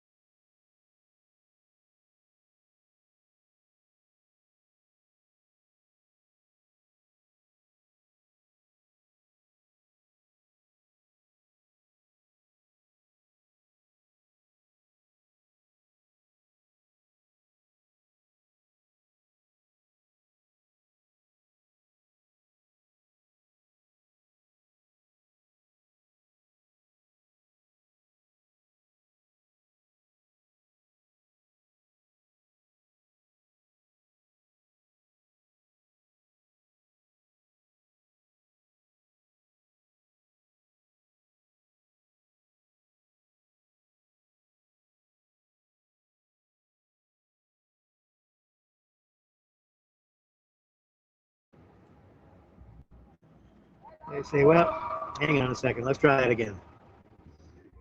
Defense did something they weren't expecting. Now they attack together, all four on the same side. Fry goes right, way over the top of Hegling. I think he thought she was 2 feet taller. Either that or he was just worried about Barton Coots. He's a head taller than her, and his reach is probably a head longer than hers too.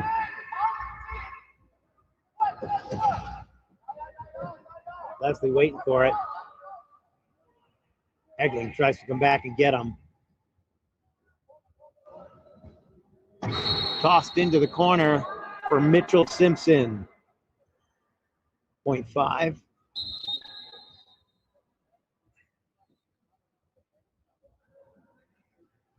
New Zealand has some substitutions sitting on the sidelines. Fry loses it. He is frustrated.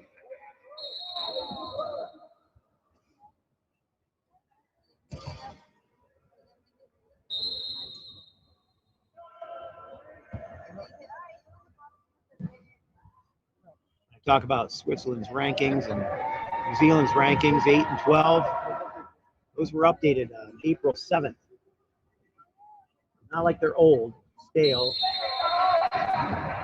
not reflective of the players available on the team.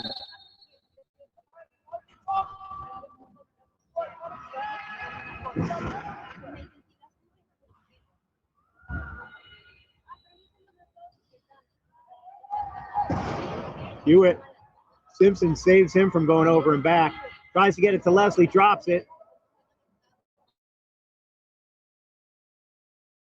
And they're going to call that over and back. Last touch by New Zealand. Hewitt's arguing, but he's not going to win that argument. Substitutions.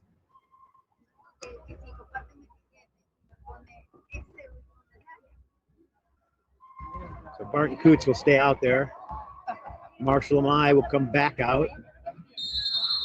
Lynch will come back out. And the fourth will be Alexander, Keenan Alexander. A 2.5 classification. We got Hegling trapped in the middle. Barton Coots intercepts the pass. Hegling's got her arm in there. That was a foul. He lifted his arm and she kept her hand on it. And you could see her kind of rake his arm with hers.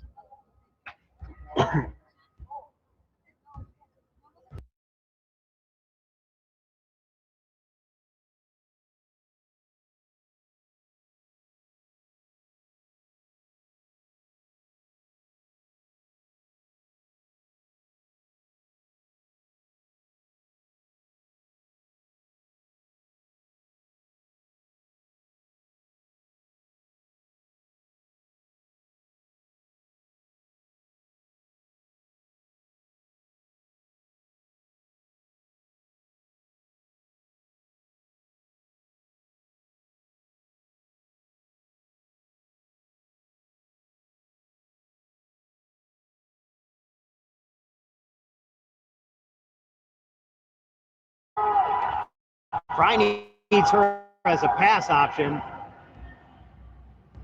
Bounced over the top of Marshall Amai.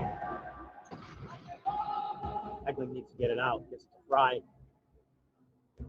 Fry has the corner.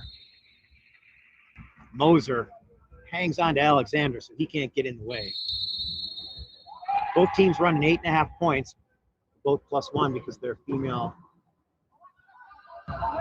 players. Marshall Amai takes that hit on the side and this guy says, see you later. Wheelchairs don't move sideways very much. You know, if you don't weigh very much and you're getting hit by a Barton Coots, you might move sideways.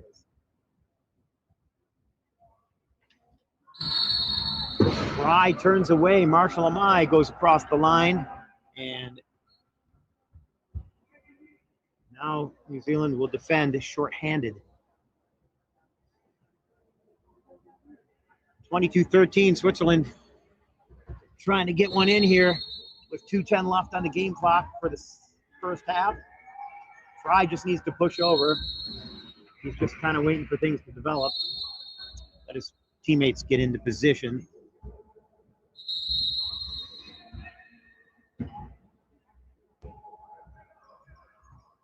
Tao Tai's got a wheel. Looks like it's an axle issue.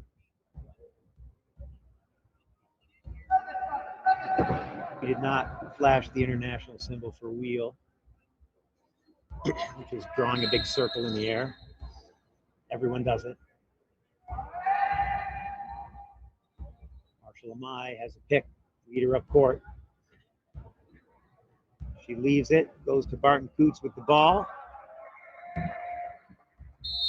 With 1:53 remaining, it is now Switzerland's ball, 23-14 the score.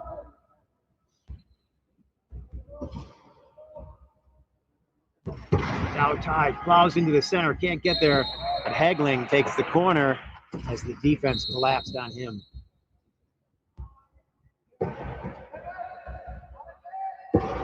Alexander has it. Marshall Amai is all alone up top. Hegling trying to get into the passing lane.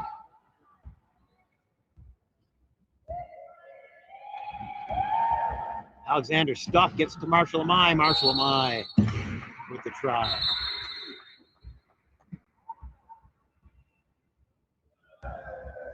(24-15), 1:31 remaining.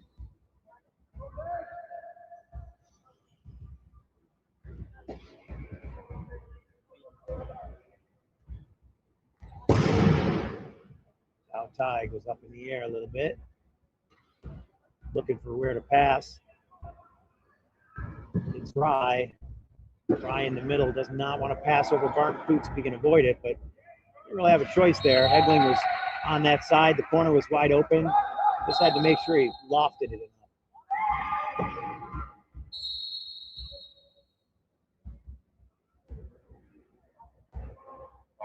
Ball knocked out. Inbound will come from the side. Why is Moser not trapping her in the corner? Be a nice mix match for them. Lynch up top, Moser going with him. Found it too late. Moser had the wheels, but it started off too slow. 53.7. Tao Tai trapped.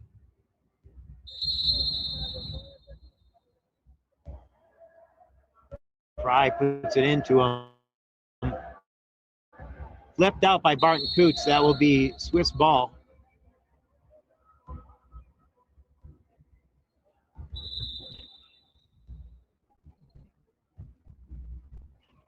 Hegling was tripled there for a second. Now Marshall Amai gets on Fry. Can't beat her, not in that race. And the ball passed ahead to Tao Tai, but Tao Tai went to set a pick. Either that or just Lynch got a piece of him and turned him away. Either way, pass intercepted by New Zealand. 28 seconds remaining. 1 second between the shot clock and the game clock. Ball knocked loose. Fry, the first one there. Takes it across, scores the try. 25.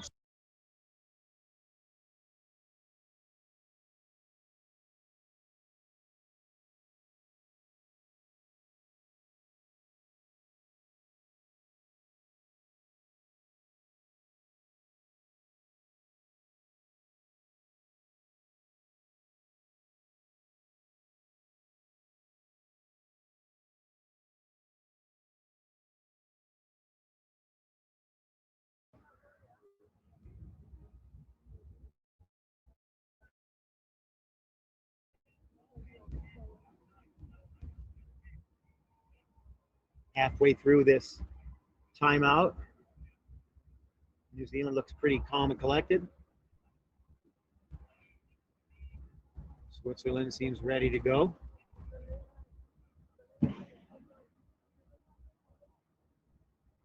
Get the warning buzzer here from the officials. About 4 seconds. Dan will blow it now, or the table. Nope, nobody blew it. 6 seconds left. Table official not on that buzzer like the last couple of games. So in it comes with 13 seconds left. New Zealand on the attack. Alexander diving into the key. Hooked up by Moser. Barton Cooch takes the hole, fills it up.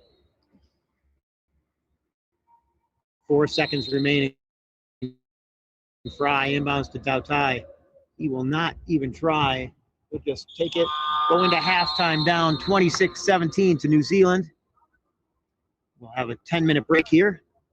Just to let you know, we do have one more game today. It'll be the 5-6 game between Chile and Argentina. And that is at, I believe, 4:40.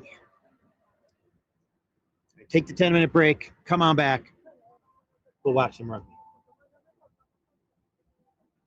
40 from warm-up start. Game should be 5:05. 5:05, okay.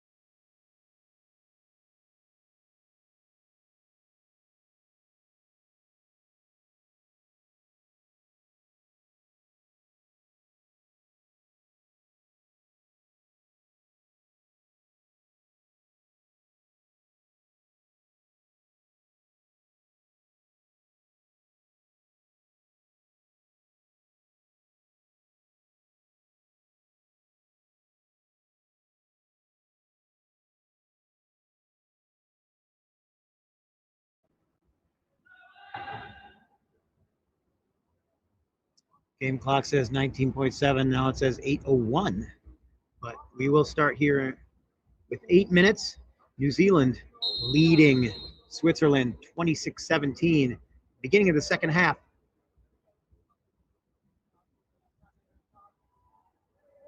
The last pool play match for both these teams. Tomorrow will be the crossovers. Assuming the game goes the way it's looking right now, both of these teams will play in crossovers tomorrow. The game that follows, Argentina Chile, will be the last game for both of those teams. They will play for 5th and 6th place.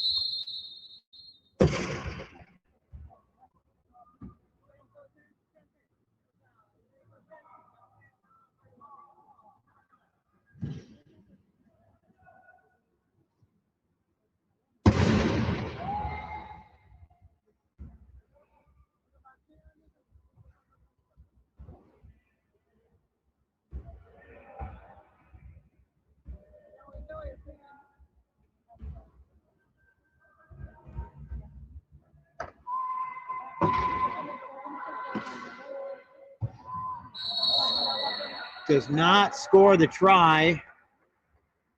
Dautai hit the cone on his way out. So it'll be a turnover to New Zealand. Hewitt has his hand up. It should start. No, the last game should start at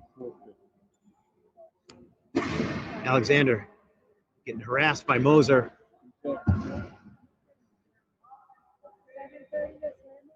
We have down at 6:35. 18:35. Leslie takes it across the line.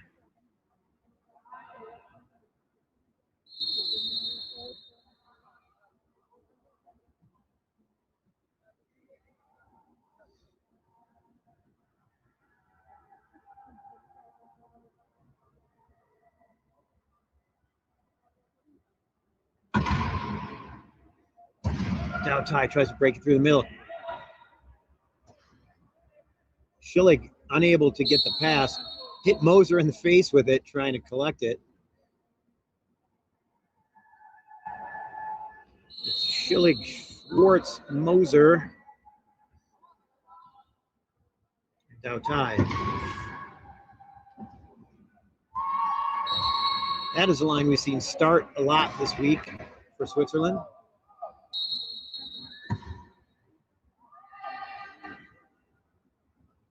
Hewitt doubles back. Schwartz has him, reaches. Off the kicker of Leslie. Alexander will wish he had that pass back. Not even close. Leslie had no chance.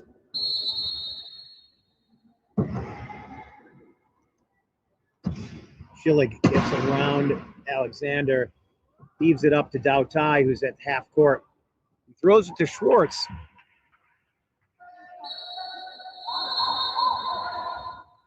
And the official says 10 will inbound.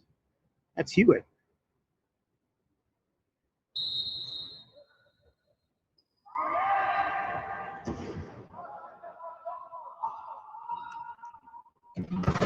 Alexander hit Leslie again, really low.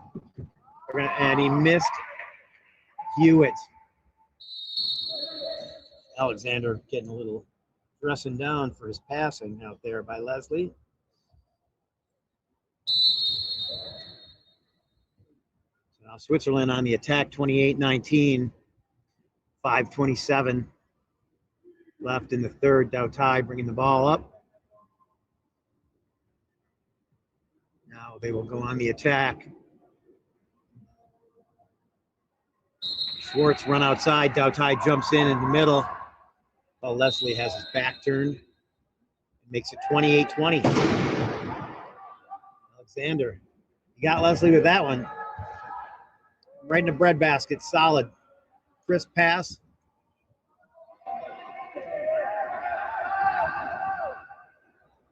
"14 seconds ran off the shot clock, but That's not 12-second clock. The ref counts to 12 seconds. Alexander got away with one there.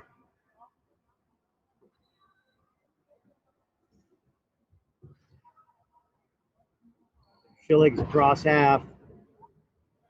Hewitt goes after him instead of Dautai. Schwartz passes it back. Leslie trying to cover both. Did a pretty decent job, but that is a hard road.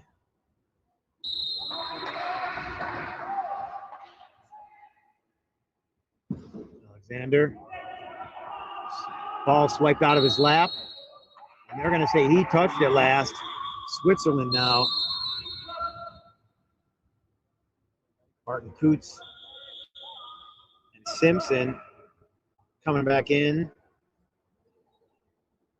Taking Alexander out along with Lynch. Alexander's struggling in that series.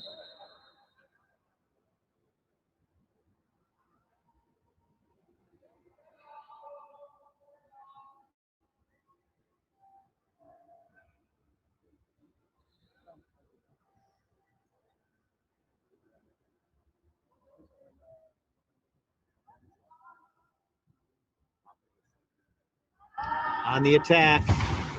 Somebody's got a flat Dautai in the middle. Doesn't have it. But Moser is in the corner. He's got it. Dautai shielding him. Looks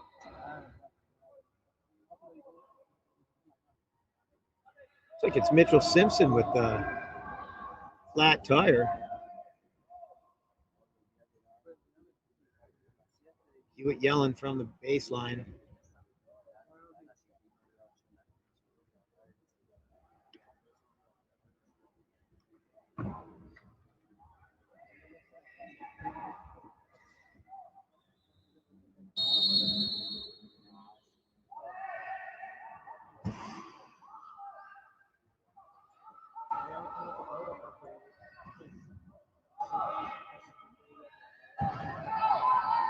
Hewitt going to try to get there, but Dautai beats him. Turnover, Switzerland. Dautai puts it up to Moser. Leslie waiting for him to pass. Does so rightly, pokes it down. But Dautai able to get across the line before he touches it. Hegling in there with him. Ball knocked out by Leslie, but it stays Switzerland ball.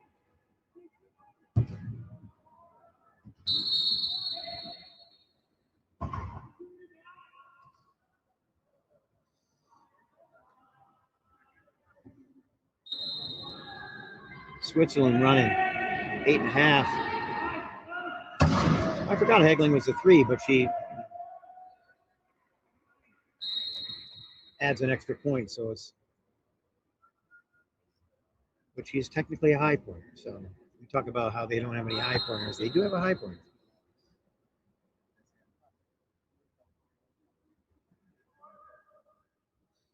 Both running a half a point under what they could. 30-22, 3:15 left in the third. Switzerland talking about what their plan is.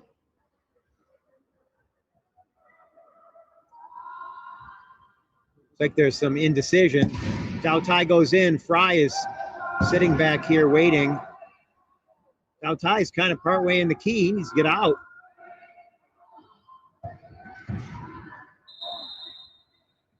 And whistle.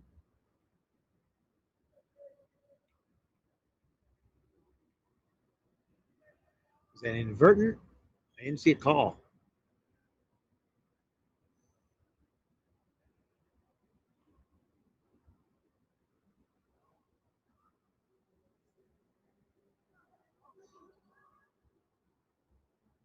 What's the call, sir?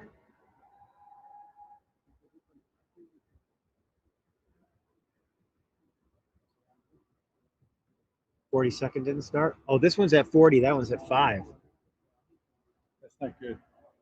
It's happened many times today. Actually, I've seen it. This one be at 35 and that one at 25. I don't know how that happens. One should be counting, the other should be reflecting it. But you work with the technology you've got.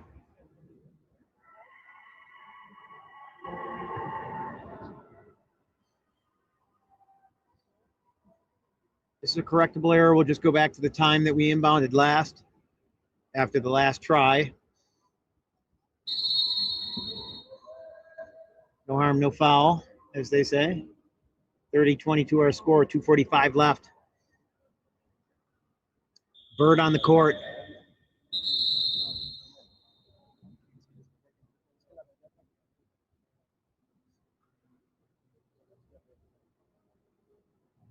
Is that what they called bird on the court?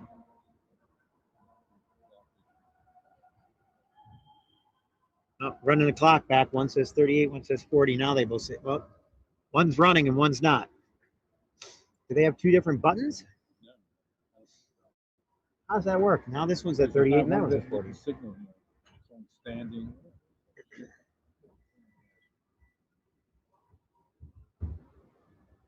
Stay tuned for, we're having technical difficulties.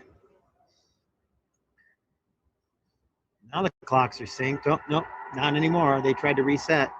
One did, one didn't. One's moving, one's not.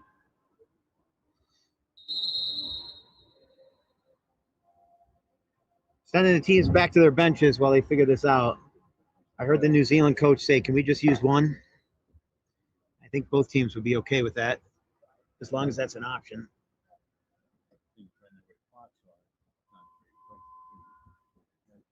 Nope. One, they probably have to move the one if we just had one, because one team would have the advantage.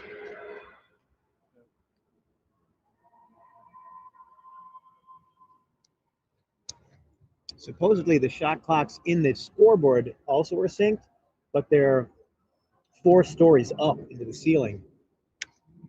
So having to look up there for the shot clock really kind of takes you out of the game. Or it's much easier if you just kind of look through the play.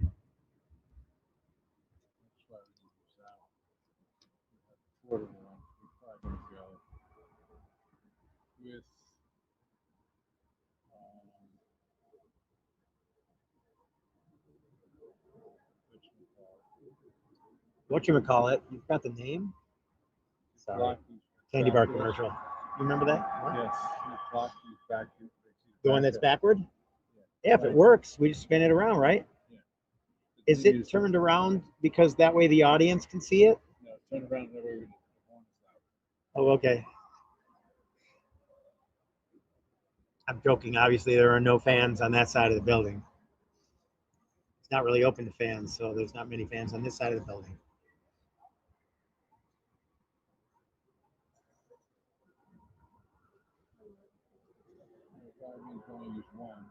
Are they going to come and ask you, or are they just going to do it? Oh, I see somebody going to turn it around, or at least look at it. We got an official checking out that scoreboard. Is it on? It'd be nice if that scoreboard was turned around just so I could see the score without craning my neck. It doesn't have the score on. It doesn't? Those are not synced with those. Oh, okay. No, that's a problem. That's too high tech. But we're using the buzzer on that scoreboard? I think for the shot clock. All right, well, the shot clocks are in sync right now. So I think we're going to move forward with what we have. And this time, the press is on. Hegling, double teamed, gets across half. Leslie's there, but she gets it away to Dautai. Takes a little kiss from Hewitt. Takes it across. Love tap. Leslie on the sidelines. Moser couldn't get his picker in there. Knocked down by Dautai. Heave. Intercepted by Fry. Up ahead to Dautai. Ooh. What was that? He almost waited too long. Yeah. Well, he reached out there and kind of went down. He got away with it, though. 30-24 our score. 2:11 left in the third. And New Zealand will take a timeout.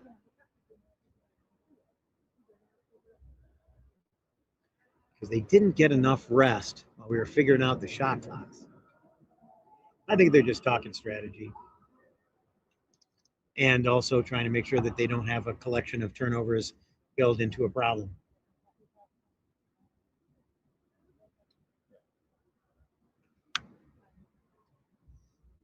Chile getting ready. Argentina getting ready for their big matchup, the 5-6 matchup.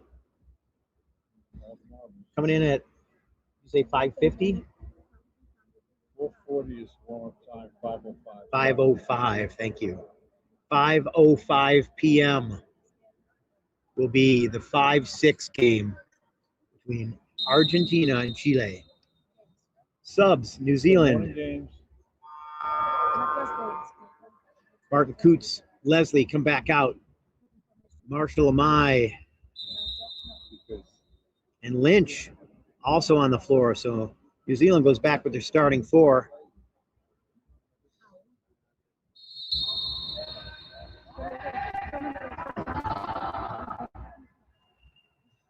Switzerland gets a turnover again, this time against New Zealand starters. All the way over the top to Hegling. And she'll score the try, making it 30-25. 1:58 left in the third. Lynch to Barton Coots. He turns around, Moser, swing and a miss. Hegling.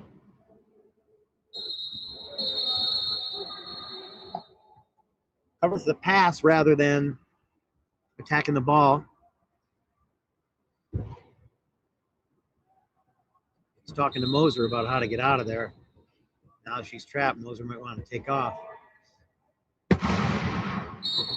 Oh, hit Hegling in the chest. Bounced out. It was probably going to be off red either way.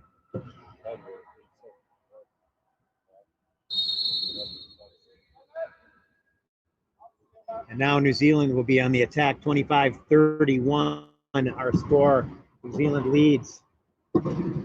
Marshall Amai in the middle.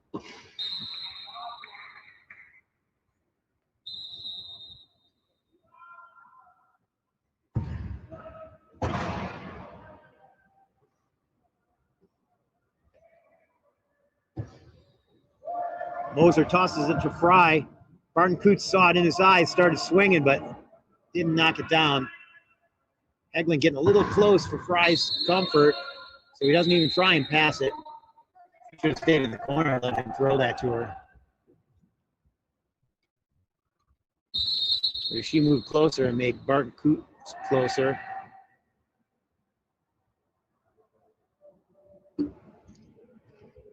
He didn't really have to choose. Leslie, minute 5.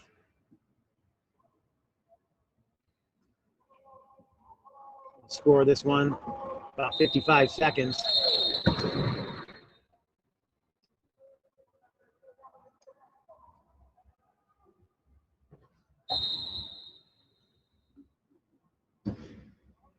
Fry hits Hegling.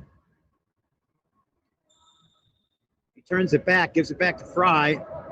Hegling alone except for Lynch. Gets around Marshall Amai. She reaches. Felt like there was a lot of contact on that reach, too.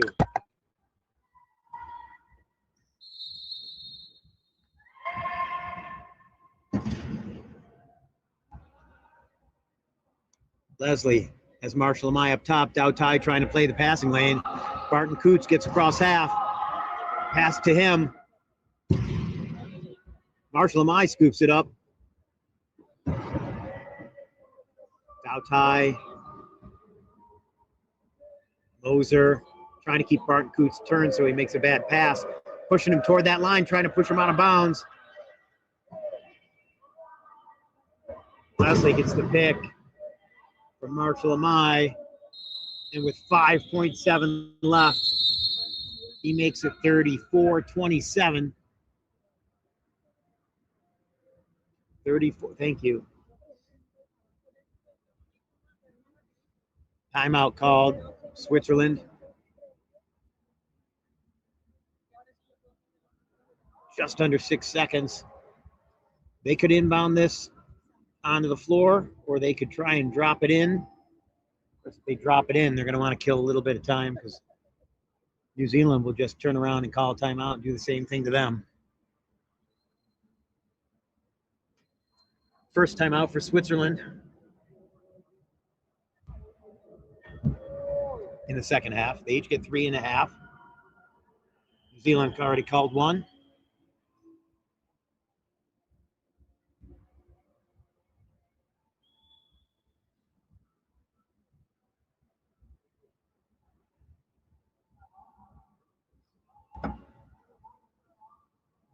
Substitutions for Switzerland.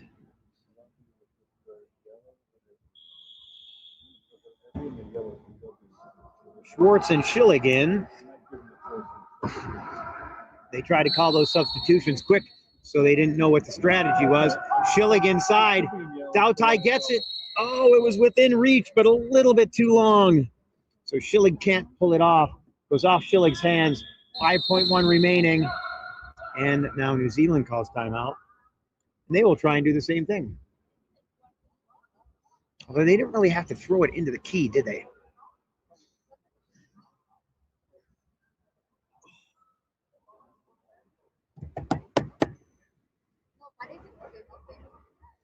So we will go to another minute timeout. Not being counted down on the board, so I can't see it. I'm guessing we're at least 20 seconds in. 34-27, third quarter. Almost complete here.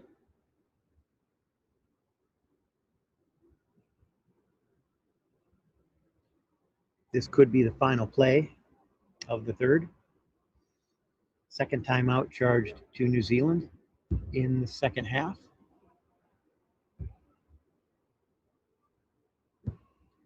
Official asking for the time on the timeout, but since it didn't get started, he's ready to pull it.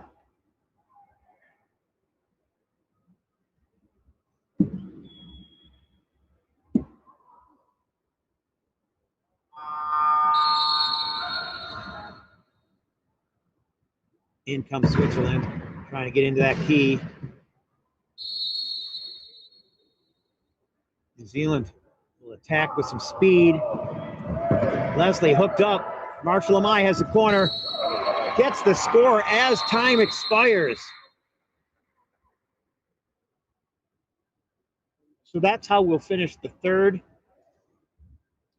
35 for New Zealand, 27 for Switzerland. We'll take a 3-minute break and we'll finish this one up here as the fourth quarter of this pool play match between New Zealand and Switzerland comes to a finale. We'll be back 3 minutes.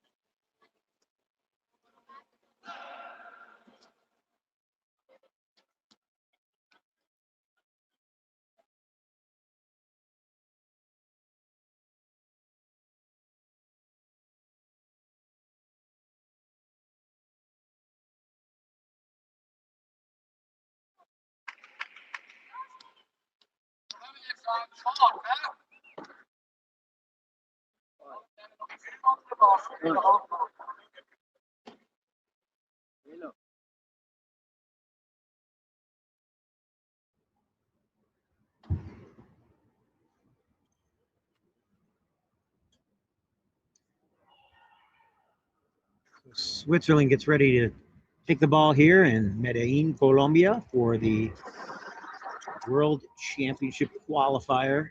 This is a pool play match. Switzerland, New Zealand. This is the beginning of the fourth quarter, 35-27 our score. New Zealand leads.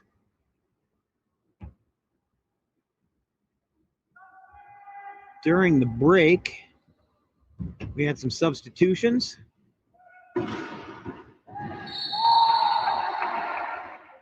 Schillig takes it in.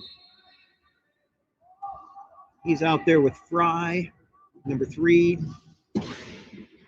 Number 6, Young, Dao Tai, 24.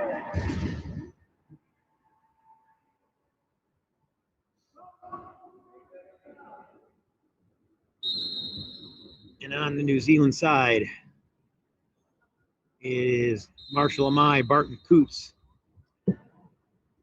Lynch, and Alexander. Alexander getting a chance to redeem himself after minutes he played earlier.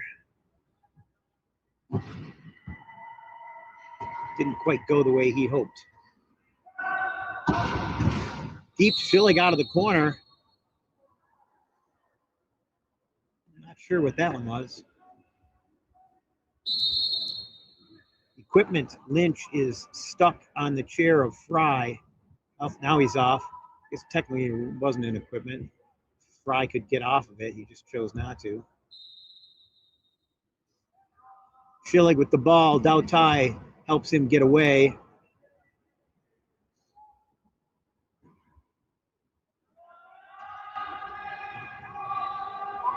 Six seconds left on the shot clock.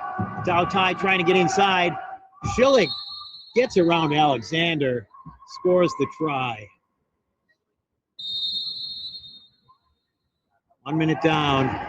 Alexander over the top to Marshall Amai. That's a pass he can be proud of.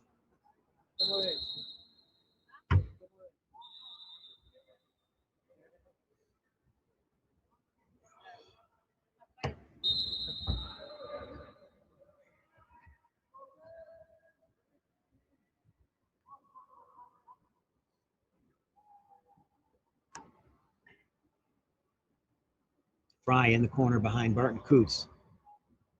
Rest of the Swiss offense attacks the middle. Fry goes to the corner looking for Schillig.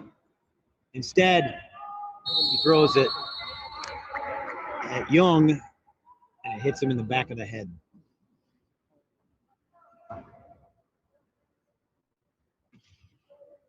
Marshall Amai to inbound. Fry marking Alexander. Barton Coots tripled up. Alexander rides Fry around the corner. Dao Tai tries to reach in and get it. Goes over the line. Penalty try. 38-29 our score.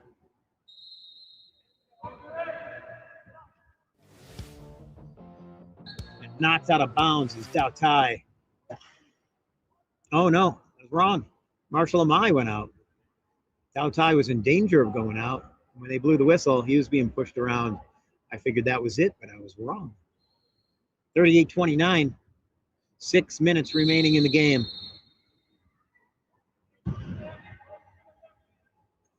In comes Young. Schillig. His team with the man advantage. Alexander gets around Dao Tai. Now Dao Tai sets that pick. And Schillig scores the 30th try for Switzerland.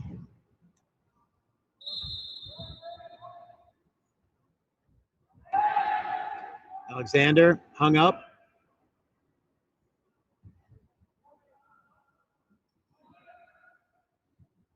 Barton Coots over the top of Fry.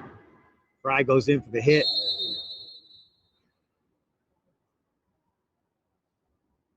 New Zealand looking to do a substitution.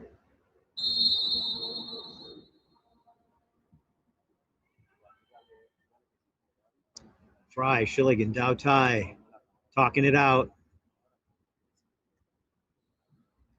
Here they come.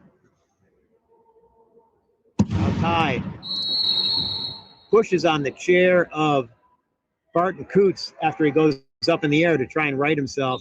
That's a penalty, even before he fell on the floor.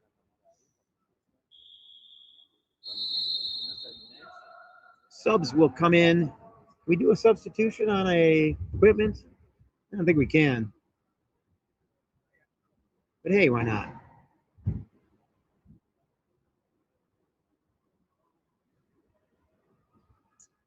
So, coming in are Hewitt, Mitchell Simpson, and Cameron Leslie.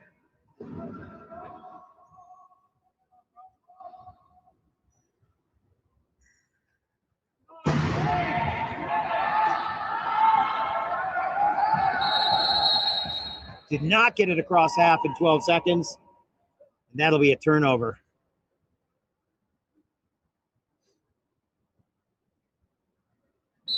New Zealand running with their 1-2 punch.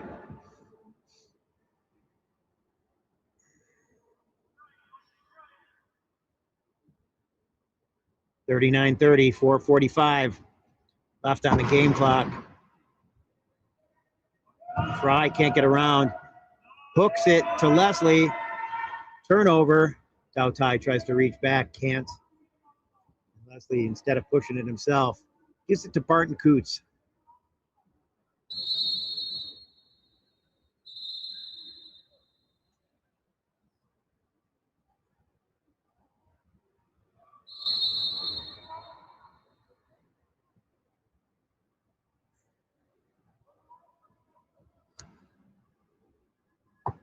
Crazy thing is they could substitute Marshall Amai in for the 0.5 Mitchell Simpson and still be legal. Not sure why they don't do that. Put Hewitt in there just to try it, see what happens. A lot more ball handlers out there. You should put them in a low point chair. Barton Coots, Leslie, Hewitt is marked. That is a spin. Schillig actually said, yep, that was me. Made sure Leslie was okay, and then headed to the box.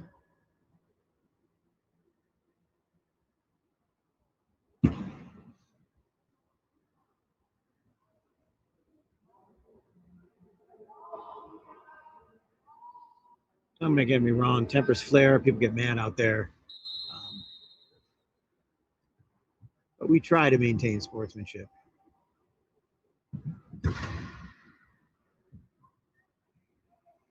Leslie with the man advantage.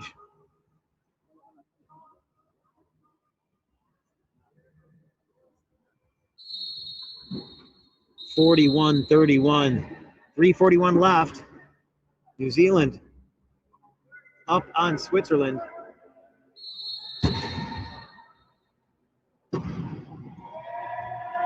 Ball's coming to Dao Tai right there. That was the money shot.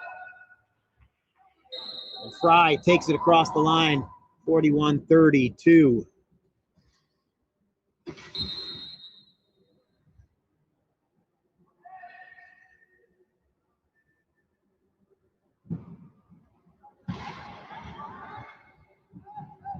Simpson tried to make a pick on Fry, missed him.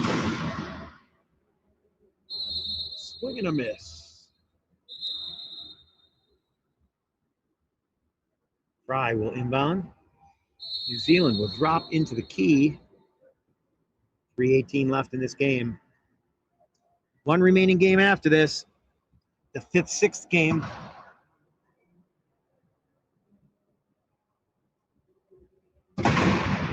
earlier yesterday, Switzerland barely defeated Argentina after Argentina had a pretty sizable lead on them, about 5 tries in the second half.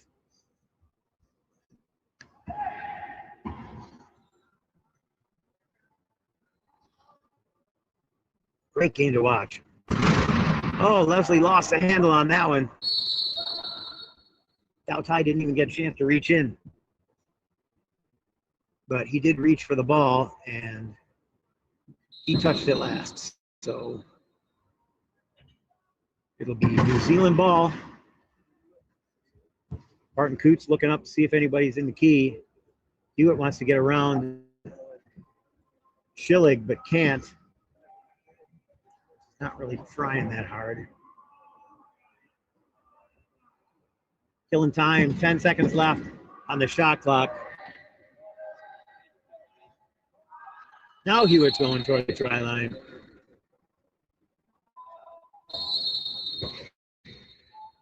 So Fry will inbound with 2:23 left in the game. 43-33 our score. Now Ty gets around Martin Coots, hit by Leslie, and throws it behind Schillig. Schillig hit the brakes and looked over like, what was that? I didn't see his facial expression, but that was the body language I saw from the back of his head. Martin Coots looking to turn around. Throws it up court. 2 minutes remaining. Hewitt catches a pass that bounced right in front of his chair.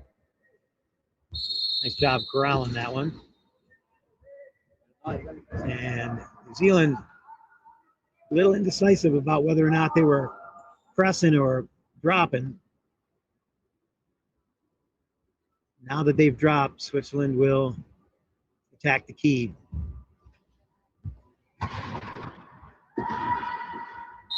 Young opens that corner up.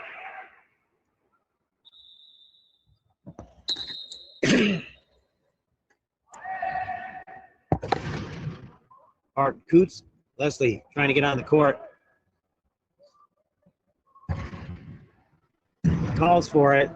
You hear him hooting out there. That's what it means. It's like, I got it. Send it up, baby. I think that's what it means. 45-34. New Zealand, 1:15 left in the game. Switzerland back on the attack. Again, Young gets Leslie out of the equation. Dao Tai opens up that corner. Or takes up the open corner that Young got for him. You know, and that's not just Young doing the work. You got the Schillig diving into that hole to try and get into position to take a pass. Leslie goes in to try and keep him from getting in there, and that's when Young takes away that space and seals him out so that Dao Tai can go around the corner.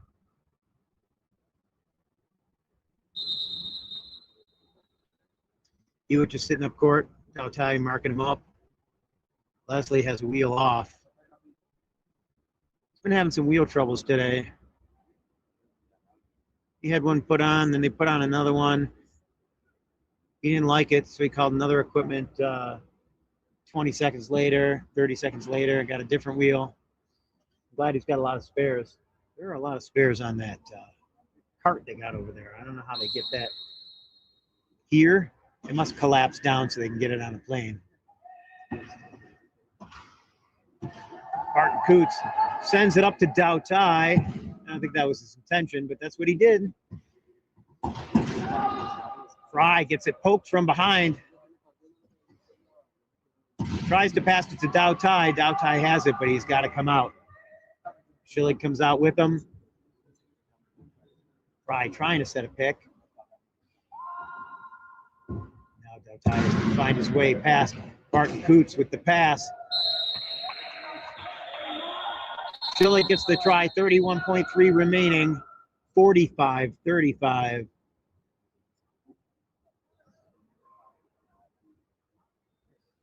So New Zealand will finish the tournament pool play 3-2. Win, a loss, a win, a loss, and a win. They lost to the Netherlands and Colombia. They beat Chile and Argentina, and they will beat Switzerland. Switzerland, however, will go 2-3. They beat Chile and Argentina. They lost to Colombia and Netherlands. So this head-to-head decides what happens between them. So what will likely happen tomorrow is New Zealand plays the Netherlands and Colombia plays Switzerland. That'll be the first couple games of the day. I don't know who plays who, when, which, but hopefully they'll be able to post that somewhere you can see it. Who plays who tomorrow? So I'll find out where that's going to be posted, and I'll let you know during the next game. What?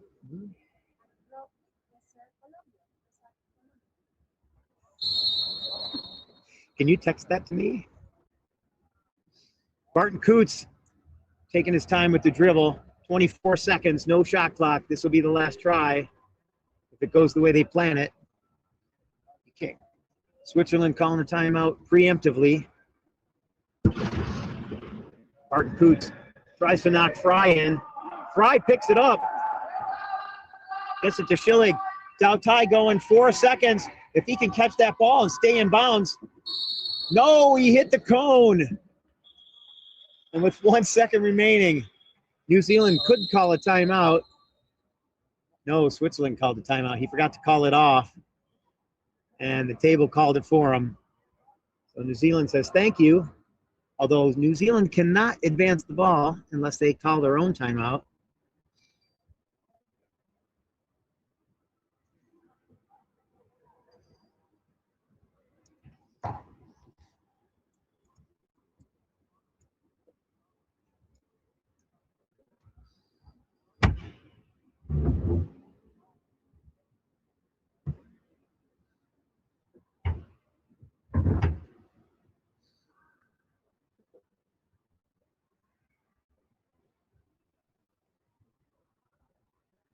So the ball right now technically does not advance.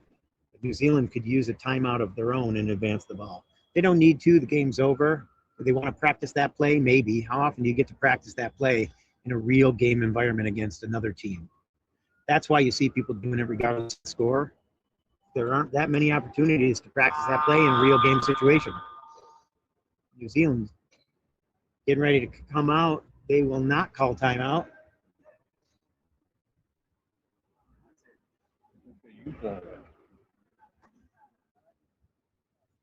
Oh, they have used all their timeouts.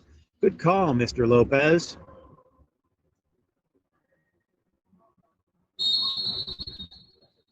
And with that inbound, we have a final score. New Zealand 45, Switzerland 36. So as I said, New Zealand is 3-2, Switzerland is 2-3. New Zealand will play Netherlands tomorrow. Colombia will play Switzerland tomorrow. And for 5-6, we will see Argentina and Chile. This is going to be the 5-6 game because they play each other. At what time is it, Mr. Lopez? 5:05. We talked about that earlier. So come on back, join us for the 5-6 game at 5:05. And then tomorrow, like I said, the crossover round, and then we play for medals and determine who goes to World Championships. My name's Dave Mengen here in Medellin, Colombia. Thanks for joining us. Come on back and see some more.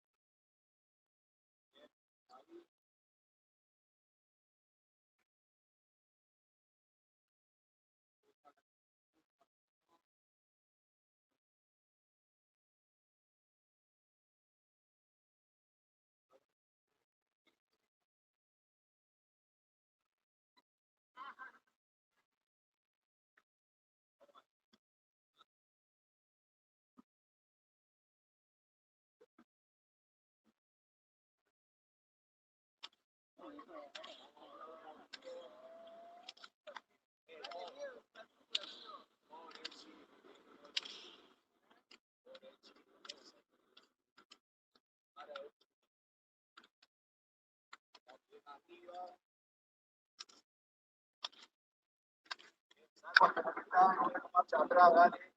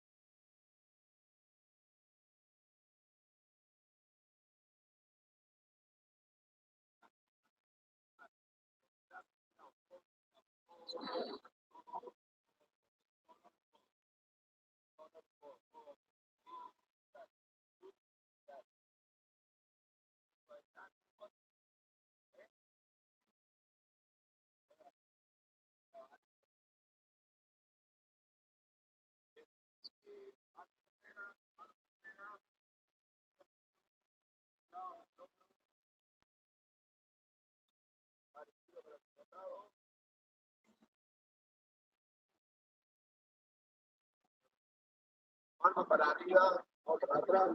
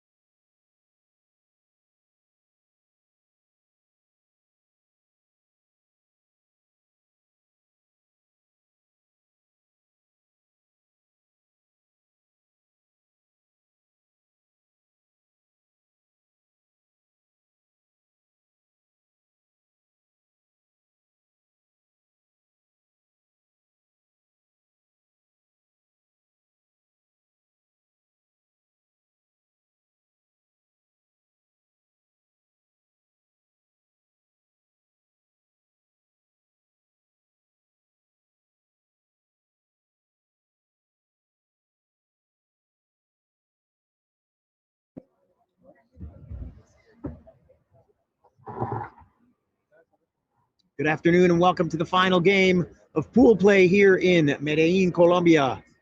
This is Chile versus Argentina. It is the last game of the day, the last game of pool play, and it effectively becomes the fifth, sixth game as both teams have gone 0-4 in the tournament. Argentina almost won a game. They had Switzerland by the cojones, and Switzerland came back.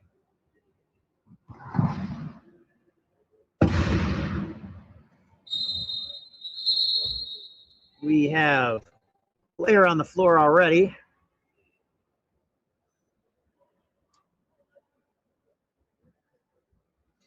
At the bench, and by process of elimination, is that Santoro? Mariano? I don't see him on the bench. It is. So number 10, Mariano Santoro, on the floor. Juan Bandini, 23, out there with him. Matias Cardozo, number 7, whose birthday it is. Happy birthday, feliz cumpleaños años. And who's the other one out there? It is a rookie, Guido Comparato, who, if you haven't guessed by his haircut, is 3.0. Inbounding for Chile, or sorry, passing for Chile, that was Diego Romero. Number 10 is out there, Christopher Flores. Miguel Riquelme, number 9, and number 8, Piero Arevalo. Comparato passes it up. The birthday boy.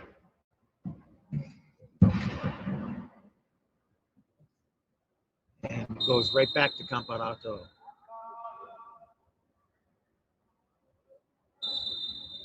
Two 0 our score.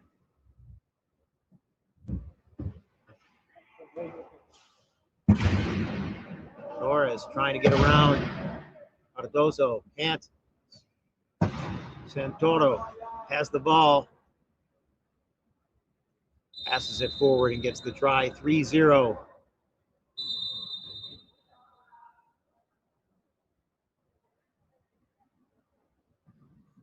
Riquelme passes forward to Romero. Now it's Romero and Flores. Romero slows down and lets Bandini catch up to him. I think he thought he had a freebie. Argentina not going to lie down. Do not want to go home winless, especially after how they played against Switzerland. What a game. That one's worth watching again.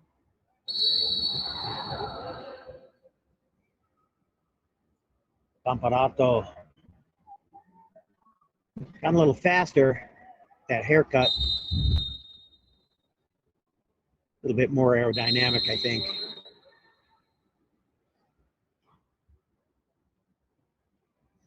Romero's having some kind of problem.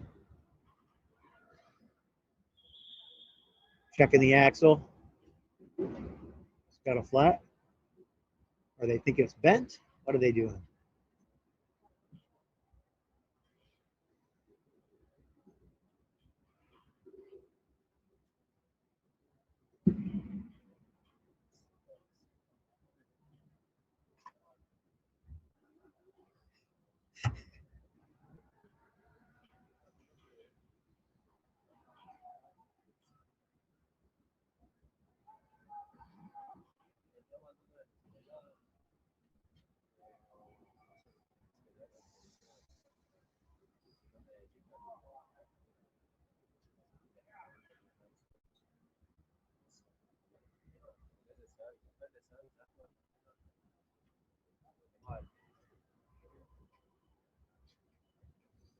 Not sure what they're figuring out, the clock or something.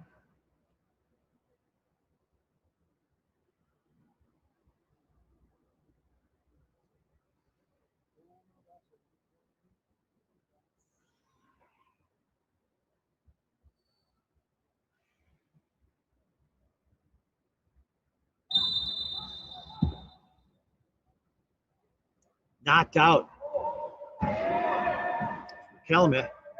He actually ends up with it. Romero now with the ball, racing to the try line. Chile now at 2 to Argentina's 3.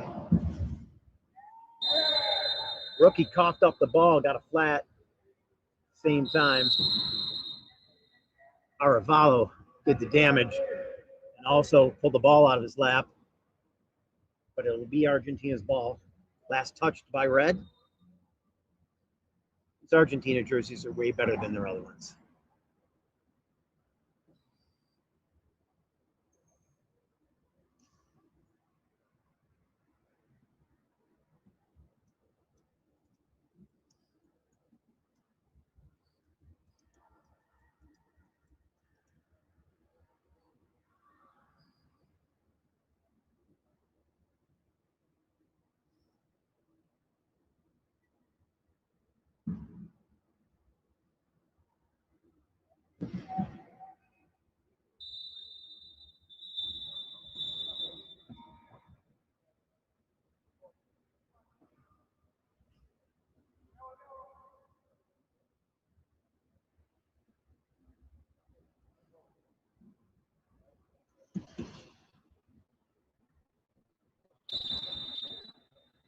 Little finesse using the hammer.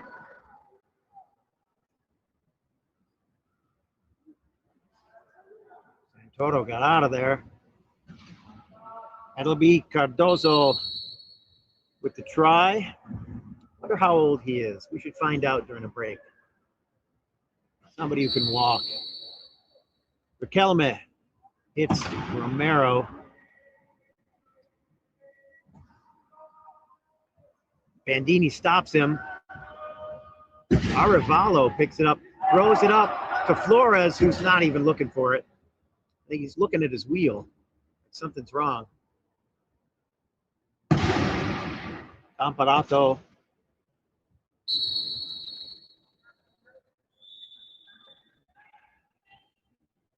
Score is number 5 for Argentina. 5:36 left in the quarter. 5-2 our score. Whatever Flores had bothering him now is bothering him enough to call equipment. Whatever kept him out of that play.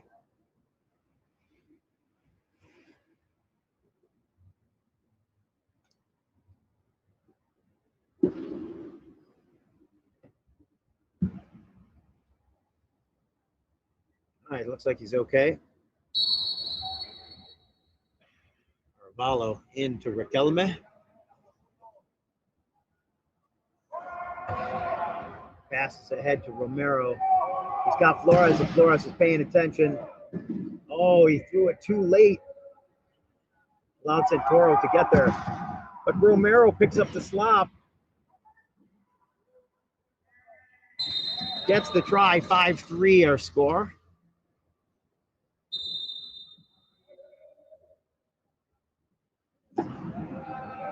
Cardozo.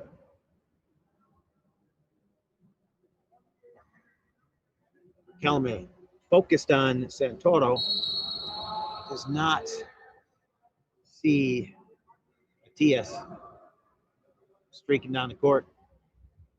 6-3 our score, 5:02 left in the first. Riquelme takes the inbound. Throws it to Romero. Romero gets across half. Stays out of that danger zone. Throws it off the picker of Flores.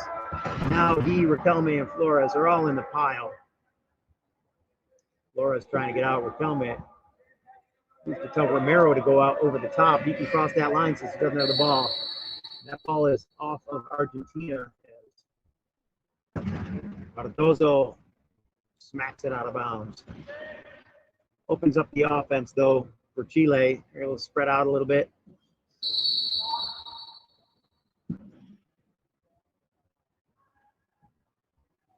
Romero looking for an option, trying to find a way out. Flores sets a pick. He and Riquelme now just have to work together. Riquelme draws the defender into one corner and opens up that middle.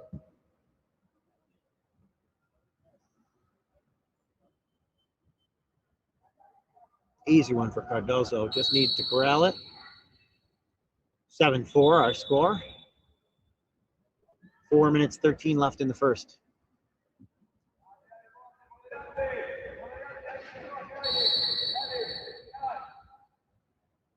Romero beats Comparato to the ball.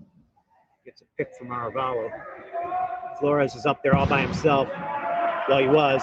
He turned into the defense, made it harder to pass at. And then he was able to stop Santoro by making contact with his chair and still chase down that ball. I was telling people not to take away the passing lane by crossing the court when you're waiting for the ball. Just helping the defender cover the passing lane. Romero gets a pick. Stopped just before the line. Passes it ahead to Riquelme. He gets it, but he can't get in. Romero now decides to get off the pick of Bandini. Arevalo needs to get out of the key or we're going to get 8 seconds.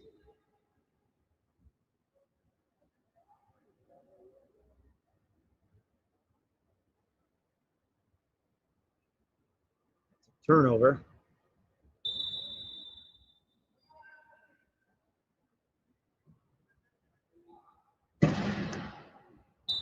Comparato drops it. No, he was helped to drop it. Got a little tap. Tappy tap.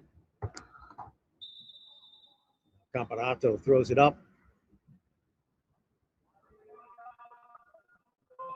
Cardoso will make it 9-5. Timeout called Chile. 3:19 left in the first quarter.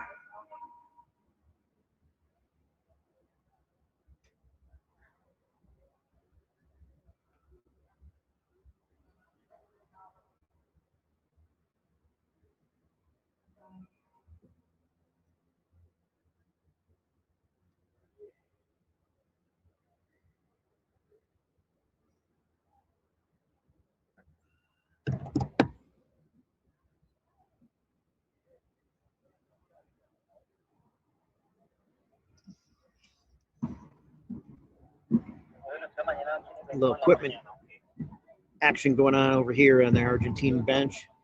Comparato getting a new wheel.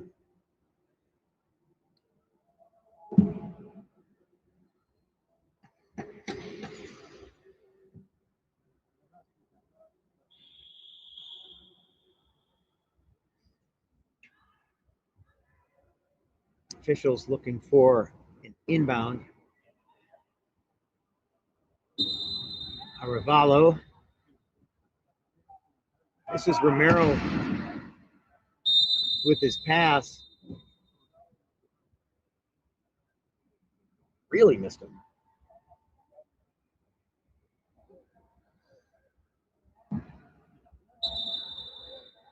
Since there was no touch, that goes down into the corner.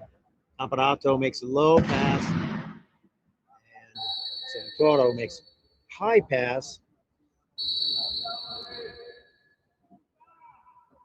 10-5. Flores turned into Arevalo, but able to get out. Riquelme. Flores on that sideline. Tries to dribble. And Cardoso gets a hand on it, knocks it out of bounds. So Arevalo will call to inbound.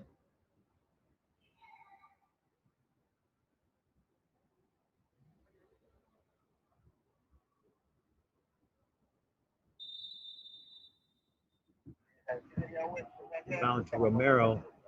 He's not getting around the outside. Cardoso shows him why. Punches him out of bounds. Turnover. Santoro throws it up. Shorts the pass, but Cardoso able to get it. 11-5 our score. 2:48 left in the first. This again, effectively the 5-6 match because both teams are 0-4. And it is their last games. Hits Riquelme in the back. Couldn't find it. Aparato.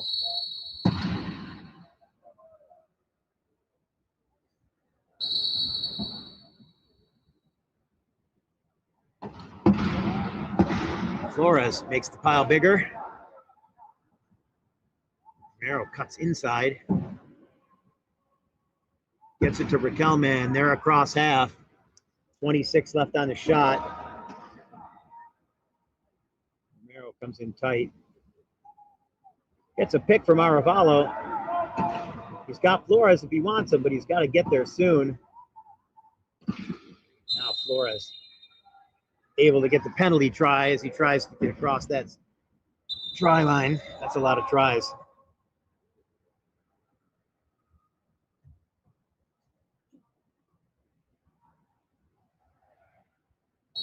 (13-6) Argentina. 1:51 left in the first.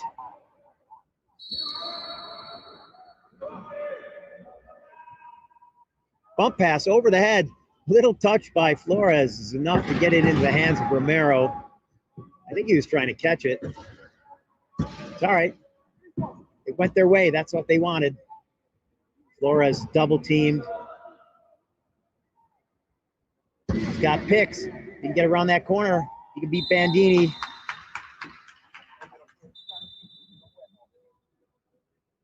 (13-7) our score.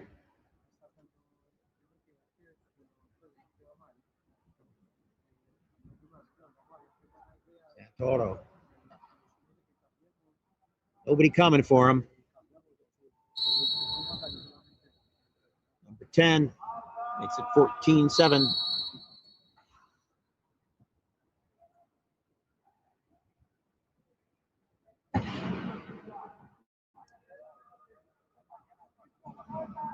Romero gets across half.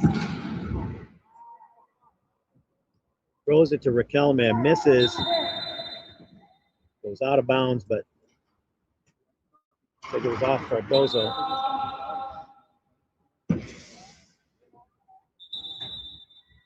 Bandini must have sharpened that picker between games. We don't really do that. I'm just kidding. For those of you who don't actually know that. They can't be sharp. Because popping those tires really just slows things down and gives people an opportunity to set up. It's rarely the goal.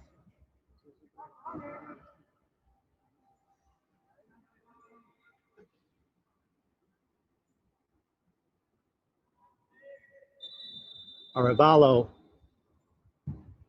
gets it to Romero. Riquelme has a pick. He follows it. 14-8. 45 seconds left. Bandini pushed into Santoro. Pass ahead to Cardozo.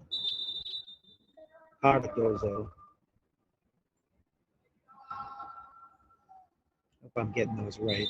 Those R rolls and vowels. I'm just a gringo calling a rugby match in Colombia. Santoro picks it up. 26 seconds left. Cardozo dodges Arevalo. Gives it up to Comparato. He's stuck. Gives it back. Try scored. 16-8. Arevalo looking to score the last one. Bumps it up to Flores, who catches it in the air. Tries to beat Cardozo. Comparato and Romero.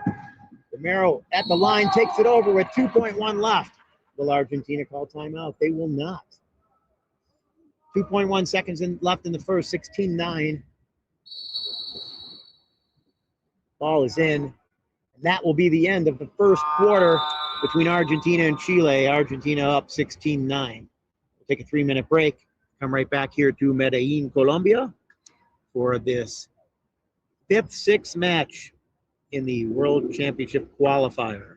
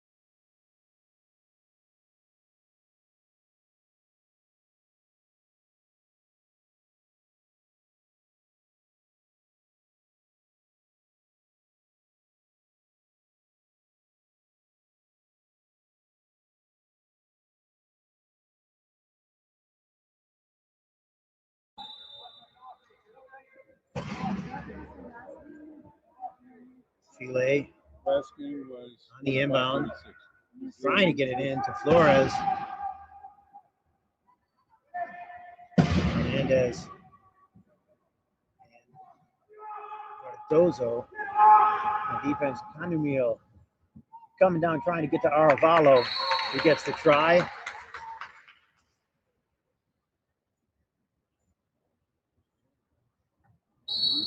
Canumil inbound to Fernandez. Or Fernando, sorry. No, that's Fernandez.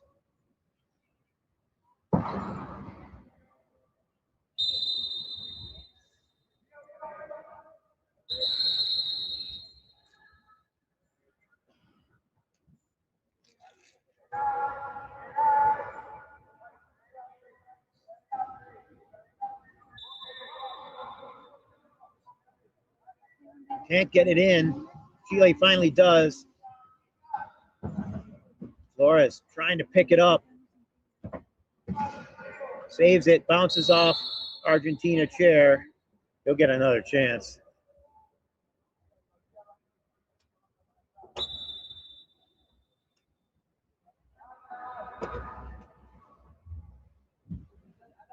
Romero passes it ahead.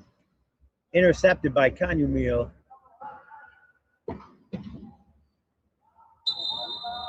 And it'll be Fernandez.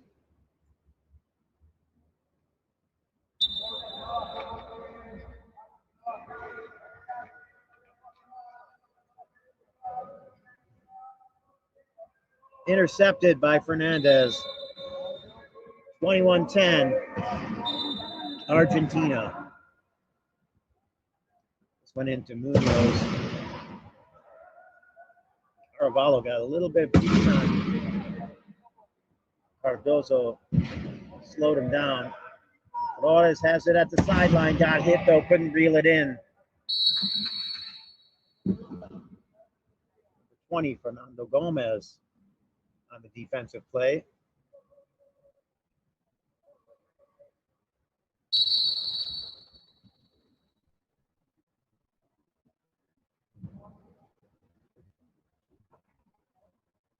Gomez ahead. To Cardozo.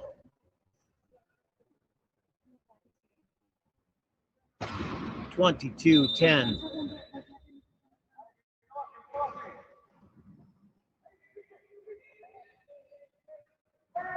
Way over the top. Arevalo can't reel it in. He was kind of focused on going toward the try line instead of catching the ball. At least that's the way it looked from up here.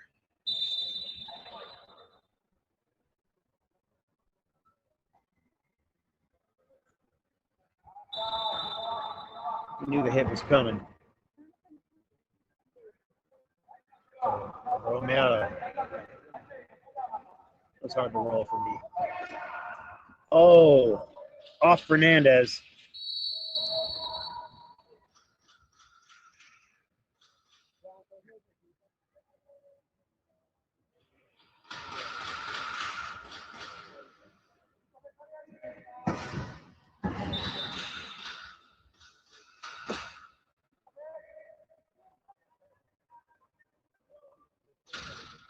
Into Flores.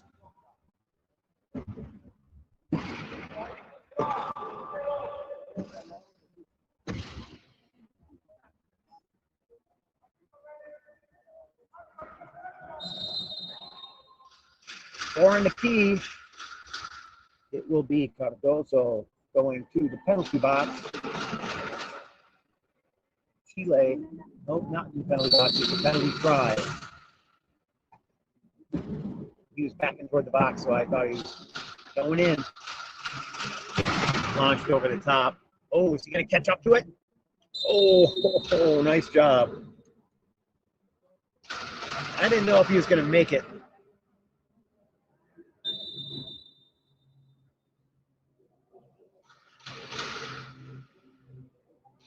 Got a great one in the morning for you tomorrow. Netherlands, New Zealand at 8:25 local time. 2 seed versus a 3 seed. Fernandez gently lays him down on the ground. Munoz.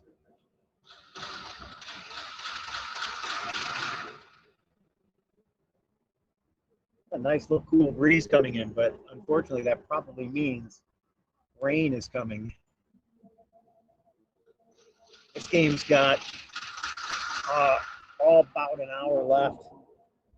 Hopefully we can get it done before the rain really starts coming down.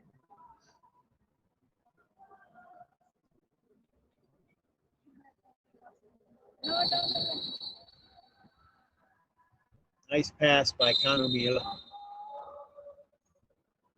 Marvallo has him locked up on the side. Arrow.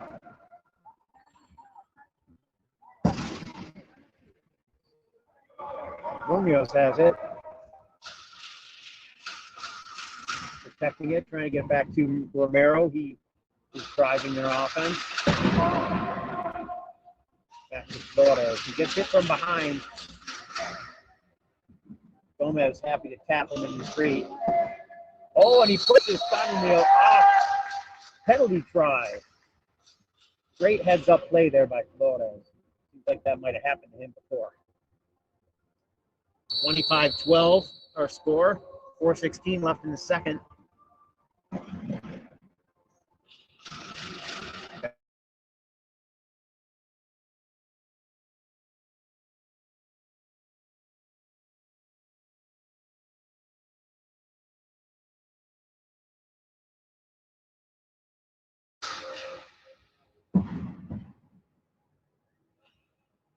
Munoz trying to get it in. It's Romero, now officially halfway through the second quarter. Tosses it up to Flores, but he is dangerously close to that half court line. Tries to flip it into his own lap, can't. Canumil scores the try, 27-12, and timeout called. Chile, 27-12, 3:46 left in the second.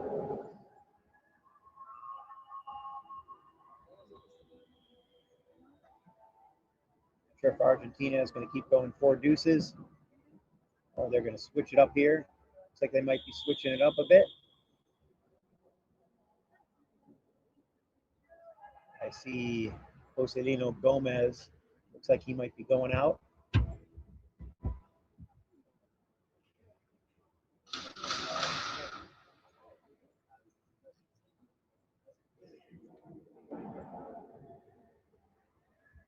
Hi, Mom and Dad.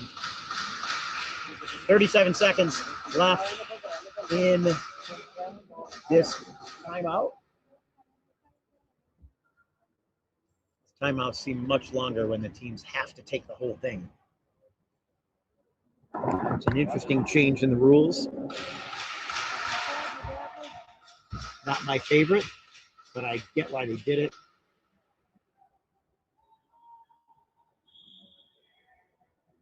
At least I think I get why they did it. One is, if you're going to do that ball advancing thing, it forces the teams to go back to their bench so nobody has an advantage based on what happens there. But it could also be about commercials. Right? We're trying to make the sport bigger, more watched, bring more money into it. That's why the timeouts, or I'm sorry, the breaks between quarters are longer internationally. Club level, we do 2 minutes and 5 minutes. Internationally, they do 3 minutes and 10 minutes. 10 minutes seems like 5 minutes seems like an eternity on the sidelines a lot of times. 10 minutes is forever. But when you're trying to pay for a Paralympics or a World Championships or a qualifier like this, it costs a lot of money. Commercials and sponsors help pay for that.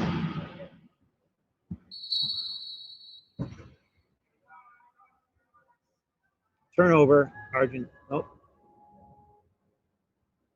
not Argentina. Romero working against Santoro. Ref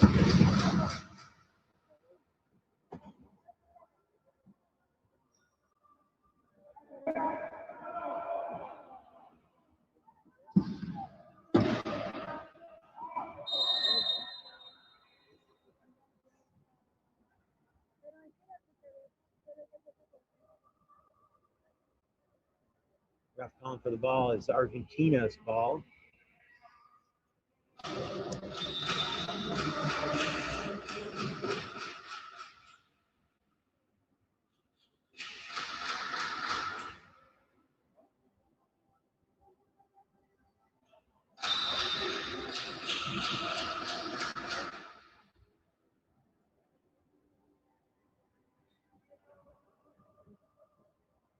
Argentina running 3-2-2-1.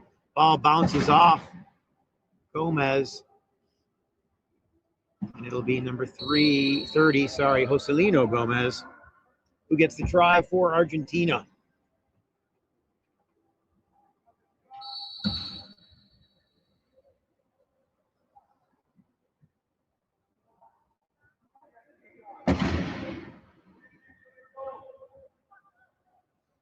Oh, loses a handle on that one. Romero, wish he had that one back.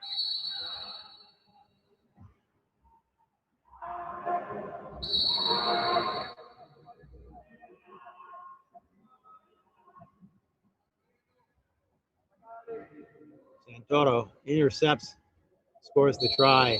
Aravalo will not take this one. It'll actually be Munoz.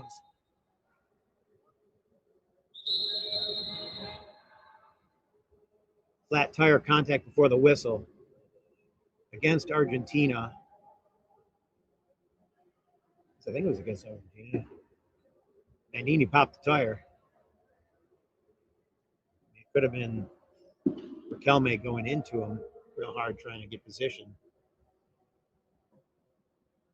The contact before the whistle is really about gaining an advantage in between the whistles with contact. We don't use that rule in the United States. I think it's worked out pretty well. Arrow hit by Gomez, and 12 seconds expires.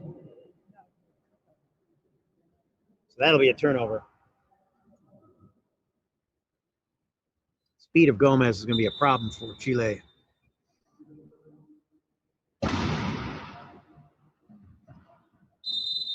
Over goes Riquelme. He's trying not to fall. The official's going to help him out.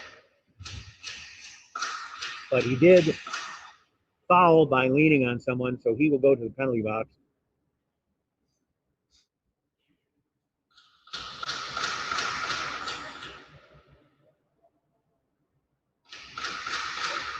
Not sure he understands. Ref pointed the wrong penalty box, but he went to the right place. That's okay. Santoro.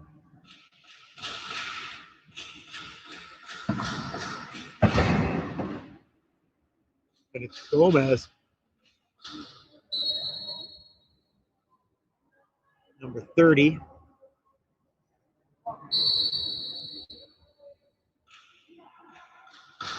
A bit breezy. Riquelme has to touch it. Gomez chasing him down. Doesn't get there in time. 32-12 our score. 1:12 left in the second quarter. Up top will be Fernando Gomez, takes the hit from Romero. Romero tries to back up, swipe that ball. Munoz was trying to get there, and he ended up rolling up Bandini's wheel and couldn't get there to play D. Romero looking for help. Vertical spin.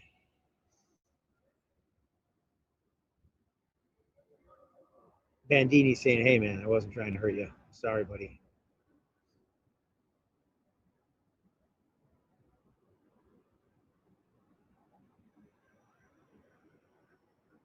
(33-13) our score. Only 44.7 seconds left. Is he hurt? Why are they not helping him? Might have hit his back on the picker. That doesn't feel good.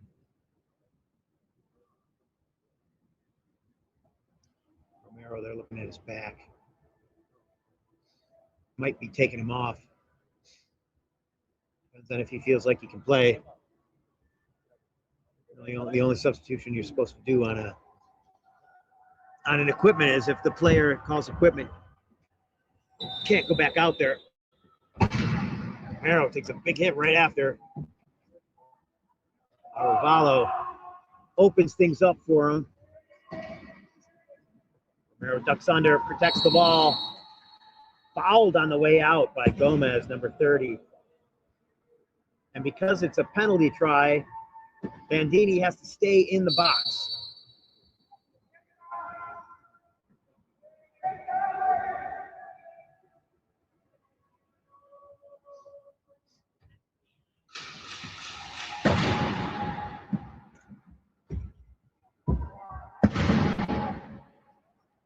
Munoz there to make the stop.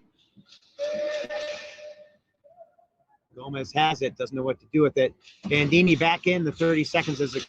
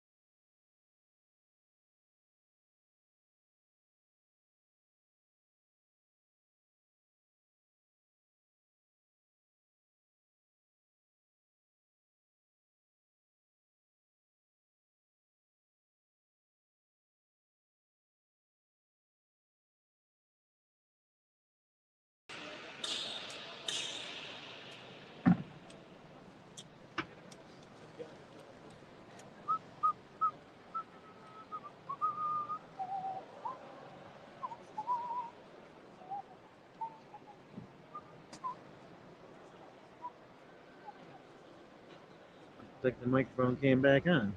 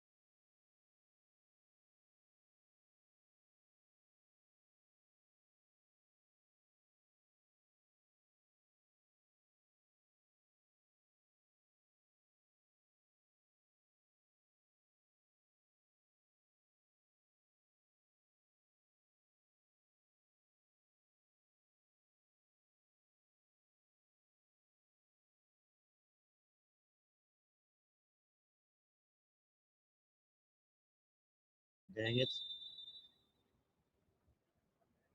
Canemio into Fernandez. Barata, number 2,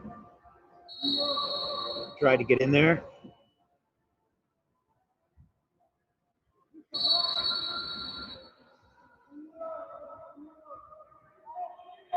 Romero trying to beat Camarato. Gives up, decides to throw, and throws it away.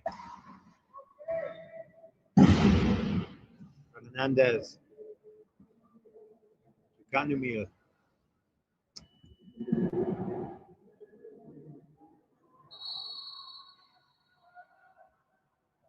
Camparato gets the try. 37-15. Third quarter of this 5-6 match. Effectively. Last game of pool play. Tomorrow we play our semifinals. It'll be Netherlands, New Zealand at 8:25. Colombia, Switzerland at 10:35. Bronze medal match at 2:40 and the gold medal match at 4:50. Big gap between the second and third game because there will be somebody playing back-to-back.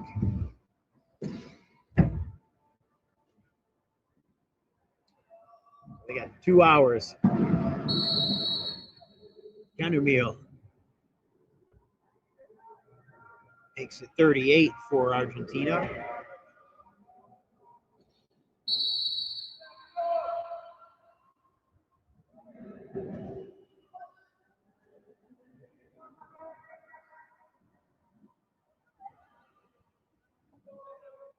Dropped, picked up, not picked up.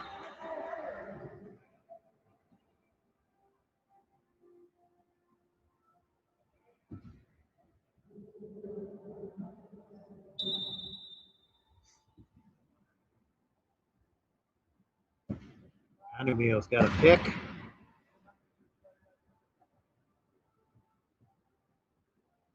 Romero plays the ball, knocks it down.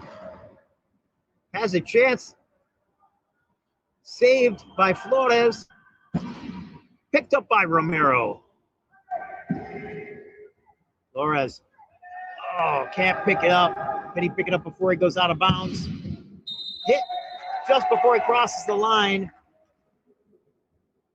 Fernandez not able to stop him. 38-16.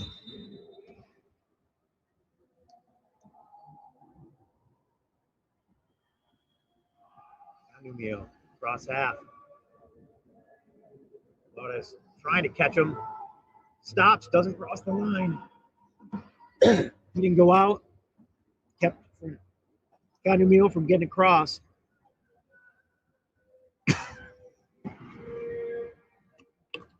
Auto attacking the center. Takes right, goes left.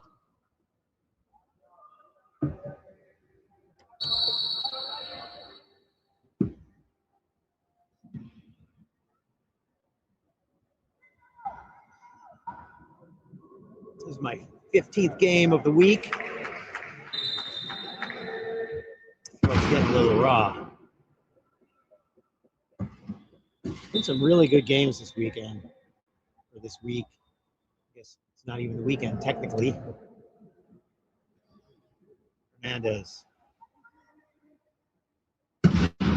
puts it ahead to Camparato. And the 3.0 scores the try. Chris Cook, you need me to tell you what his classification is again?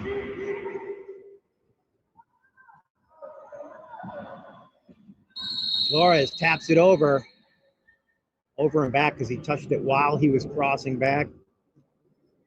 Contact is so minimal on a tap like that. Can you say he was on both sides of the line? Or, going, I don't know.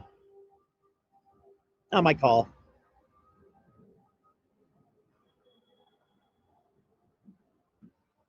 My bean soup for lunch is coming back to haunt me.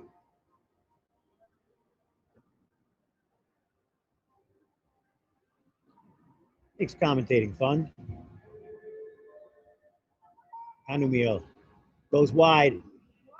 Bandini seals the corner. 4:18 left in the third.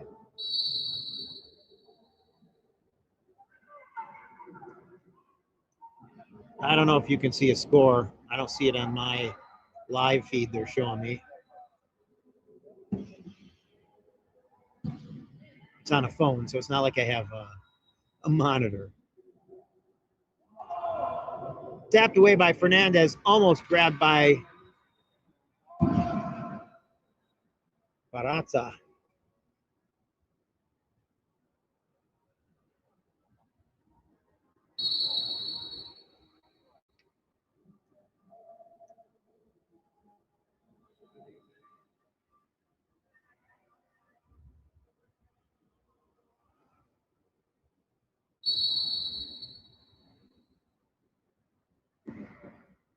Flores gets around Camerato. My R rolling tongue is getting tired too. 42-18. 3:28 left in the third.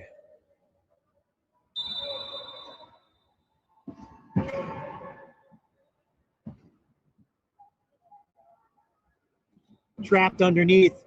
Wants to throw it. Fernandez not available yet. Now he is. Pass too long. Romero waits till he crosses the line to reach for it. Ahead. Munoz gives it back. And the corner there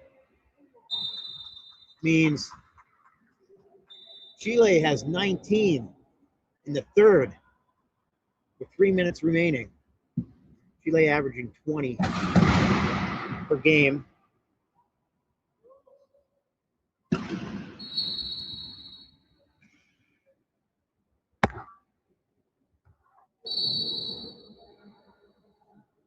think they'll feel good about the progress that they made in this one.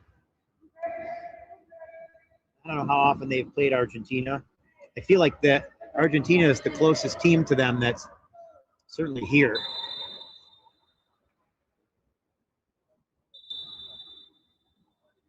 I don't know how often Paraguay fields a team. I do know that they are an active team, and either unranked or ranked below Chile.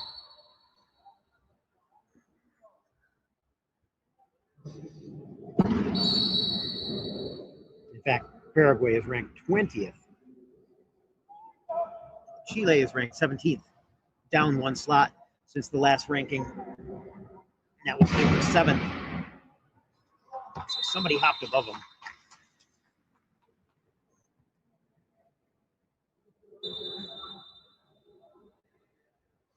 Rise in rankings at the bottom just by playing a tournament, accumulating some points. And you can fall by not playing. Fernandez picks it up. 150 left in the third.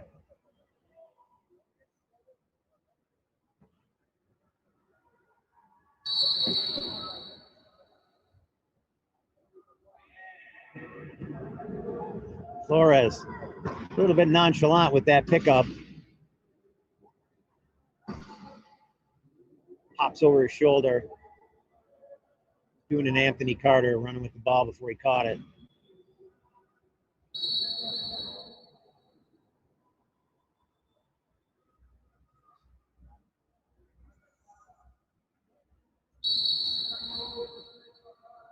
I'm sure Aoki might have gotten that joke. Was he alive when Anthony Carter was a Viking?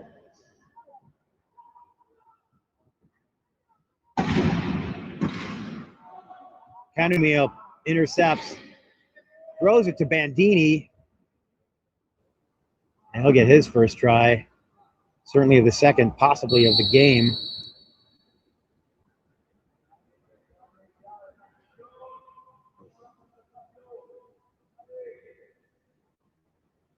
Not keeping statistics. Somebody else should be keeping those. Working on an app for that.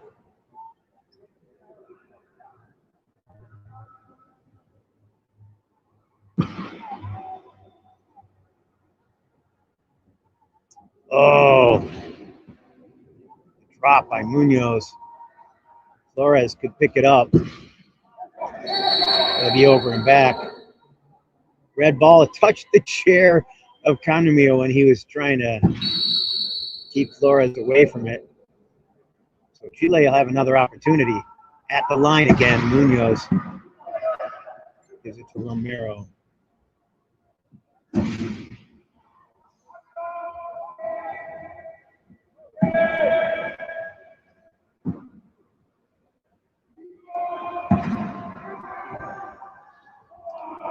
Oh, a little bit behind Munoz.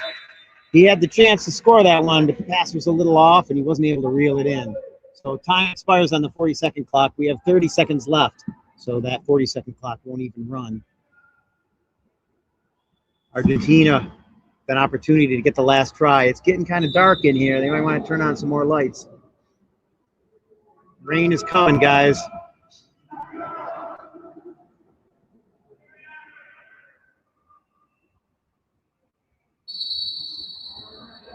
And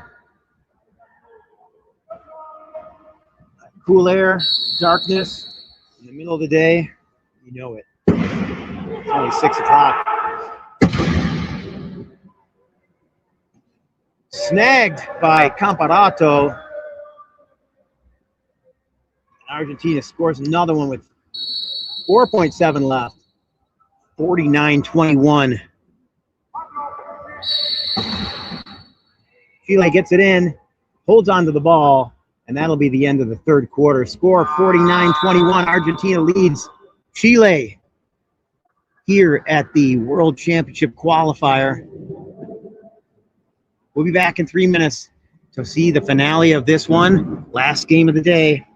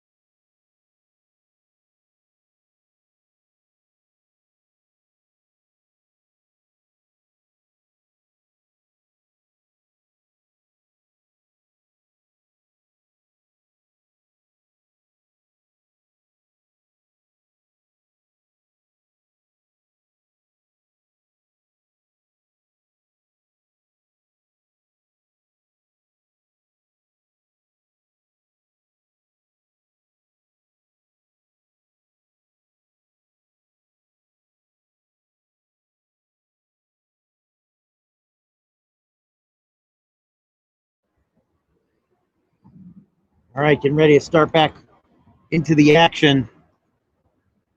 Argentina, Colombia taking the floor.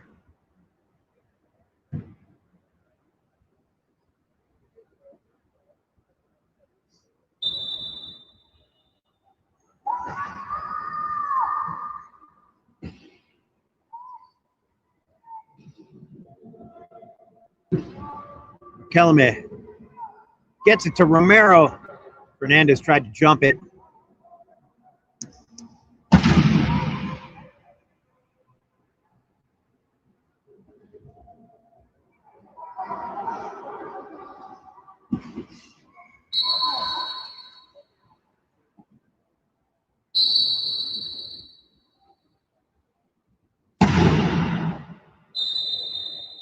Ball loose. Argentine ball, though.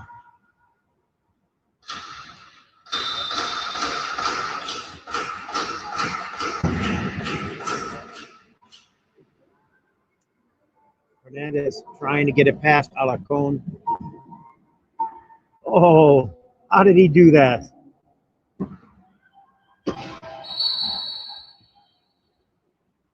Santoro gets the try.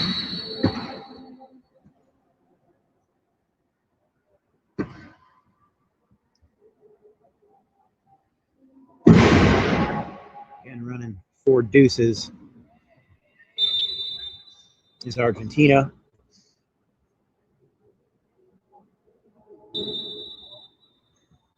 Chile running a 3-2-1-5-1. Fernandez in trouble. Diaz had his hand on that ball, but not going to call a jump in that situation, I guess. He was able to twist his chair away.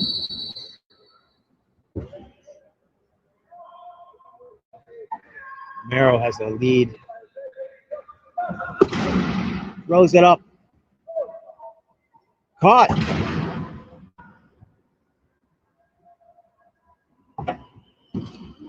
That is Riquelme with the catch.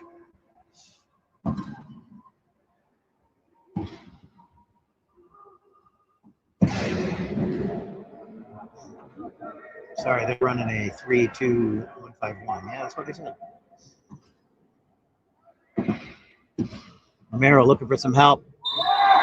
Gives it up to Alarcon, who gets the try. Wait a minute.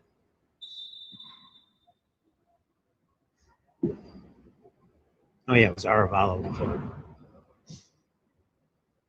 Thrown ahead. Fernandez.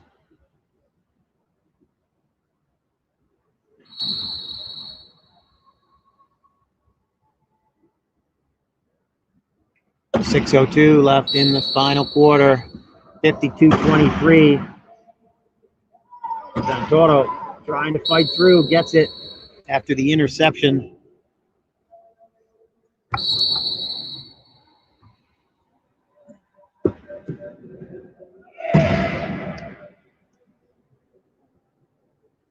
It's Alarcon. Gives it back to Diaz. Romero. Romero has to throw it up. Nobody to throw it to. So it's 20, Fernando Gomez.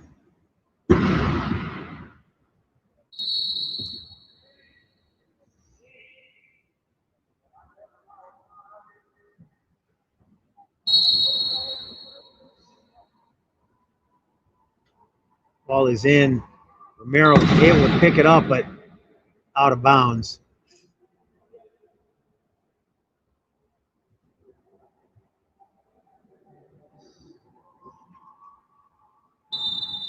.523 left in the game.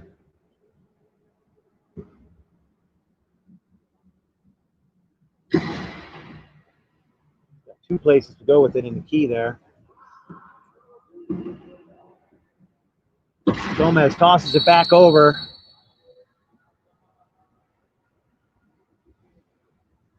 I feel like I felt a drop. I wonder if we're getting rained on. We weren't getting rained on here at the table, though, so I doubt that I would have gotten wet. Getting rained all over the floor, but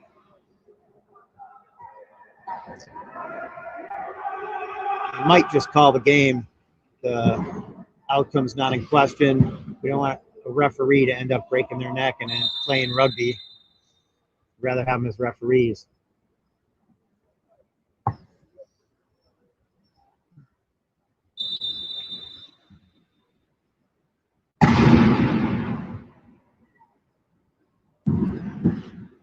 Up the pass to Fernandez. Passes it back. Good ball movement by Argentina. Fernando Gomez. The try.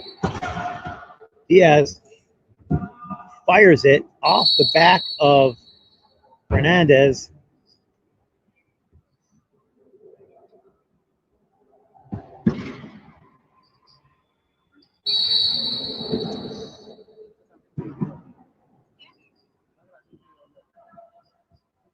The bump pass to Romero. He's got it. Can he beat Fernandez? Well, he's not pushing. Just kind of be impatient, make sure his team can come and help him. He must have heard the footsteps.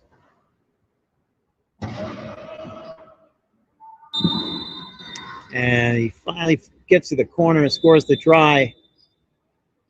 Half the fourth quarter now ticked away. 56-24. It'll be Gomez once again.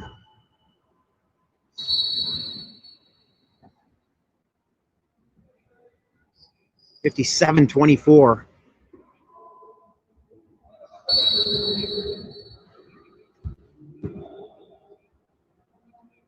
Pass intercepted. 58-24, and timeout called by Chile. Chile getting ready to make a mass substitution.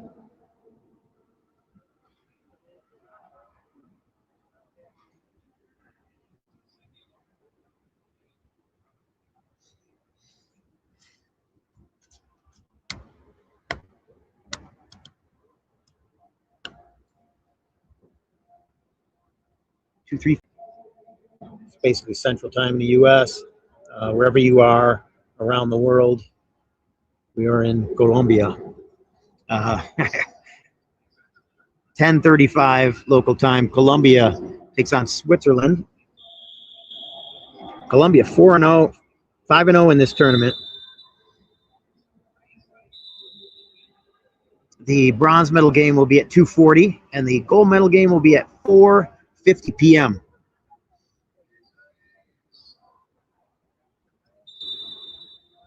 Unbending now, Jonathan Flores for Chile. In there with Araza 2, 5, Munoz, and 10, Christopher Flores. No relation, as far as I know.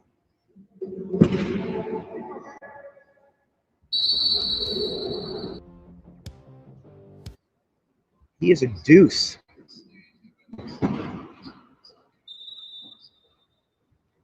Not what I would have guessed. Good pass over the top.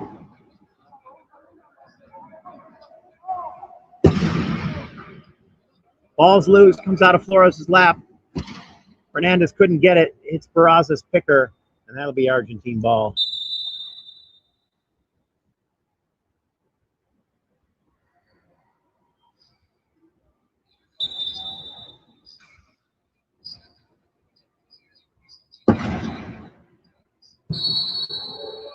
Number 20, Gomez with the try.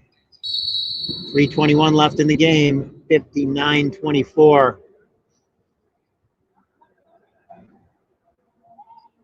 Good pass. Getting back. Up ahead, close to that half-court line. Arasa protecting it. She knows he's going to reach. Get it out. Backed up again to half court. Munoz trying to find an out. Waits for his pick. Getting closer. No, 6 seconds on the shot clock. Sorry, I tried to say that loud because the other shot clock says 40. And the shot clock expires. Chile turns it over. 2:39 left in the fourth.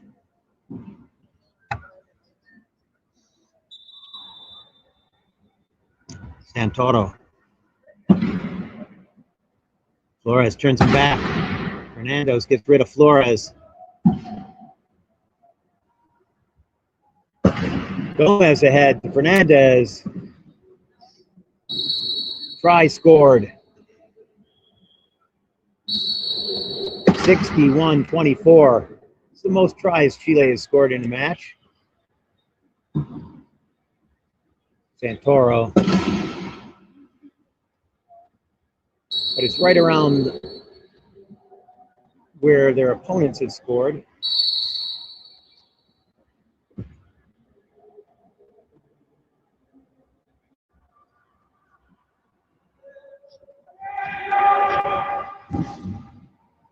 Not sure who that was to. Nice job getting it across half. Number 3, Flores to number 10, Flores. Can't get to that corner because it was open. Goes ahead to Barata. She gets the try.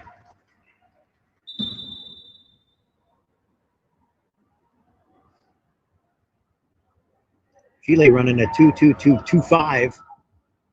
It's 8.5 of the 9 they could play.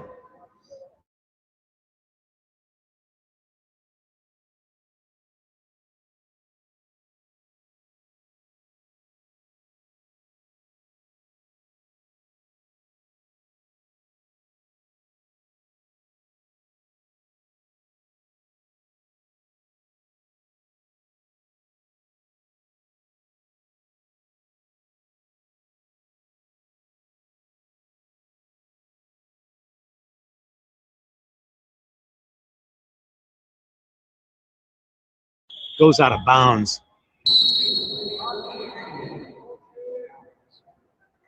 So Cardozo coming off. And Fernandez coming off in favor of Andini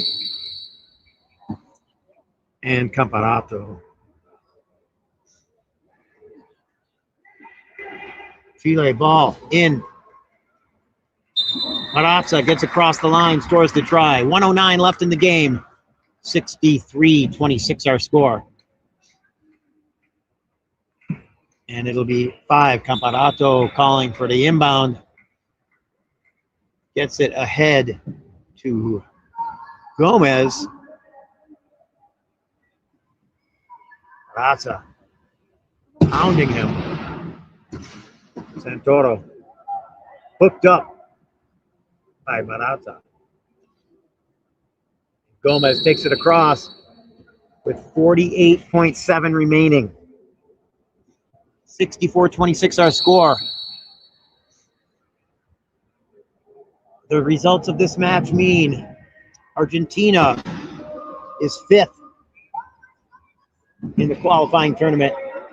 Chile will be 6th. Trying to cross the line. Camparato finally got there.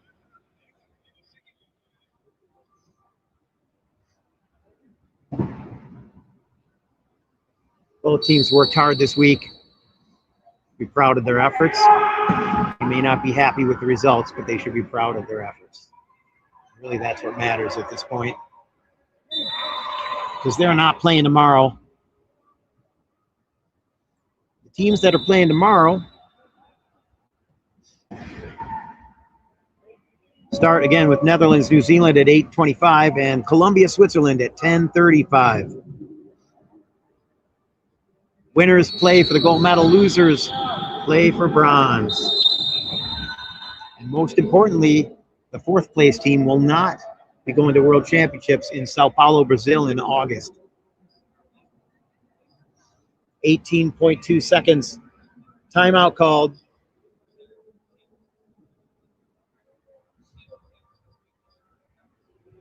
It's been a good week here in Medellin. Spent all of my time in this gym or trying to catch up on my sleep or working on this commentating app, which has been really helpful, by the way. Keeping all the people in front of me and letting me move them around and knock games.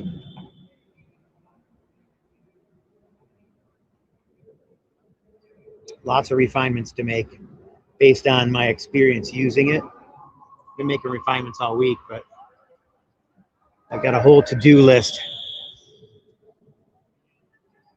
When that's done, stats are next. Need somebody to keep the stats, but I'd like to tie stats into games and into commentary to help make it more interesting for you. Flores, number 10, tries to get it out, knocked down by Gomez, number 20. He passes it ahead to Comparato, number 5. And it'll be Santoro, number 10. Bandini, the only one that didn't touch the ball that time. 1.2 remaining. And that will be the end of the game. Argentina beats Chile 67-27. Chile, our 6th place team. Argentina, our 5th place team, just by record. There was no 5th, 6th game, but effectively, since this was their only game and the results here would end up determining their fate, that's what I'm calling it. My name's Dave Mengen. We're here in Medellin, Colombia for the 2026 World Championship qualifier. Tomorrow, come back for the crossover games, and then in the afternoon, the medal games. Thanks for joining me today. I'll see you tomorrow.